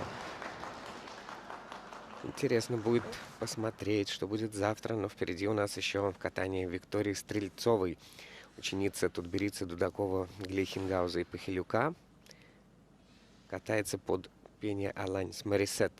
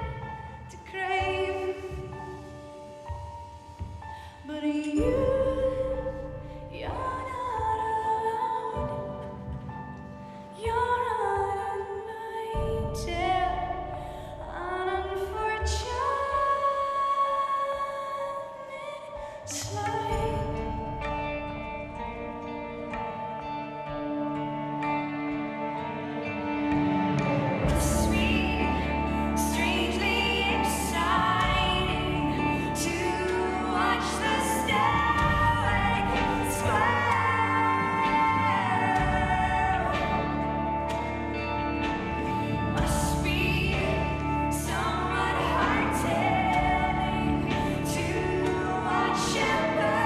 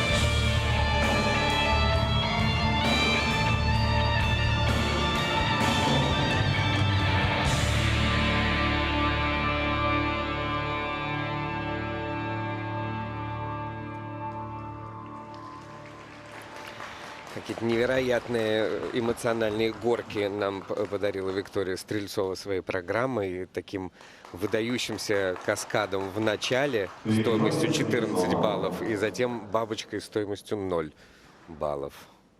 Да, очень, конечно, обидно после тройного не сделать двойной, который обязательный, который, ну, можно сказать, ну, практически с пеленок обучают. Да, видим, конечно, что и тренер расстроился, и сама Виктория тоже такая поникшая немножко. Очень неожиданная ошибка, и получилось в итоге, что две спортсменки, которые сегодня пошли на тройной аксель, то есть на вот этот вот риск, и в каком-то смысле даже как будто бы понт вот этот показать, что они могут это сделать. И в итоге обе из-за каких-то обидных ошибок именно техникой будут проигрывать, потому что вот Вика технически очень сильная спортсменка, а именно техникой сейчас проиграет, несмотря на исполнение этого акселя. Это преимущество буквально в 1 балл. Затем она теряет 4 балла на бабочке, и в итоге минус 3 балла от того, что могла бы она получить. Да, хотя вот, в принципе, вот чуть-чуть больше проедь ты на левой ноге, не торопись, постой, почувствуй это удобство и сделаешь ты двойной этот аксель. Ну, вот у Вики, мне кажется, настолько сильный вот этот прыжковый какой-то талант и мощность прыжка, что ей как будто надо учиться не выше прыгать, а контролировать ту высоту прыжка, которая у нее есть, и те силы, которые у нее есть. И уверена, что, конечно, всему научится и вот контролировать свои возможности и направлять их в правильное русло. Практически идентичный результат у Виктории Стрельцовой с Еленой Костылевой. Это 63 балла и 73 сотых у Стрельцовой и 50 сотых у Костылевой. Они отстают от Алисы Юровой немножко и так, ну, для короткой программы основательно отстают от Лидии Плескачевой. Причем по компонентам на первом месте у нас Елена Костылева, а на втором месте Плескачева. Остальные так отстают на 2 балла, там дальше на 4. Девчонки, что творят? Но интересные соревнования, да, есть нерв. Вот мы говорим, что нужно научиться контролировать эту высоту, но это, то есть, прежде всего, нужно научиться как-то успокаиваться внутри, да, и в каком-то своем режиме, в своем ритме делать то, что ты умеешь лучше всех. Конечно, еще и выходить под заключительным стартовым номером тоже все-таки надо уметь. И мы прекрасно понимаем, что сейчас 5-й этап, это уже все-таки не 1-й, и такие ошибки, они, ну, из ряда вон. Я думаю, ты мог бы записать подкаст, как выходить последним стартовым номером, потому что мы посвящаем это достаточно много времени. У Вики на самом деле, ну, у Вики очень бойцовский характер, она это уже не раз проявляла, так что я уверена, что вот эта стабильность придет и все наладится, потому что завтра, конечно, я думаю, такая россыпь элементов ультраси будет. И Лена Костылева, и Вика Стрельцова, и Лидия Плескачева. Это как минимум вот девочки, которые точно пойдут на ультраси, я думаю, что не на один. Поэтому завтра борьба будет нешуточная. Вот у нас в 6 баллов уложились результаты первых 6 участниц. Отрыв очень небольшой, особенно он небольшой от 2 по 6 место. То есть там как угодно они могут расположиться по результатам произвольных программ, где плюс-минус 2, 3, 5 баллов вылетает вот просто в легкую, а то и больше, а то и 10. Да. Плотность такой турнирной таблицы добавляет интереса к просмотру вообще за женским одиночным. Да, поэтому ждем вас завтра на произвольной программе у девушек. Не прощаемся. Мы с вами, да, не прощаемся, потому что через заливку выйдут юниоры, мальчики.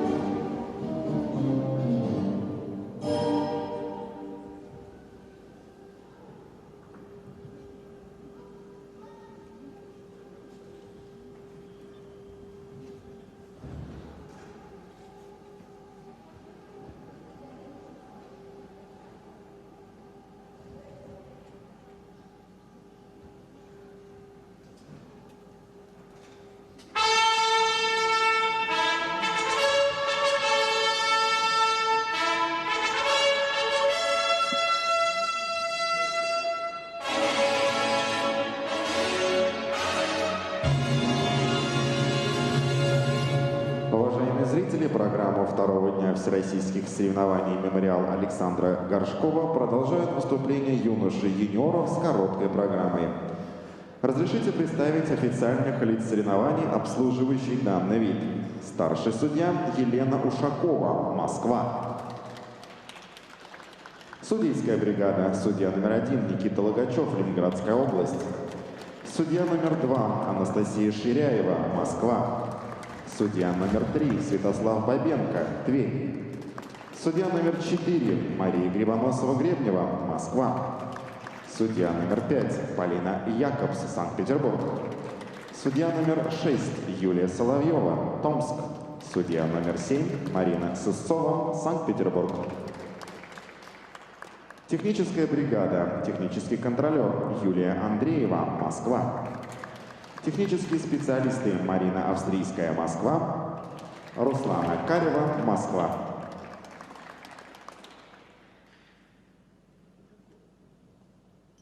Встречаем на льду участников первой разминки.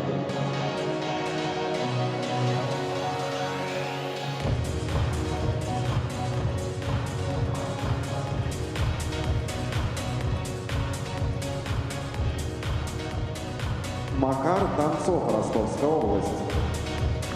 Кирилл Визер, Ленинградская область. Алексей Ефременко, Москва.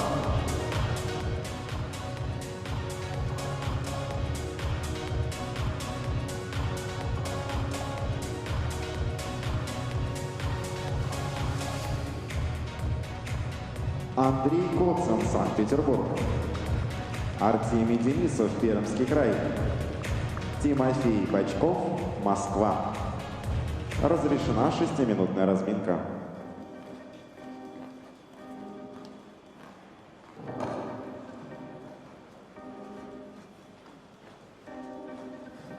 Продолжаются соревнования на 5-м этапе Гран-при России по фигурному катанию на коньках среди юниоров.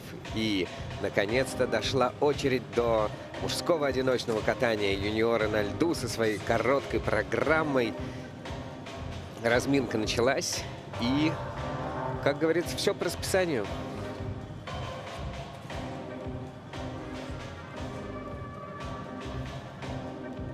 На комментаторской позиции Василий Соловьев, олимпийская чемпионка Анна Щербакова. Приветствую.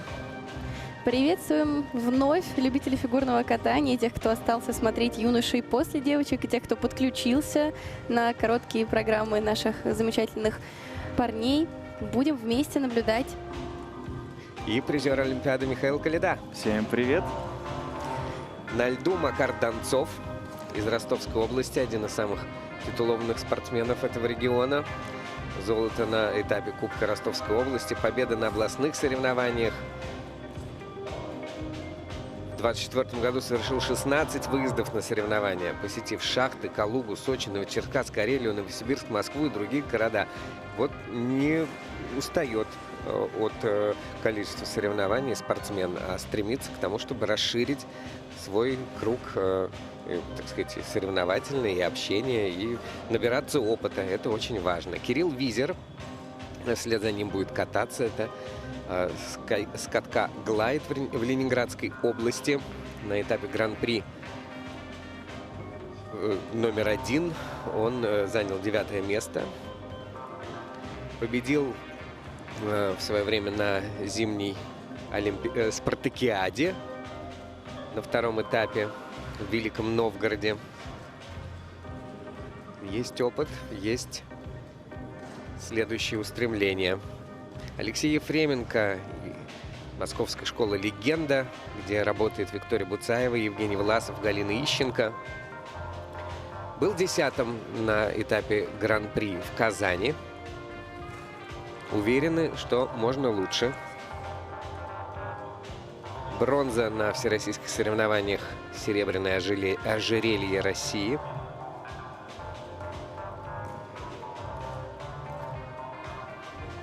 Слева на ваших экранах Виктория. Поменялись они местами с Евгением Власовым. Разделили между собой этапы, чтобы какое-то разнообразие было в жизни. А то в танцах на льду Светлана Львовна Алексеева сказала, что ее дочь Елена Кустарова уже настолько устала ездить по этапам, что уже просто забыла родной дом, можно сказать. Этапов много, соревнований много. А если спортсменов у тебя тренируется тоже много, то и времени на это уходит, конечно, немало. Нужен нехилый тренерский штаб, чтобы носиться по всей стране. Андрей Коцин будет кататься вслед за ними. Это уже питерская школа «Звездный лед». Татьяна Мишина, Софья Самодурова тренируют Андрея. 10-е место на 3-м этапе Гран-при в Красноярске. Следующий Артемий Денисов. Это Пермский край. Знаменитый стадион «Орленок». Побеждал на первенствах Пермского края среди юношей в первом спортивном разряде. И побеждал на Кубке Пермского края уже в качестве кандидата в мастера спорта. Ренат Залилетдинов, его тренер, на ваших экранах. И в завершении Тимофей Бочков, ученик Натальи Балуевой. В Казани был 12-м. На первенстве Москвы 13-м. Ждем прогресса сегодня от Тимофея тоже. Сейчас как раз на ваших экранах Тимофей выполнял тройной аксель, и у него такой очень интересный долгий заход. До этого я видел попытку, как он с него упал, но потихонечку парни приходят в себя, потому что с самого начала разминки они, мне показалось, были в каком-то немножко разобранном состоянии, но сейчас за 6 минут, казалось бы, что там 6 минут, что можно быть, что-то придумать там или... Нет, все-таки можно привести себя в норму и нормально подготовиться.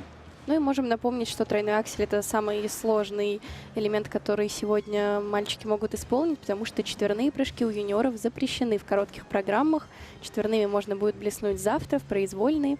Ну а сегодня очень четко такой обговоренный контент. Это тройной ридбрекер, обязательный прыжок, аксель либо в 2, либо в 3,5 оборота и каскад 3-3. Так что сегодня как-то сильно выделиться прыжковым контентом нельзя, но нужно делать все чисто, короткая программа не прощает ошибок.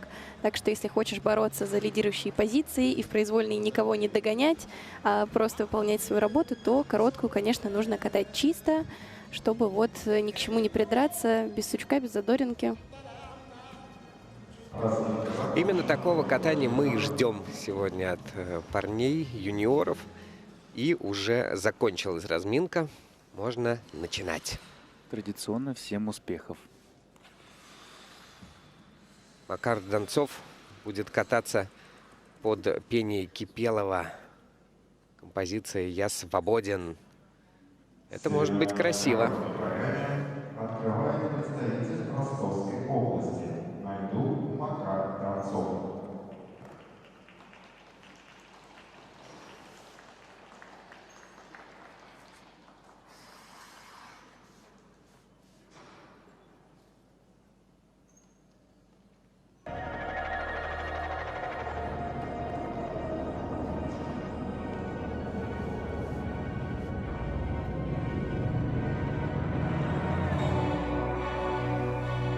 Надо мною тишина,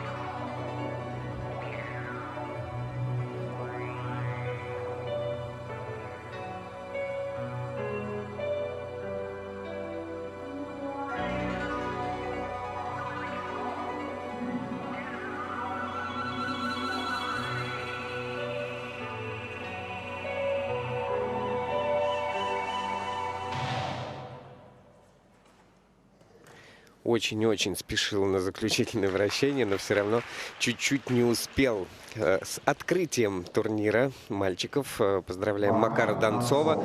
Мы вот, когда комментировали соревнования по танцам, разговаривали с Лизой Худой-Бердывой по поводу того, как юниоры выбирают свою программу. Она сказала, юниоры не выбирают программу, он выбирает тренер всегда программу, потому что у юниоров нет права голоса, грубо говоря. Я вот думаю, это Антонина Габдуловна ему выбрала песню «Я свободен», или все-таки он сам настоял?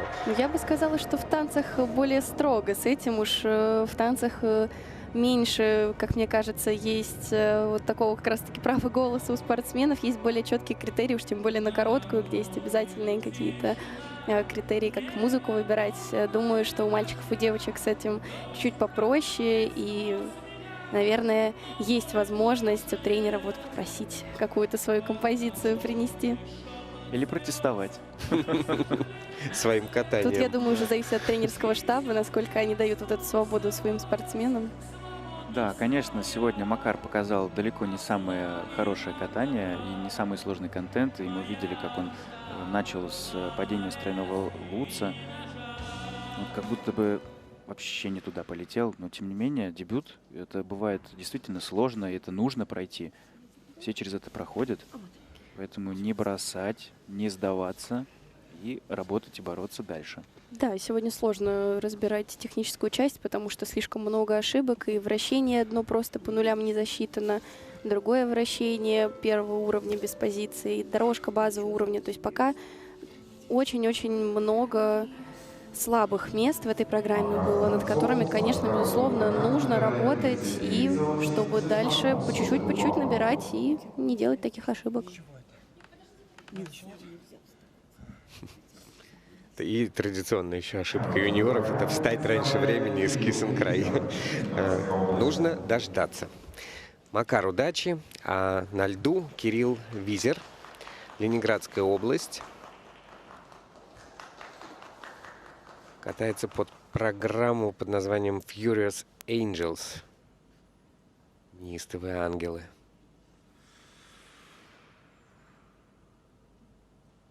Ты всю жизнь ощущал, что мир не в порядке. Странная мысль, но ее не отогнать. Она как заноза в мозгу. Она сводит с ума.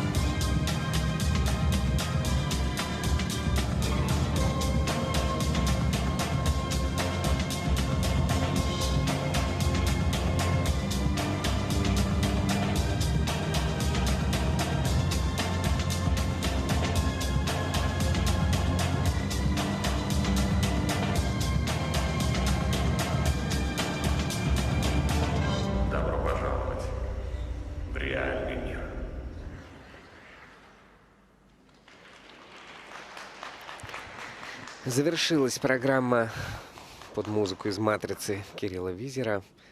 Ну, старался Ну, поддержать. у мальчиков, конечно, тяжело пока что. Начало Да. идет коротких программ. И мальчики все хотят быть, ну, сейчас это глупо звучит, да, не хуже девочек, в том смысле, что у юниорок просто настолько чистые соревнования уже не первый раз, и они и прыгают, и вращаются все на 4-й уровень.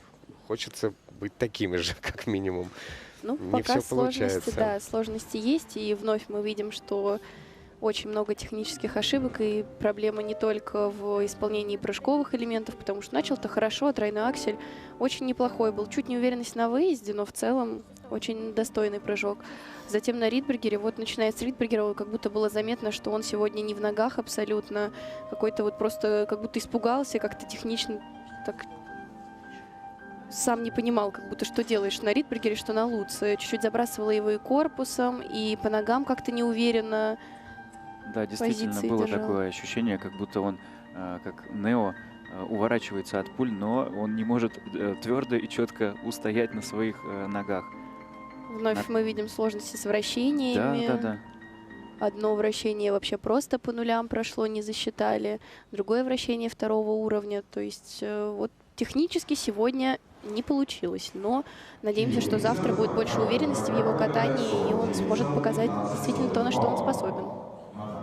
Потому что сегодня было видно, что способен он на многое. Прыжки Конечно, высокие. и тройной аксель, все как бы, я уверен, и 3-3 не вызывает никаких сложностей.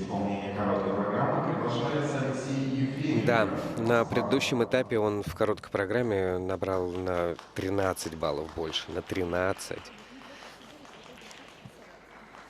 Алексей Ефременко, ученик Виктории Буцаевой и Евгения Власова, Галины Ищенко, катается под музыку из рок-оперы «Моцарт». 10-й на 4-м этапе Гран-при в Казани. Шум ночи от слишком звонких фраз, этот скучный бал, мой кошмар, но в тиши слышны крики зла. Я ищу твой взгляд среди теней, слышу, как во сне сердце стон.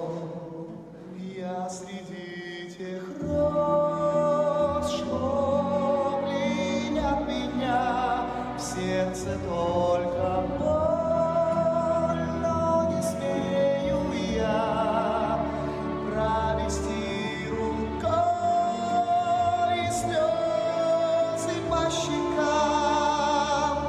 Ты живи, любовь моя.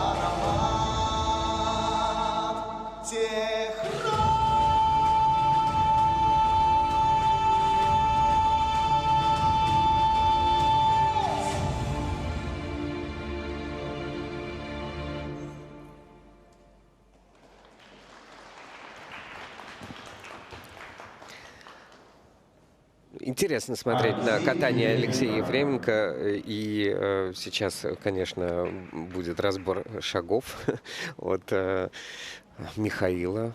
А шаги Да. действительно интересные. Он так с такой выверенной точностью выкатывал свою дорожку шагов в самом конце программы.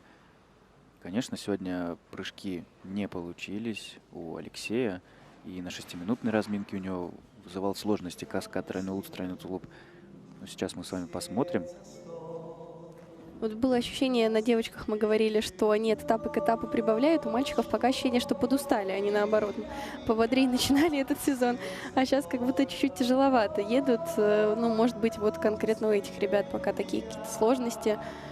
На прошлой неделе в Казани выступал, поэтому здесь тоже такой как бы маленький вот, да, перерыв между этапами. Как будто бы второй этап им чуть тяжелее уже ехать. Может быть, действительно все силы были И вот потрачены сейчас. на первый, потому что помню, что не вызывал никаких сложностей каскад, тройной луц, тройной тулуп у Алексея. Но вот сегодня и на разминке было видно, что всегда в недокрут, всегда тяжело. И это сказалось. Во второй половине, конечно, когда сил еще меньше, то вот Луц уже тяжело выехал и лишь двойной тулуп к нему прицепил. Да, он так в Луц начал въезжать, у него настолько сильно спина была наклонена вниз, что этот наклон он и сохранился после того, как он приземлился из первого прыжка. Пожелаем, чтобы завтра прям второе дыхание какое-то открылось, чтобы было много сил выкатывать свои программы. Вот если сравнивать с его прокатом в Казани, да, то есть он только во вращении в первом чуть уровень потерял, и вот этот вот прыжковый каскад. Но еще вот есть вот все-таки какая-то такая, действительно, чуть-чуть усталость, как будто в этом прокате. Не было вот такой вот яркости, которая была неделю назад. Чуть больше легкости, конечно, хотелось бы. Он сейчас, понятное дело, лидирует, у него 60 баллов, но в Казани это было 67. Тут и компоненты тут же сказались. Андрей Коцен в роли звездного лорда на ваших экранах.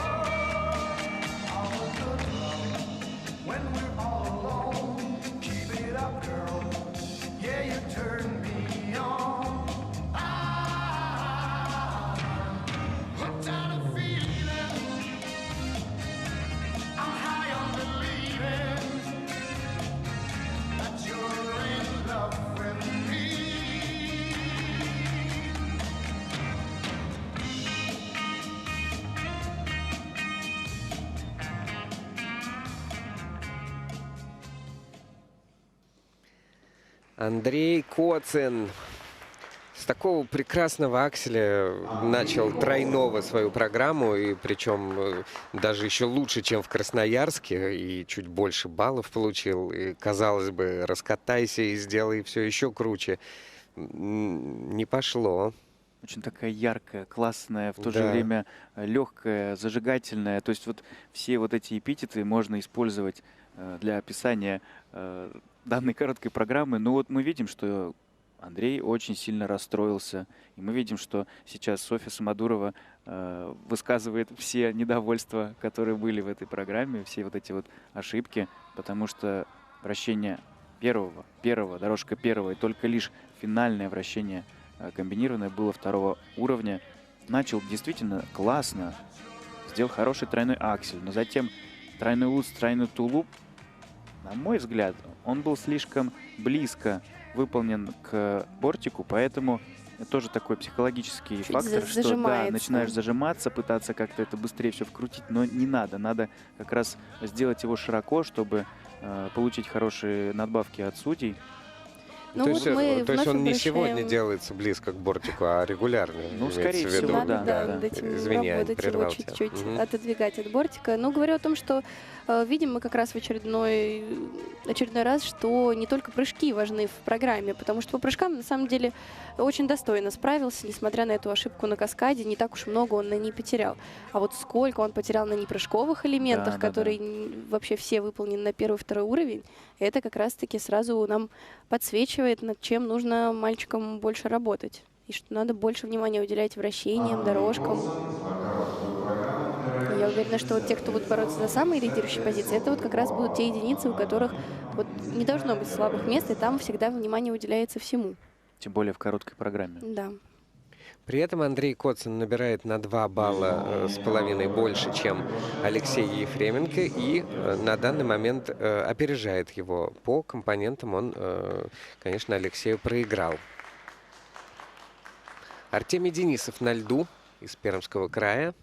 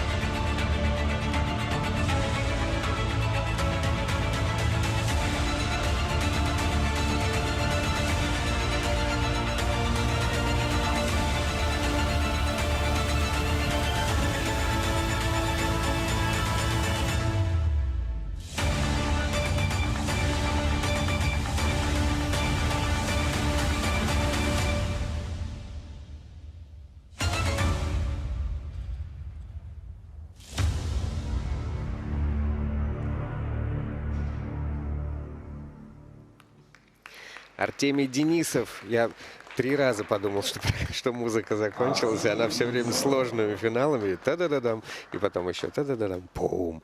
Здорово. Артемий Денисов все сделал вовремя по музыке, да, и никакого переката нет. И очень старательно катался, так если, опять же, обращать внимание на различные элементы, то, по-моему, достойно. Да, действительно, очень такой старательный молодой человек. Видно, что занимаются не только прыжковыми элементами, но также и не прыжковыми, и дорожками, и вращениями. Ну вот, к сожалению, начал свою короткую программу с вывола на каскаде тройной луз, тройной тулуп, затем выполнил тройной ридбергер, все было четко, классно. Во второй части программы двойной аксель. А вот сейчас мы видим, у нас на компьютерах высвечивается, что аксель не был исполнен во второй половине. Соответственно, он не получит надбавку в 10% к базовой стоимости. То есть несколько секунд позже, да, да, и стал бы где надо. Получил бы больше баллов. Возвращаясь к Луцу, хочется сказать, что даже вообще непонятно, как он его выехал, как он удержался на ногах, потому что, да, столько раз он траекторию в этом прыжке поменял, это прям как трюк какой-то выглядело. Но дальше, да, уже чуть поувереннее поехал, и нужно вот отметить, что все на 3-й и 4-й уровень выполнено, и дорожка шагов, и вращение. То есть здесь это вот как раз-таки сразу и видно, что занимаются непрыжковыми элементами в том числе. Конечно, за старанием в выполнении элементов немножко страдают и компоненты, в том числе здесь он проигрывает, в том числе и Кириллу Визеру и другим спортсменам. Ну, по сумме своих элементов и компонентов 54 балла, он на 3-м месте на данный момент. На льду Тимофей Бочков катается под композицию Бенсона Буна «Beautiful Things» — красивые вещи. Интересно, что это? Надеюсь, прыжки.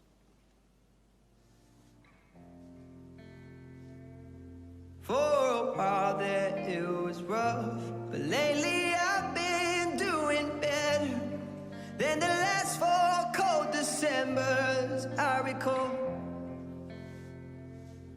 And I see my family every month. I found a girl my parents love. She'll come and stay the night, and I think I might have it all. And I thank God every day for the girl He sent my way. But I know the things He gives me, He can take away. And I hold you every night, and that's a feeling I wanna get used to.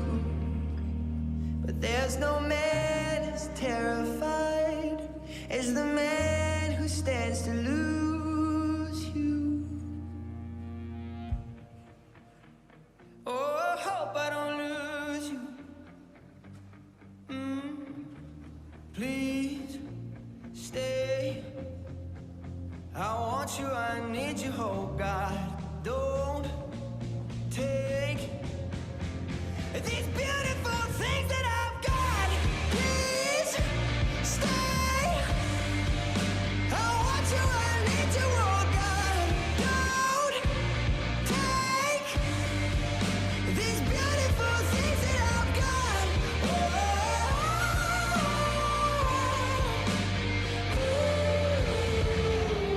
Please don't take. I found my mind, I'm feeling sane. It's been a while, but I'm finding my faith. If everything's good and it's great, why do I sit and wait till it's gone? Oh, I tell you, I know I've got enough. I've got peace and I've got love, but I'm up and night thinking I just might lose it all. Please stay.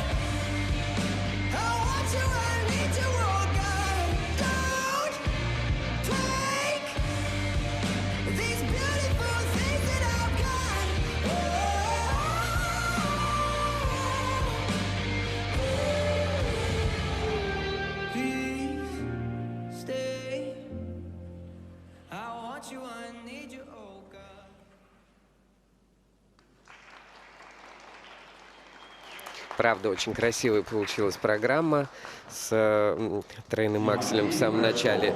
И что, второй тоже турнир подряд. Так здорово начинает свою программу и так лихо ее проносится по этому катку. Да, Тимофей нас сегодня впечатлил своим катанием, такое размашистое оно, под стать музыке, которую они выбрали, сразу чувствуется, что и спортсмену она нравится, тоже и подпевал, и прям было видно, что в дорожке от души вот на все 200% даже выкладывается, и сегодня это определенно сыграло. Также хочется похвалить его, потому что он выступал на прошлой неделе в Казани, и вот сейчас уже здесь, в Москве, показывает свое мастерство. Начал действительно с такого хорошего, высокого тройного акселя, затем тройной Ридбергер. К акселю такой заход был мощный через Долгий всю такой, площадку, да. готовился, но не зря готовился, увенчался это успехом.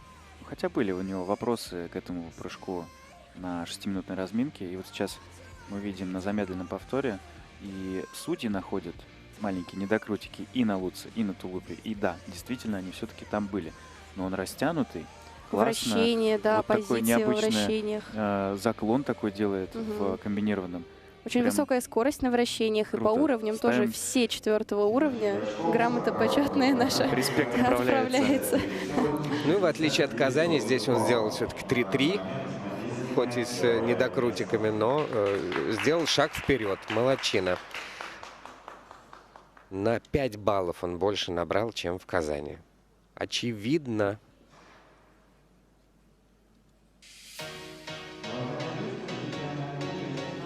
Группы.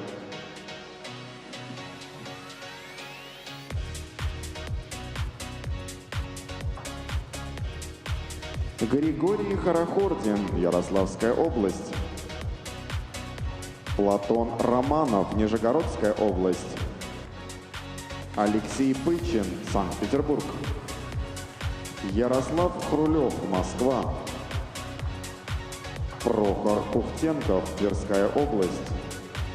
Денис Яшин, Свердловская область. Разрешена 6-минутная разминка.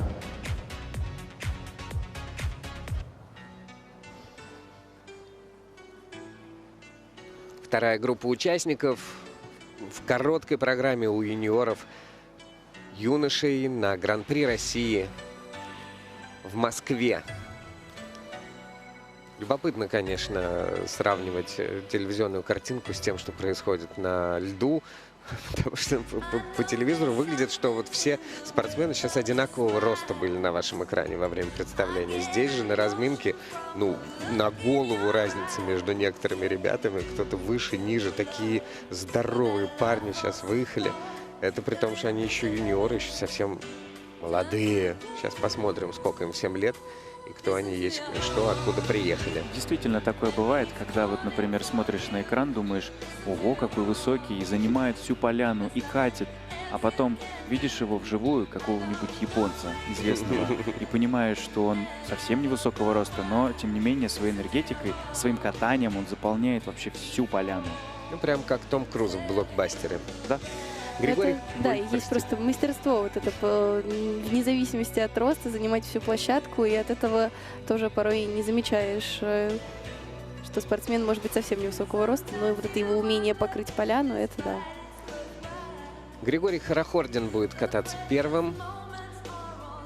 Наталья Тюленьева, его тренер в Ярославской области. На Гран-при в Красноярске 11-й был. С 55 баллами в короткой программе. Победил на всероссийских соревнованиях в Вологодские узоры.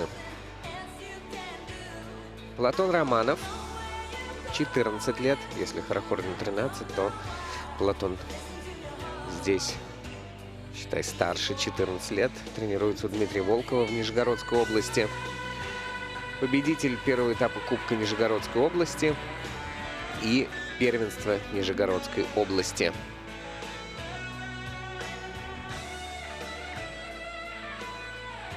Будут у нас в этой группе тройные аксели? Да, будут. Разминают уже Алексея ребята. Пычина заявлен тройной аксель. Еще бы. Ученик Олега Татаурова. Ярослава Хрулева тоже. Да. Ну, 2 тройных акселя в этой разминке ожидается. Может быть, какие-то сюрпризы будут. Кто-то пока что затаил. Серебро на втором этапе Кубка Федерации Санкт-Петербурга у Алексея Пычина. И это его тренер, который отпраздновал победу на минувшем этапе Гран-при. Вместе с Дики Джи показывали друг другу вот этот жест, мускулы, победа, мы чемпионы. Ну так, у них интересное, конечно, взаимодействие. Но много учеников у Олега Станиславовича в школе «Звездный лед». Ярослав Хрулев следующий, это уже школа «Хрустальный». Вот и Сергей Викторович здесь появился. 11 место на Гран-при в Москве у Ярослава. С 66 баллами он стартовал в короткой. Хороший результат был.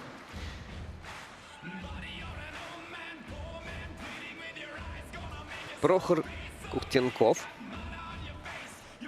Если двум предыдущим спортсменам Пычину и Хрулеву по 13 лет, то Прохор уже 14-летний из Тверской области.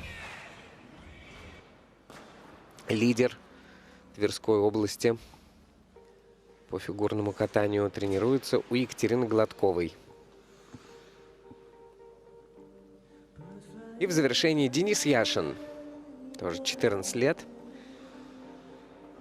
Свердловская область. Серебряный призер первенства и чемпионата Свердловской области прошлогодний. Такая достаточно молодая разминка. Парней.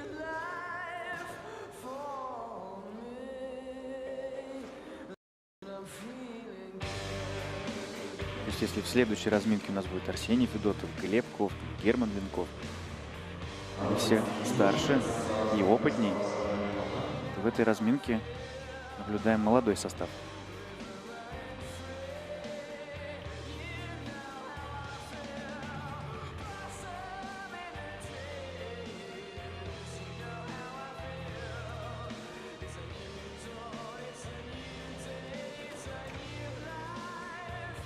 Кто-нибудь попробовал тройной аксель прыгнуть? Ну вот я всю разминку слежу, как Ярослав Хрулев борется с акселем. Уже все попробовал после каждой попытки. Сергей Викторович Дудаков его подзывает, что-то исправляет. Он прям меняет, видно, и заход, и попытки. То лучше, то хуже. Прям вот борьба идет. Вот сейчас как раз был тройной аксель на ваших экранах. Пока, да. Пока ошибки. Выезжал его уже в недокрут, вот сейчас докрутил, но упал. Посмотрим, какая вариация будет в программе. Конечно же, желаем, чтобы лучше всех тех попыток, которые были на разминке. Думаю, сейчас Сергей Викторович еще пару наставлений даст. Все получится. Обязательно. Выступление второй группы открывает Григорий Хорохордин, Ярославская область. Григорий Хорохордин будет кататься под музыку Вивальди. Снова зима.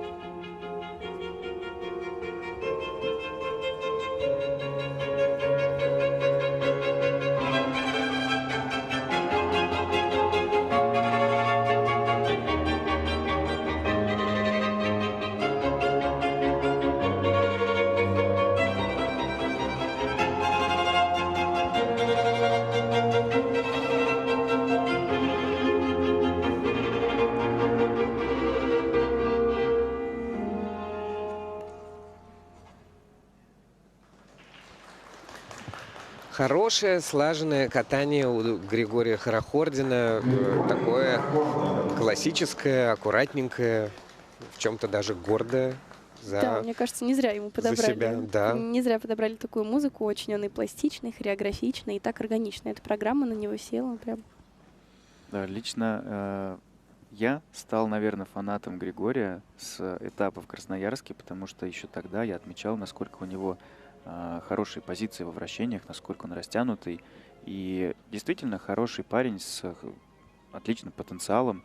И если он продолжит как бы работать в этом ключе, то обязательно все получится. Конечно, сейчас он не владеет тройным акселем или там четверными тулупами, но свое делает. Начал с тройного Ридбергера, затем двойной аксель. Все замечательно, вращения хорошие. Причем, в отличие от красноярского турнира, он здесь еще и сделал каскад 3-3. Единственное, что я не понимаю, во время красноярского турнира у него был коэффициент за исполнение того каскада, хоть он его и не выполнил, а упал за исполнение во второй половине программы, а здесь нет. Да. Что с хронометристом случилось? Не первый раз мы уже чуть-чуть, видим, да, что... раньше прыгнул, чем надо. А Поэтому... как? А раньше может, это вот во сколько? Я подглючивает обратил там внимание, секундами. что он начал прыгать, там было минута 21. Это вторая половина. Точно вторая, если программа Системе 2.50. Точно. Сбой. 2.40. Интересно. 2.40 плюс-минус 10 секунд, поэтому минута 20, минута 21 это точно вторая половина. Интересно. Ну, тоже этому хронографу, который на экране, там нельзя, конечно, и моим глазам доверять. Это нужно проверять, но вот у парня немножечко недобор по баллам. А откатался он, конечно, здорово, очень чисто и лучше, чем в Красноярске. Молодчина. Платон Романов. Далее на льду из Нижегородской области. Программа Гиг Себастьян Before I Go. Прежде чем я уйду. Before I let you take the throne, you go right and I'll stay left. And if you ever get too close, you'll know my name before I go. They love me, then they love you now. But don't forget there's one more round. All the pain, I know it well, but it hasn't kept me down. You think you got me figured out? You thought you had me. You thought that I was done, but I'm stronger up against the ropes. I'm a fighter. Before this fight is over, you know my name before I go.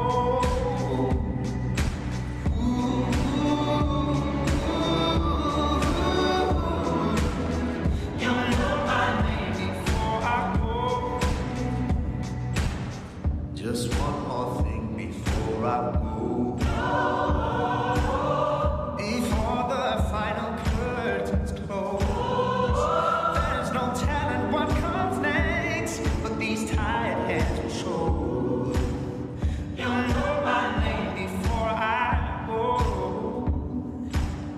Just one more thing before the end. No time has never been a friend. To the dreamer, to the lover, to the one who needs to win. Watch out, kids, here it comes. I say when I am done. You thought you had me. You thought that I was done, but I'm stronger up against the ropes. I'm a fighter. Before this fight is over, you'll know my name before I go.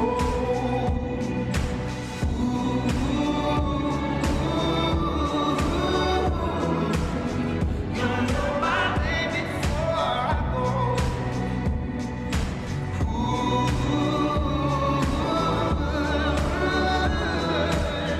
You'll know my name.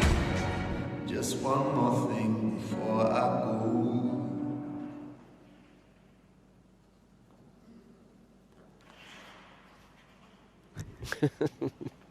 Поздравляем Платона Романова с завершением программы. Очень старался, был молодцом. Из Нижегородской области спортсмен. Ну, да, пока это такой самый начальный юниорский уровень, но зато с каким вот старанием он это делает. Это нельзя не отметить. Парень вот приедет домой и будет доволен за короткую уже точно. Да, действительно, дебют удался. Видим, как диктор его объявляет, Платон Романов, а он даже немножко потерялся, на какую сторону кланяться начинать. Ну, есть немного. Да не, все выполнил, что требовалось. Ну, есть ощущение, что даже вот у них с тренером не было там вопросов, знаешь, там кто-то приходит, там, ну что ты опять ничего не сделал? Нет. Нет, он все сегодня сделал. Да. Да, конечно. Вот сейчас мы видели на повторах тройной луц, тройной тулуп. Есть, конечно, вопросы по докруту, раз, и по неясному ребру на луце, два. У судей. У судей, да. Мы не судьи. У нас нет. вопросов нет. Двойной У нас только предложение. Да. Предложение и наблюдение некоторые. Но так, в общем-то, действительно справился. Он сегодня так катался очень сдержанно. В общем, для первого раза, на мой взгляд, так и надо кататься. Не надо кататься, прям пытаться показать, что все, что ты можешь сделать. Сегодня было хорошо, достойно и очень так это сдержанно.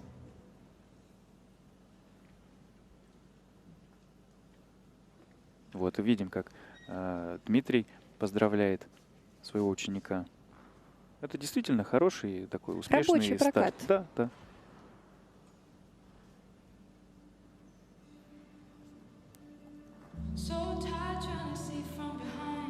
Вот сейчас мы видим, что судьи пересматривают финальное его вращение и снижают баллы, к сожалению.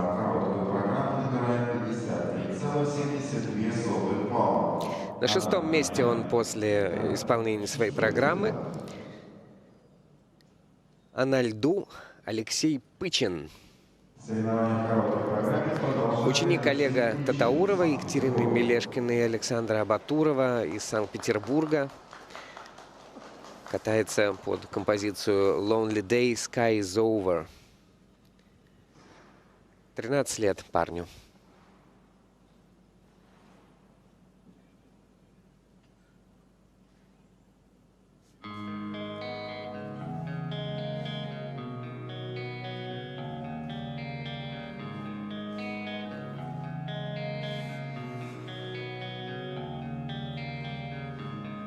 Such a lonely day, and it's mine, the most loneliest day of my life.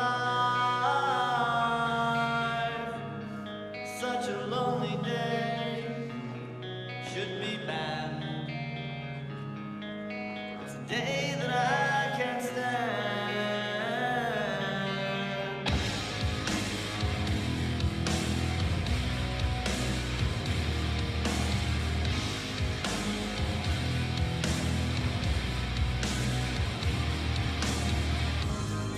Such a lonely day shouldn't exist.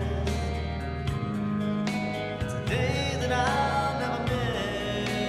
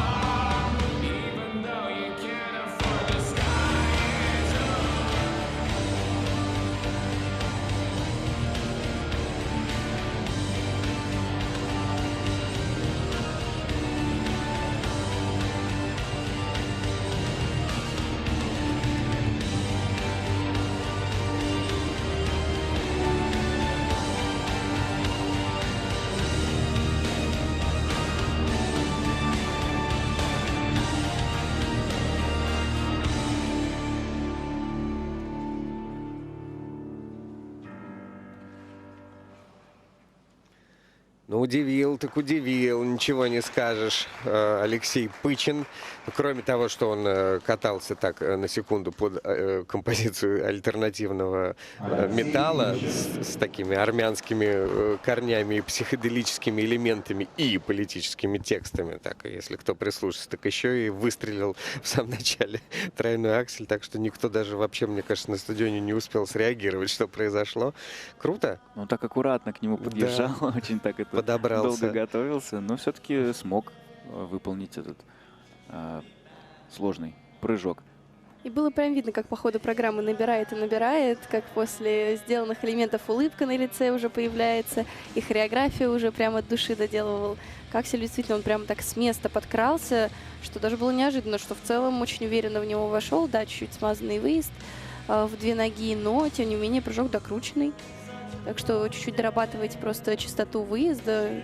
Но да, вот это вращение, мы шахнули в другую сторону, практически в Вильмане, он там в кольце находится, очень уверенная позиция, даже не скажешь, что в другую сторону вращение, как легко он его настолько сделал. уверенно сделал. Видим, что вот растянутый парень. На вращениях это хорошо демонстрирует, и вращение, вот 2 вращения 4-го уровня, 1 вращение 3-го, но все равно серьезно так. И прям на дорожке было видно, что уже и музыка как ему нравится, и что он прям старается. Раскрепощеннее Да, поехал, раскрепощеннее сразу, как только прыжки закончились.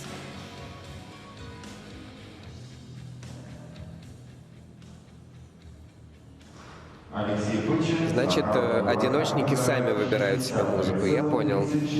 Анечка, спасибо за консультацию. Теперь это становится более очевидным с каждым выступлением. Хорошие баллы, и он совсем немножко отстает от своих конкурентов, но 4-й на данный момент. А на льду Ярослав Хрлев, школа Хрустальной, и Сергей Дудаков у бортика. 11-м был на этапе Гран-при в Москве месяц назад.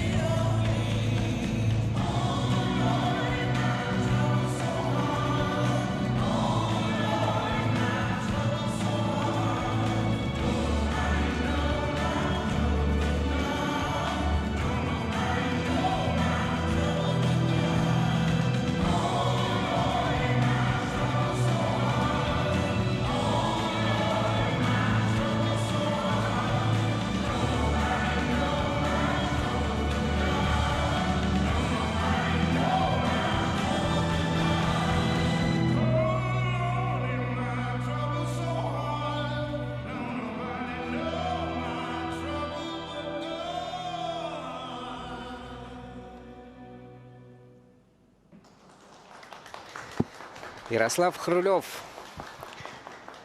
Безусловно, лучше этот прокат получился, чем месяц назад в Москве. Но, тем не менее, Аксель по-прежнему не дает покоя Ярославу. Не получается с него открыть короткую программу в достойном стиле. Но зато каскад Lutz to Loop сильно лучше.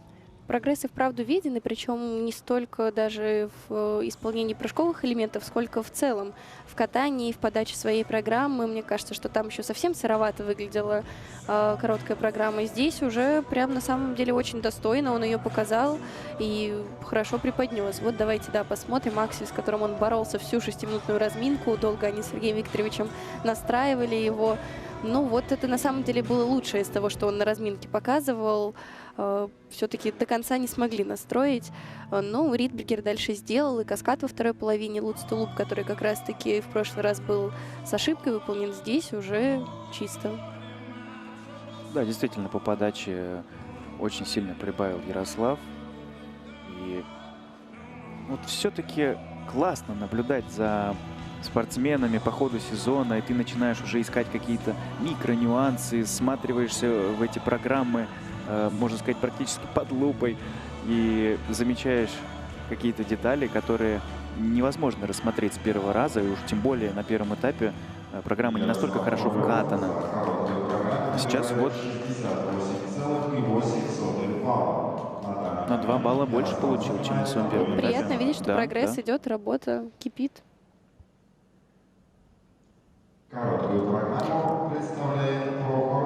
На льду Прохор Кухтенков катается под композицию композитора Эцио Босса «Дождь в твоих черных глазах». Пусть грустной будет только музыка.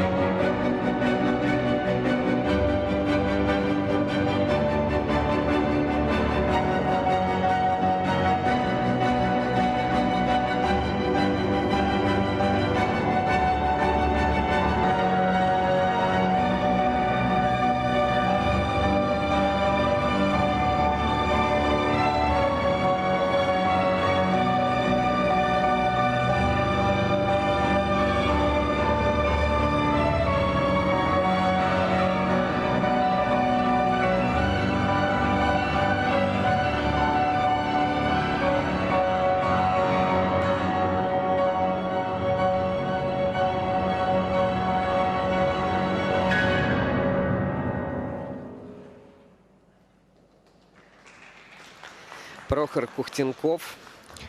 Спортсмен, безусловно, которому нравится эта программа, он слушает музыку. К сожалению, вот когда сорвал вращение, пришлось ему ждать. Вот у нас разошлись мнения. Все-таки он ждал музыку или он ждал, чтобы Аксель прыгнуть во второй половине программы? Я думаю, что, скорее всего, это музыку. такие взаимосвязанные вещи. Одновременно ждал и музыку, чтобы дальше программа, все-таки все движения были как поставлены в музыку. Ну и, конечно, двойной Аксель еще впереди был, который должен быть исполнен во второй половине программы, и раньше времени не стоило его прыгать.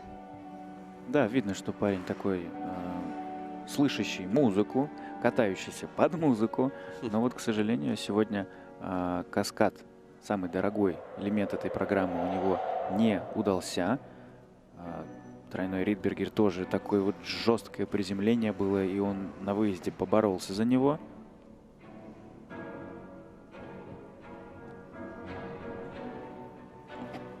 Не удалось вращение, из-за чего, собственно, и пришлось ждать музыку для двойного акселя. Срыв вращения, и дальше, да, сорвал, просто дожидался уже момента, когда ехать дальше, доделывать свою программу. Остальные два вращения на третий уровень, не максимальный, но тоже достойно. В дорожке тоже вот музыка начала такой подъем, и он вроде как тоже разошелся, потому что все сложные элементы уже позади, и как-то вот поддал немножко в хорошем смысле, и это было здорово. Да, отдача определенно от него была, но вот частоты исполнения шагов, блоков немного не хватило, поэтому лишь первый уровень.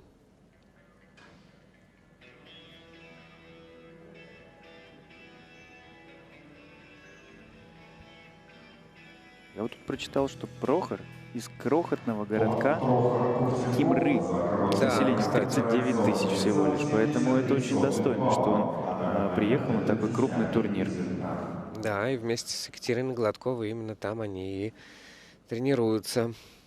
Выступление второй группы завершает Денис Яшин, Свердловская область. В заключении второй группы участников будет кататься Денис Яшин из Свердловской области.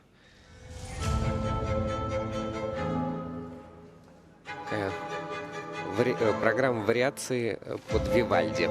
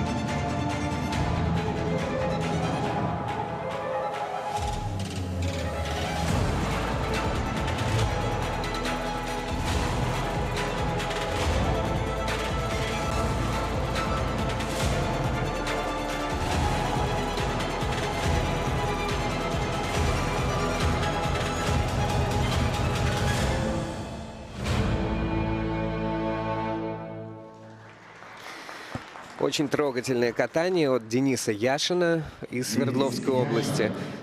Вот как надо прыгать каскады во второй половине программы. Минута 50 уже была на часах, когда он исполнил свой флип-тулуп. Ну, как исполнил? Почти все, да. Ну, по времени, может быть, и так нужно исполнять, но, конечно, по качеству исполнения, я думаю, стоит все-таки доработать каскад. Мы тут с Михаилом, активно обсуждали, что очень необычная расстановка прыжковых элементов, да и, в принципе, элементов в программе, потому что после каждого прыжка у него стояло вращение. Обычно все-таки в короткой хотя бы 2 прыжка подряд идут, потом там вращение, например. Ну и здесь он первый прыжок — вращение, второй прыжок — вращение. Только вроде бы в себя пришел, снова завращался. Ну вот действительно, такая расстановка элементов, она вроде бы как делает визуально программу сбалансированной, но с другой стороны, катать такую программу, я не представляю, каких усилий стоит. На любом уровне, и юниорам, да, и взрослым, на любом уровне, это тяжело, конечно, да? потому что у тебя вестибулярка только-только действительно приходит в себя, ты сделал прыжок, все хорошо, потом опять вращаться. Потом сделал дорожку шагов, вроде бы все нормально, и опять вращаться.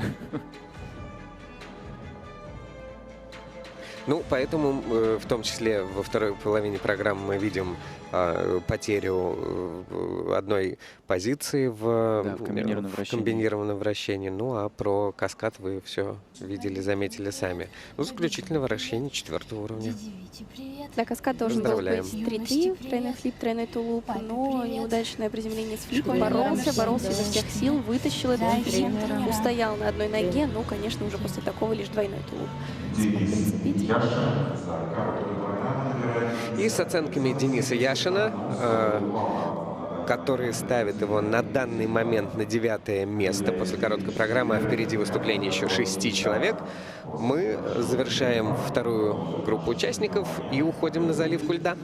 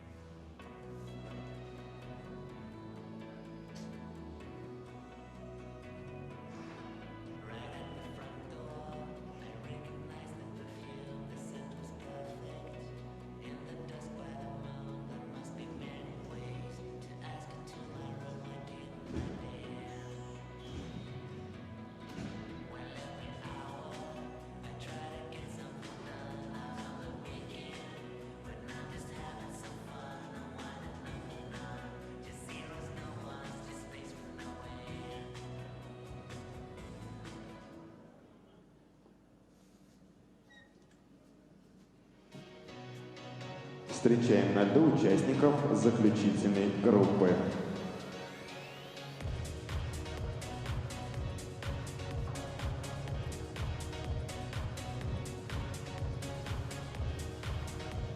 Дмитрий Железняк, Свердловская область.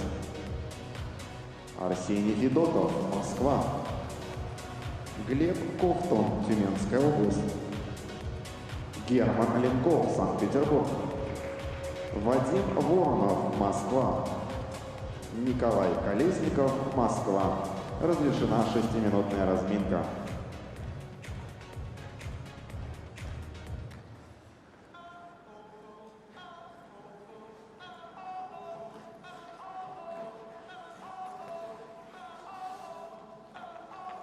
Заключительная группа участников на льду – это короткая программа у юниоров на Гран-при России по фигурному катанию на коньках. 5-й этап в Москве. Вот такие задорные композиции проходят разминки на этом турнире. Не соскучишься. Интересно, а влияет ли то, какая музыка играет на разминке, на настроение перед стартами? На кого-то влияет, да. Да, мне это очень помогало. Особенно, когда такие веселые мотивы играли. И настроение вроде как сразу улучшается. У меня вот прекрасное настроение тоже. Хотя целый день мы здесь сидим и смотрим за соревнованиями, но надо сказать, что спортсмены активно содействуют тому, чтобы это настроение было великолепным. Надеюсь, и у зрителей оно такое же. Дмитрий Железняк будет кататься первым в этой группе. Екатерина Козлова, Евгений Зайцев, Ольга Куркина и его тренеры в Свердловской области. 13-м он был на Гран-при в Москве месяц назад. Затем выйдет со своей короткой программой Арсений Федотов. Школа Хрустальный, Тутберидзе, Дудаков, Глейхенгаус, тренеры. Победитель Магнитогорского этапа серии Гран-при юниорской. Двукратный чемпион России среди юниоров, чемпион России по прыжкам 24 года. Конечно, у него полный набор прыжков, который мы уже будем ждать от него завтра. Глеб Ковтун из Тюменской области, ученик Натальи Заболотной. Призер этапа Гран-при в Красноярске. 3-е место он занял там. 3-е место в Казани. 3-е место в Санкт-Петербурге в прошлом году. Много призовых мест. В свое время катался в ледниковом периоде «Дети», где был в команде «Навки».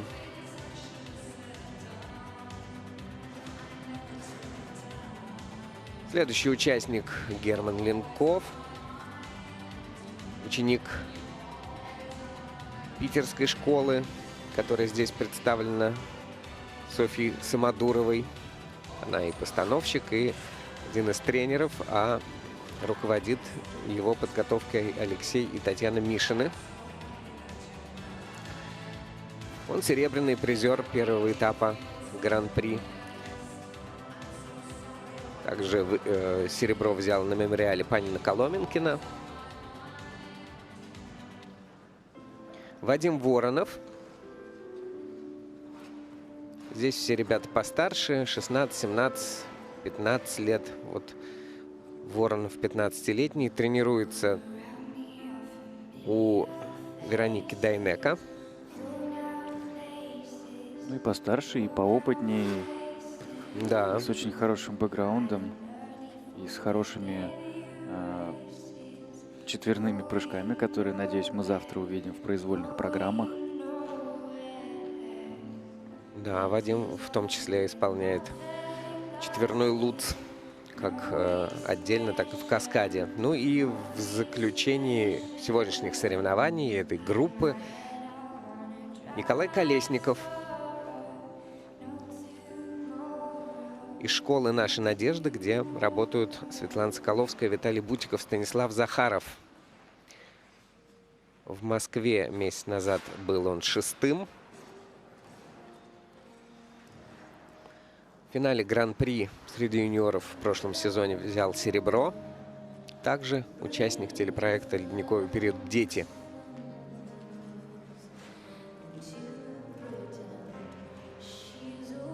Прекрасно выполненный каскад тройной уз, тройной тулуп от Арсения Федотова. Сейчас был на ваших экранах. И вообще Арсений выглядит всегда таким спокойным, что нельзя никогда угадать, волнуется ли он вообще. А что тренеры говорят, интересно, не было бэкграунда? Нет. Я не общался с его тренерами. Ну, вдруг. Не знаю, может, в интервью читал. Да все волнуются. Конечно, все волнуются. Просто кто-то умеет с этим грамотно работать, а кто-то пока нет, из-за неопытности. Ну, наверное, бывает такая, как у кого-то, психологическая как-то конституция, когда человек не волнуется по каким-то психологическим или психическим показаниям, но это не очень хорошо будет для На самом деле, всего, для общего развития. Думаю, и так что далее. волнуются-то все равно все, просто есть спортсмены, которым это волнение только в плюс играет, а есть те, для кого это скорее какие-то сложности вызывает. Вот, в частности, на льду есть Арсений Федотов, он всегда славится тем, что на соревнованиях он выдает то, что на тренировках вообще не делал, и всегда Сергей Викторович, вижу, удивленного после его проката, говорит, ну не было этого на тренировках, но все равно выходит и делает. И это на самом деле очень такой хороший спортивный характер, азарт, который всегда помогает. У вас еще спорт такой, ну, эмоционально, что ли, ну, расшатанный эмоционально, потому что вы же Очень еще и сильно артисты, влияет, да, и да. чтобы еще чувствовать и музыку, и публику, и здесь, конечно, с такой психикой невозможно, чтобы не было волнений, но, конечно, справляетесь вы с ним круто, с этим волнением. Дмитрий Железняк катается первым под композицию «I Love You».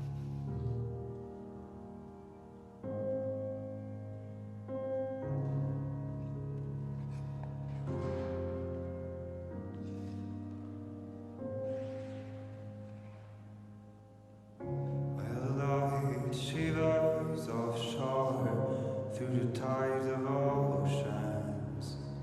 We are shining in the rising sun.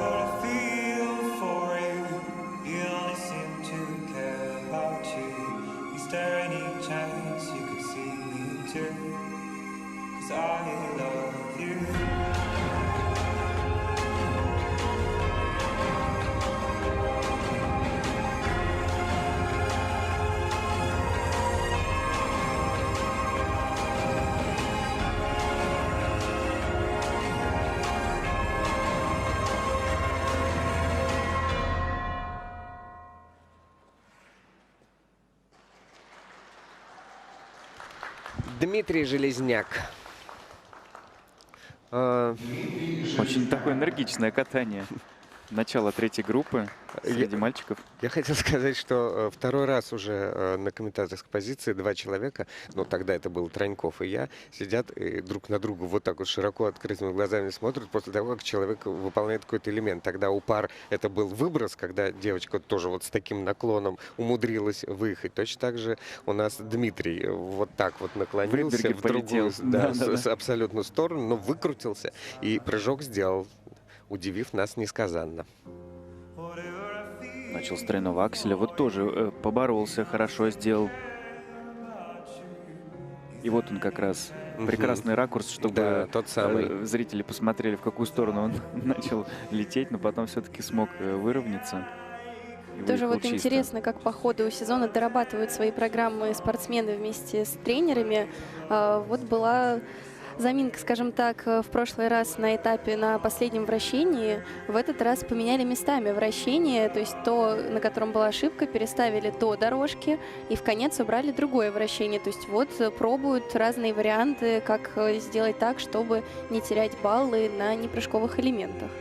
Ну, также сейчас он выполнил луп-сту-луп 3.3, а на первом этапе в Москве было лишь 3.2. Поэтому рост очевиден. Молодец, хорошие баллы. Он на третьей позиции на данный момент. Для исполнения короткой программы приглашается Арсений Федотов. Арсений Федотов на льду. Если у Дмитрия Железняка была программа «I love you», то у Арсения Федотова «Another love», другая любовь. На выбор.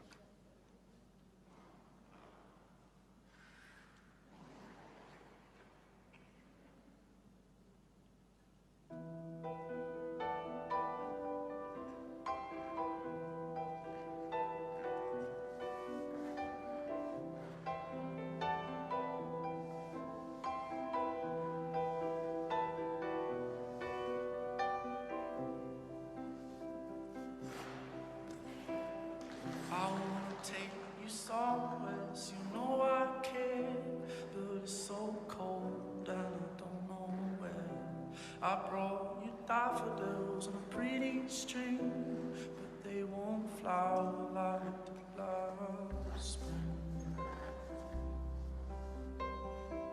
And I wanna kiss you, make you feel alright. I'm just so tired to share my nights. I wanna cry and I wanna love, but all my tears have been used all on another love. All my tears have been used all on another love. All my tears have been used all on another love. All my tears have been used all.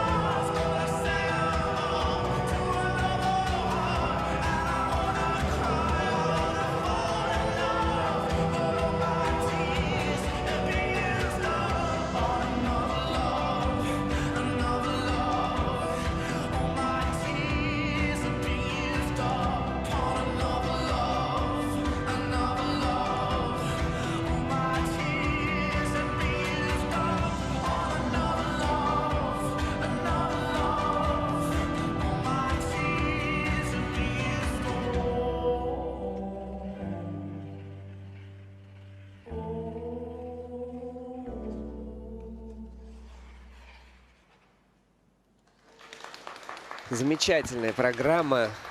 Прямо глоток какого-то такого, не просто свежего, а какого-то другого воздуха, такая музыкальность, такая оригинальная постановка, все на каких-то нюансах интересных. Ну, прям нетривиально. Мне очень зашла эта Совершенно программа. другой уровень, конечно, потому что и парень очень опытный, и как-то вот все сбалансировано, и программа замечательная, и такое платье, хотел сказать, костюм такой достаточно легкий, изящный. Ну вот Сергей Викторович все-таки что-то там находит, какие-то нюансы. Было Сразу даже же ощущение, говорит. что он ему говорит: так, иди, вернись, Да-да-да, иди переделай. переделай. Да. Не пущу обратно с катка. Я вообще поклонница катания Арсения Федотова, поэтому всегда с огромным удовольствием смотрю на его выступления и очень болею за него, чтобы он все вообще трудности и взросления прошел уверенно. И вот мне кажется, что набирает, он снова даже не набирает, а возвращает свою уверенность, которая всегда присуща его прокатам, когда вот все сделано, и прыжки тоже становятся мощнее, он взрослеет, и Аксель замечательно, Ридбергер, каскад во второй половине, шикарно все сделано, дорожка шагов на 4-й уровень, то есть это спортсмен не только технически сильный в прыжках, но и в катании, в том числе и в подаче образа, то есть сегодня дорожка, я думаю, единственный, пока что точно единственный, у кого 4-го уровня из мальчиков дорожка. Вот вращение, да, я думаю, что не исключено, что Сергей Викторович что-то про вращение говорил, потому что 2 вращения на 3-й уровень выполнены. А я знаю, что в этом тренерском штабе не может быть такого, чтобы изначально запланировано было 3-й, всегда все делается на максимум. Видимо, что-то чуть-чуть не доглядел. Ну, то есть в этих вращениях было недостаточно оборотов, да, не достоял какую-то да, позицию, не додержал позиции. где-то, может быть, поторопился немного, но баллы сразу мы видим солидные, насколько они на голову выше. Но вот это вот выстаивание оборотов, если вдруг не хватило скорости, оно же повлияет в дальнейшем, наверное, на какие-то музыкальные акценты в том числе. Так много накатываются обычно программы в тренировках, что уже учишься это как-то в процессе корректировать, чтобы и музыку успеть, и обороты все додержать. Круто, очень круто. Глеб Ковтун катается следующим. Этот бронзовый призер этапа Гран-при в Красноярске. И его программа «Беги, мальчик, беги».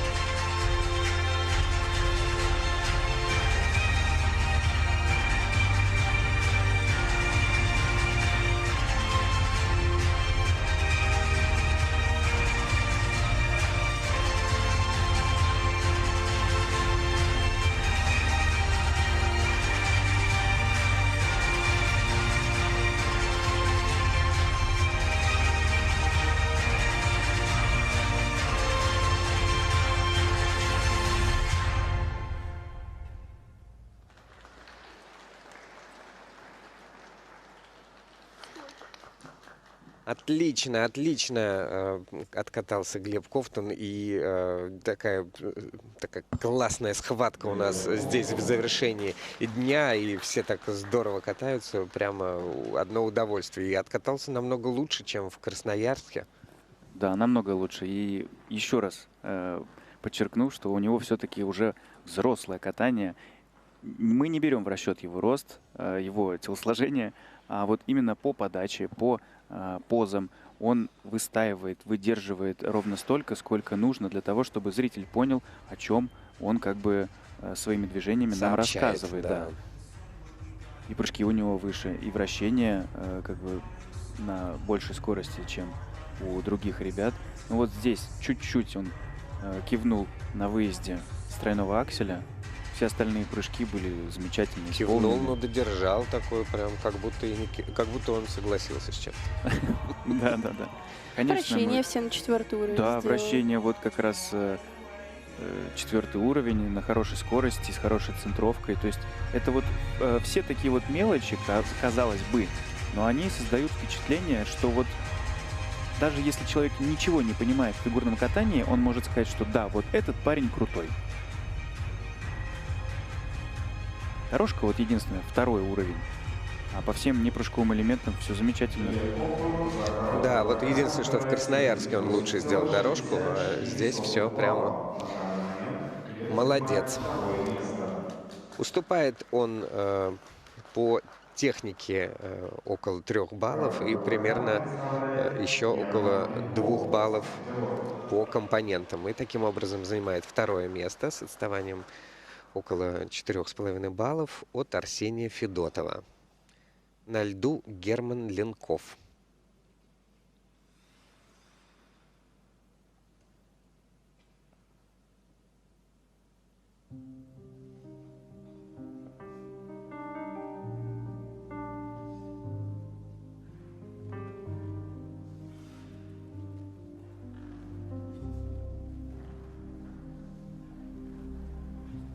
Sento nell'aria il profumo di te, piccoli sogni vissuti con me, ora lo so, non voglio perderti,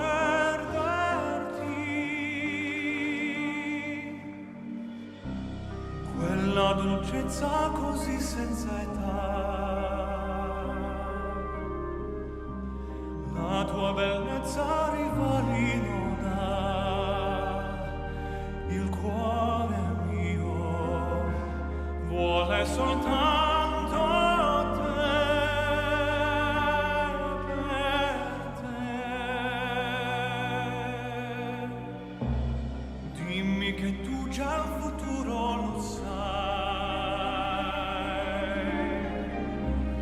dimmi che questo non finirà mai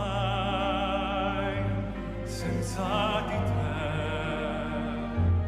non voglio esistere per te, non devo dirtelo ormai, già lo sai,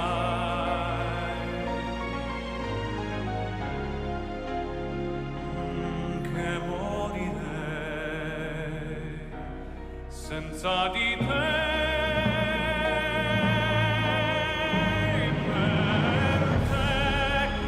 Per te vivrò,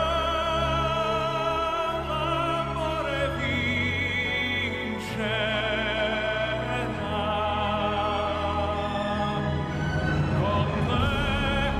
Con te farò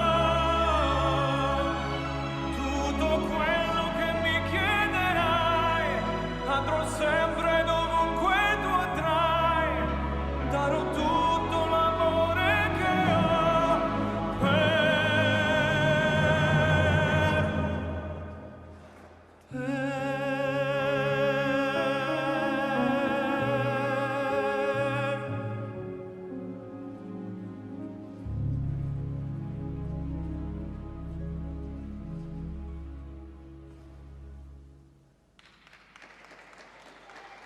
Еще один отличный прокат. Перте для тебя, Джоша Гробана, в музыкальном сопровождении у Германа Ленкова, тренирующегося в Санкт-Петербурге, у Алексея Мишина, Владислава Сизганова и Софьи Самодуровой.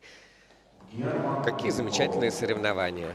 Да, очень нас радуют своими прокатами мальчики, которые как раз-таки претендуют и борются за самые высокие позиции. Никто не хочет сдавать своих позиций, и все прям как на подбор выкатывают свои программы. И сразу мы видим вот этот уровень, когда уже идет борьба за вообще каждую деталь в программе. Да, действительно, этот этап очень такой интересный, захватывающий, потому что здесь собрались, ну, если не самые лучшие, то одни из самых лучших юниоров в нашей стране. И Арсений Федотов, Глеб Ковтун, и вот сейчас Герман Ленков составляют отличную конкуренцию. Начал свой прокат с тройного акселя, затем тройной ридбергер. Да, и, кстати говоря, вот сейчас мы уже видим на судейских протоколах, что Герман Ленков получил больше за тройной аксель, чем Глеб Ковтун. Но меньше, чем Арсений Федотов. Да, пока что лидерство за тройной аксель Арсений удерживает. Ну, я все-таки, наверное, осмелюсь и скажу, что больше, чем Арсений Федотов, за аксель сегодня точно никто не получит. Ну, прям на балл больше у Арсения, Да. чем Да, на порядок больше. Очень такое все-таки вдохновение. Германа. Ну вот если мы говорим о том, что вот не терять ни соты, то здесь можно чуть придраться к вращениям, потому что 2 вращения выполнены на 3-й уровень. Думаю, что вот эти детали еще нужно подчищать, если хотят дальше на главных стартах вот не терять на мелочах, скажем так. Но Герман проигрывает Ковтуну совсем, ну как совсем, 2 балла проигрывает. Да, мне казалось, что меньше. По компонентам у них практически одинаковая оценка на полбалла, а вот по технике все-таки по мелочи потерял и занимает сейчас 3-ю позицию перед выходом Вадима Воронова.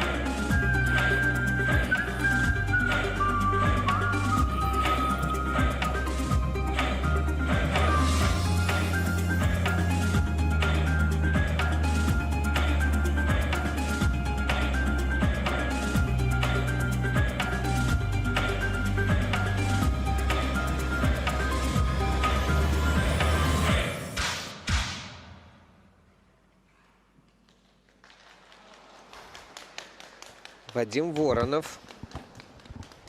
Еще одно чистое катание, такое целеустремленное, тоже с тройным акселем. Он, правда, стоит на пересмотре, что они там, судьи технической бригады, думают найти недокрут или... Скорее всего, да. Думаю, значит, еще упадет оценка. Так вот, мы с вами просто говорили, у Арсения 10,5 баллов, у Глеба Ковтуна на 9,5 баллов, здесь было 8,5, но все-таки нашли недокрут еще меньше, 7,5 баллов получается. Очень такой интересный, яркий, стильный маркиз перед нами сейчас предстал. У Вадима всегда очень яркие, стильные программы, запоминающиеся, и он такой очень артистичный и хореографичный, и хорошо скользит, катается, так что всегда его программы запоминаются. Ну, вот здесь Аксель на грани был, то есть как бы и можно было поставить чисто, но судьи все-таки поставят небольшой недокрут. Как раз прямо перед ним выступали подряд 3 спортсмена, у которых с таким запасом были выполнены прыжки, что даже пересматривать не надо. И здесь вот все-таки мы видим на контрасте, что Вадим тоже справился со своей программой и тоже очень хорошо откатал, все сделал, но вот прыжки все-таки вызвали такие вопросы, захотелось пересмотреть повтор, и нашли и на тройном акселе Q поставили, и на каскаде тройной луз, тройной тулуп тоже, поэтому все-таки, конечно, здесь он баллы прилично потеряет. Да, и вроде такой подвиг, как тройной аксель, и серьезное дело, испытание, но, видите, 6,5 баллов он только на нем получает после всех минусов, выставленных по результатам недокрута. А я, кстати, еще хотел сказать, вот вы обратили внимание на то, что у него оригинальная программа, музыка, которую никто не использует, образ у него какой-то. После того, как мы, в том числе и сегодня, прослушали некоторые композиции, которые 1000 раз уже были в фигурном катании, мне кажется, можно еще ставить бонус, если ты находишь оригинальную музыку. Ну, чтобы это как-то поддерживать. Василий, вы предложите. Да, вот нашей федерации. Там рядом, так, да, судим вот. Прям подойти. Я знаю, что Вадиму с этой музыкой его семья помогала искать ее, так что молодцы, все подключены в процесс, вовлечены. Молодцы, правда. Еще перекат, он получает снижение за то, что не вовремя закончил выполнение программы. Ну и он на 5-й позиции на данный момент. А впереди катание Николая Колесникова. Его короткая программа завершит сегодняшний день. Ученик Светланы Соколовской, Виталия Бутикова, Станислава Захарова в интересной обработке ноктюрно-ре-минорного. Джон Батиста исполняет эту композицию.